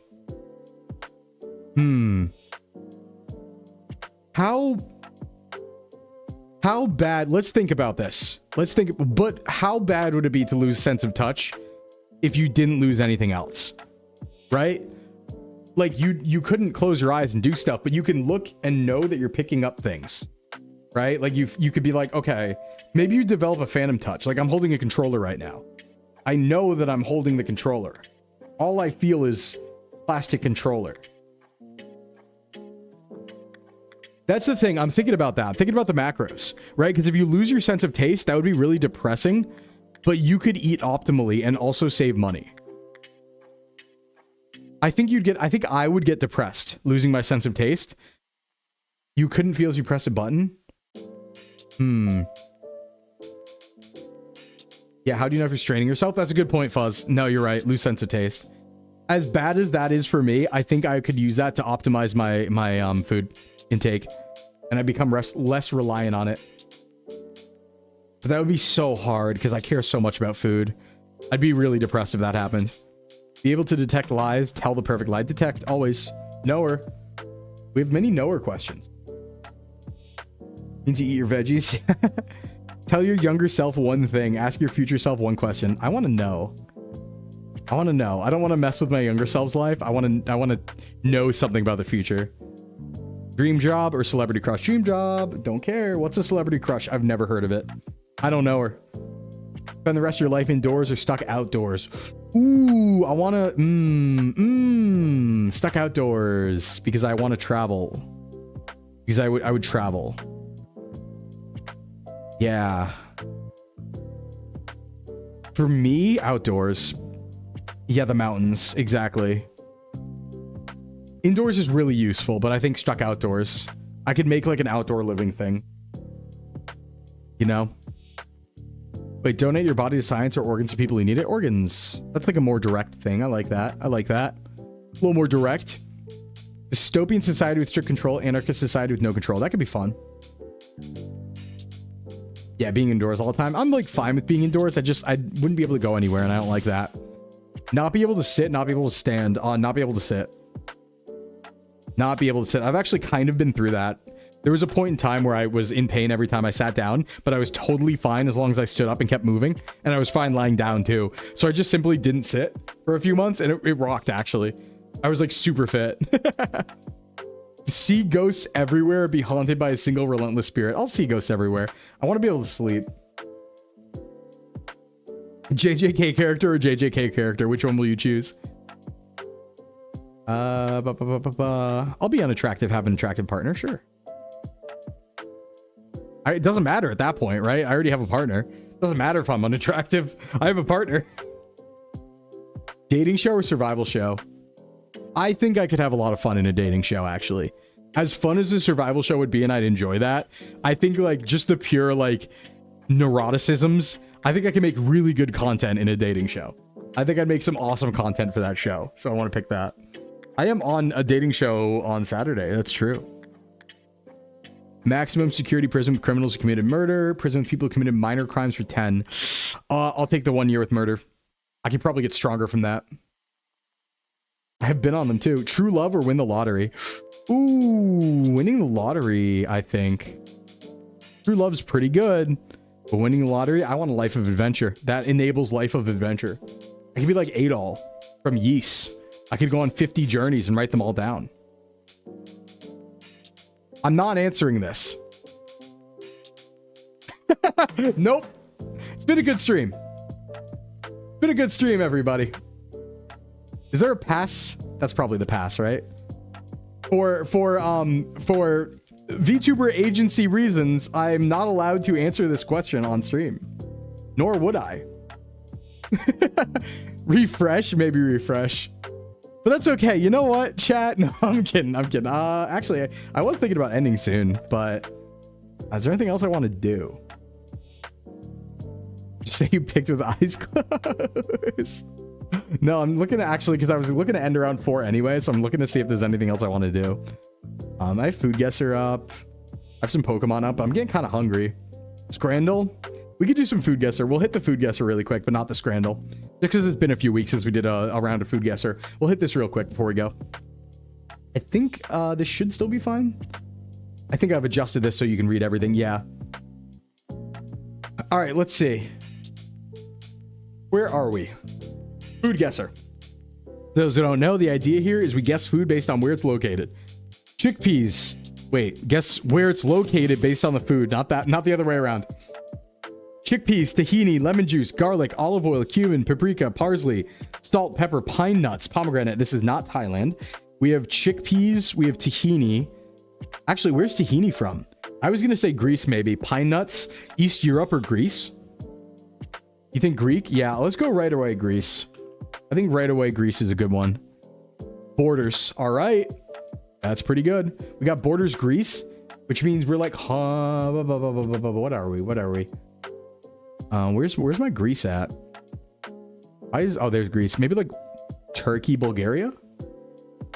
It borders. So is it Albania, Bulgaria, or Turkey? Ruh-roh, Scoob. This could be Turkey. Okay. Musabha. It's an entire Middle Eastern dish. See.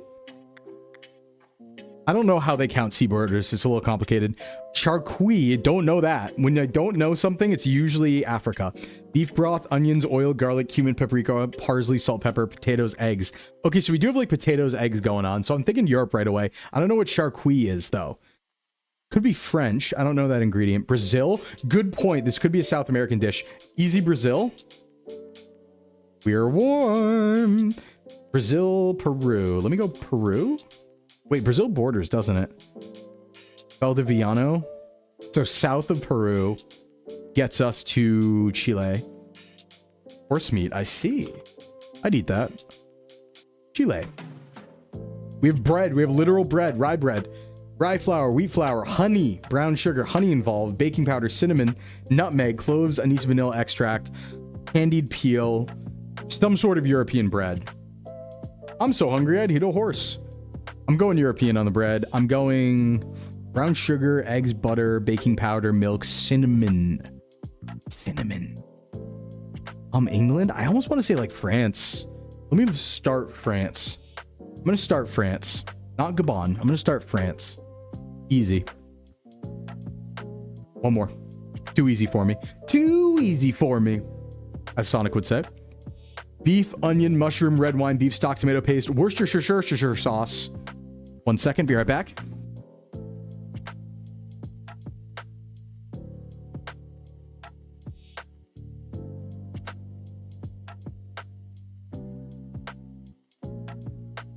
All right, I'm back. Don't rotate me. Don't rotate me. Worcestershire sauce is Japan. However, it does look like Japanese curry to me. This does look like Japanese curry. We literally also have rice. Red wine, beef stock, tomato paste. This could just be Japanese curry. The rice makes me think it's not French or Italian, right? If we're assuming it's like its original location, it probably wouldn't be French or Italian because of the rice. So we're looking at a culture that uses rice, but also Worcestershire sauce, which means it's probably modern. Try Japan. True, risotto is Italian. I'm worried about trying Japan. I don't think there's enough. We would see different types of ingredients if it was Japan, I think. Soy sauce is optional. I think this is a modern dish because we have Worcestershire sauce and rice. So it must be modern because that's kind of a fusion in and of itself. Maybe this is like English, right? This is like curry, but like in the UK.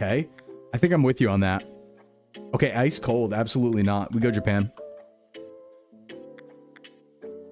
Hayashi rice. Okay. Flour, honey, sugar, butter, eggs, cinnamon, cloves, star anise, aniseed, black pepper, nutmeg, lemon, almonds, baking soda, vanilla extract. Same region as when we saw these ingredients before. Maybe.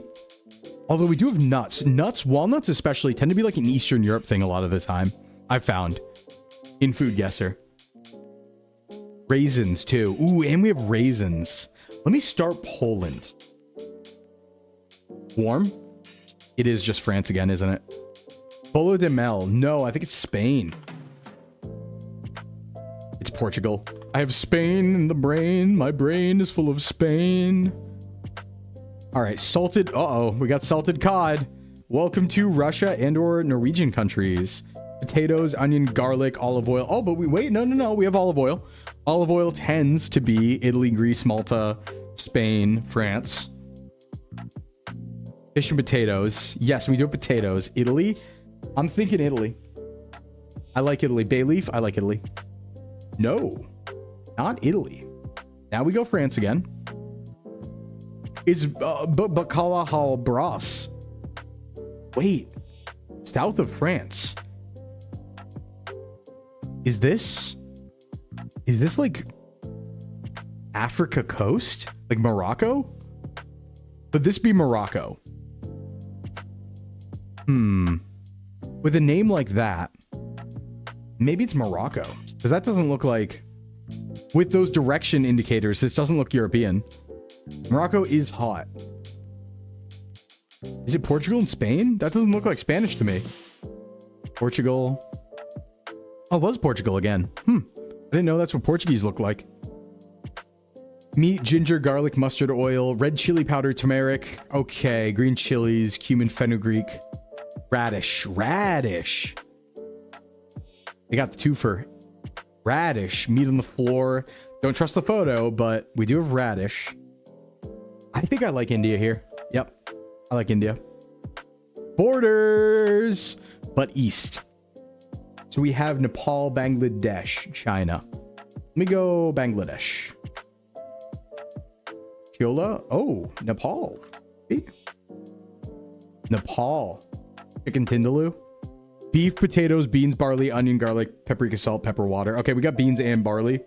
Middle Ages in Europe, when communities were restricted from cooking on the Sabbath, began preparing a dish that could cook overnight. Ooh, okay. I just think like Central Europe, right? This is like Germany, Poland. I'm going to start Poland again and go from there. You think your people? Actually, Vixar, if you have it, drop it. If you have it, drop it. This is a collaborative effort, so drop it. Bum, bum, bum, bum, bum, bum, bum, bum, bum, bum. Drink.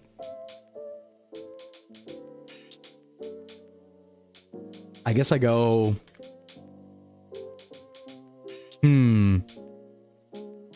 Borders. Cholen. Not right. Oh, could be a wide area. I see. Okay, so I guess just like Cholen, France? We got a lot of Europe ones there. One more game. I want some more variety. We got too much Europe. Phyllo dough, milk, sugar, semolina, eggs, butter, vanilla extract, cinnamon, cheese, and orange zest. A pastry. Yeah, that's why it threw me off. It didn't look French. Phyllo dough, custards, or savory filling. Powdered sugar and cinnamon, served sweet. I want to go like French again, but this could be like an Asian dessert too. I think it's Mexican, Omega. Vanilla extract, cinnamon though. I was thinking maybe Philippines yarn. I was thinking that. Let me start France and go Philippines if not. Okay, France is warm, so we're right. It is European again. I'll jump and go Poland because warm. Bogotsa, and it's south of Poland. South of Poland. Pretty far too. Let me just drop like a Serbia. Okay, Bulgaria. Borders. That's a lot of guesses, though. It's just going to be Turkey then, right?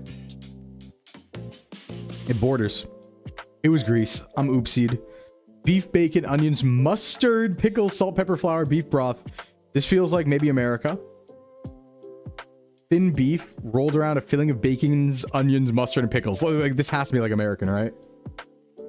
Wait, no, wait, hold on. Served with mashed potatoes or red cabbage. Maybe not. Cabbage isn't like super used in the US. It's used sometimes. Oh God. And the inclusion of mustard. Gabbage. Got some gabbage. Red wine. Bay leaves too. Italian? Maybe.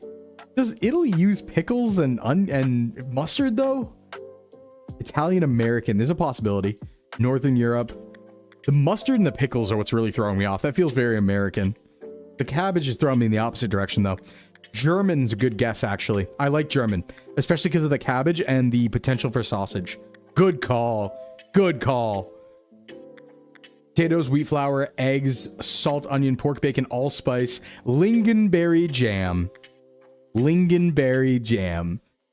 That's only one country, I think, but I forget which. I think it was either a Norwegian country or it was Switzerland. Finland. Okay.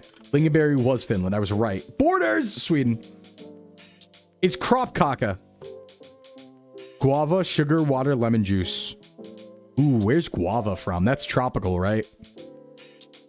Guava juice. That must be tropical. IKEA. Guava, huh? I feel like that could be anywhere tropical. So I'm thinking like it could be Caribbean, could be South America, could be Asia. I think I'm going to go South America. Let's go Brazil. It's so easy. Flour, eggs, sugar, buttermilk, vanilla, baking powder, pandan. Hold on. Pandan and taro. We're in Philippines. We're in Malaysia or we're in Indonesia. Let me start. Philippines, pandan, warm, Malaysia. Borders, Kanam, Tokyo. That is Kanam? Or is that Vietnamese? It's not Japanese. Tokyo's like the name of the dish or something, but Kanam. I feel like that's Thai, right? Is it Indonesian? It could be. Nope. I was going to say that didn't make sense direction-wise. Let me go Thai. I was right. Aha. Not bad. Not bad. All right, yeah, that was a better one. That was a better one. All right, guys, let's get out of here.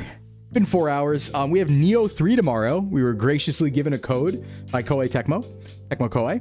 So hope to see you tomorrow for Neo 3. I've only played Neo 1, so we're going to do our best. But thanks for coming by, everybody. A great Thursday, and thanks for that anonymous Chad for the subs earlier. I'm going to get out of here, eat some food. I hope everybody has a wonderful day and a wonderful time. I will see you tomorrow. Stick around for the raid. Let's see who's up. What's going on? Yeah, I had fun today. I had fun. I have no clients tonight. So, I don't know. I might be in Discord. That's a maybe. I might be in Discord. I also have some meal planning to do. I might run to the grocery store, but all right, let's see here.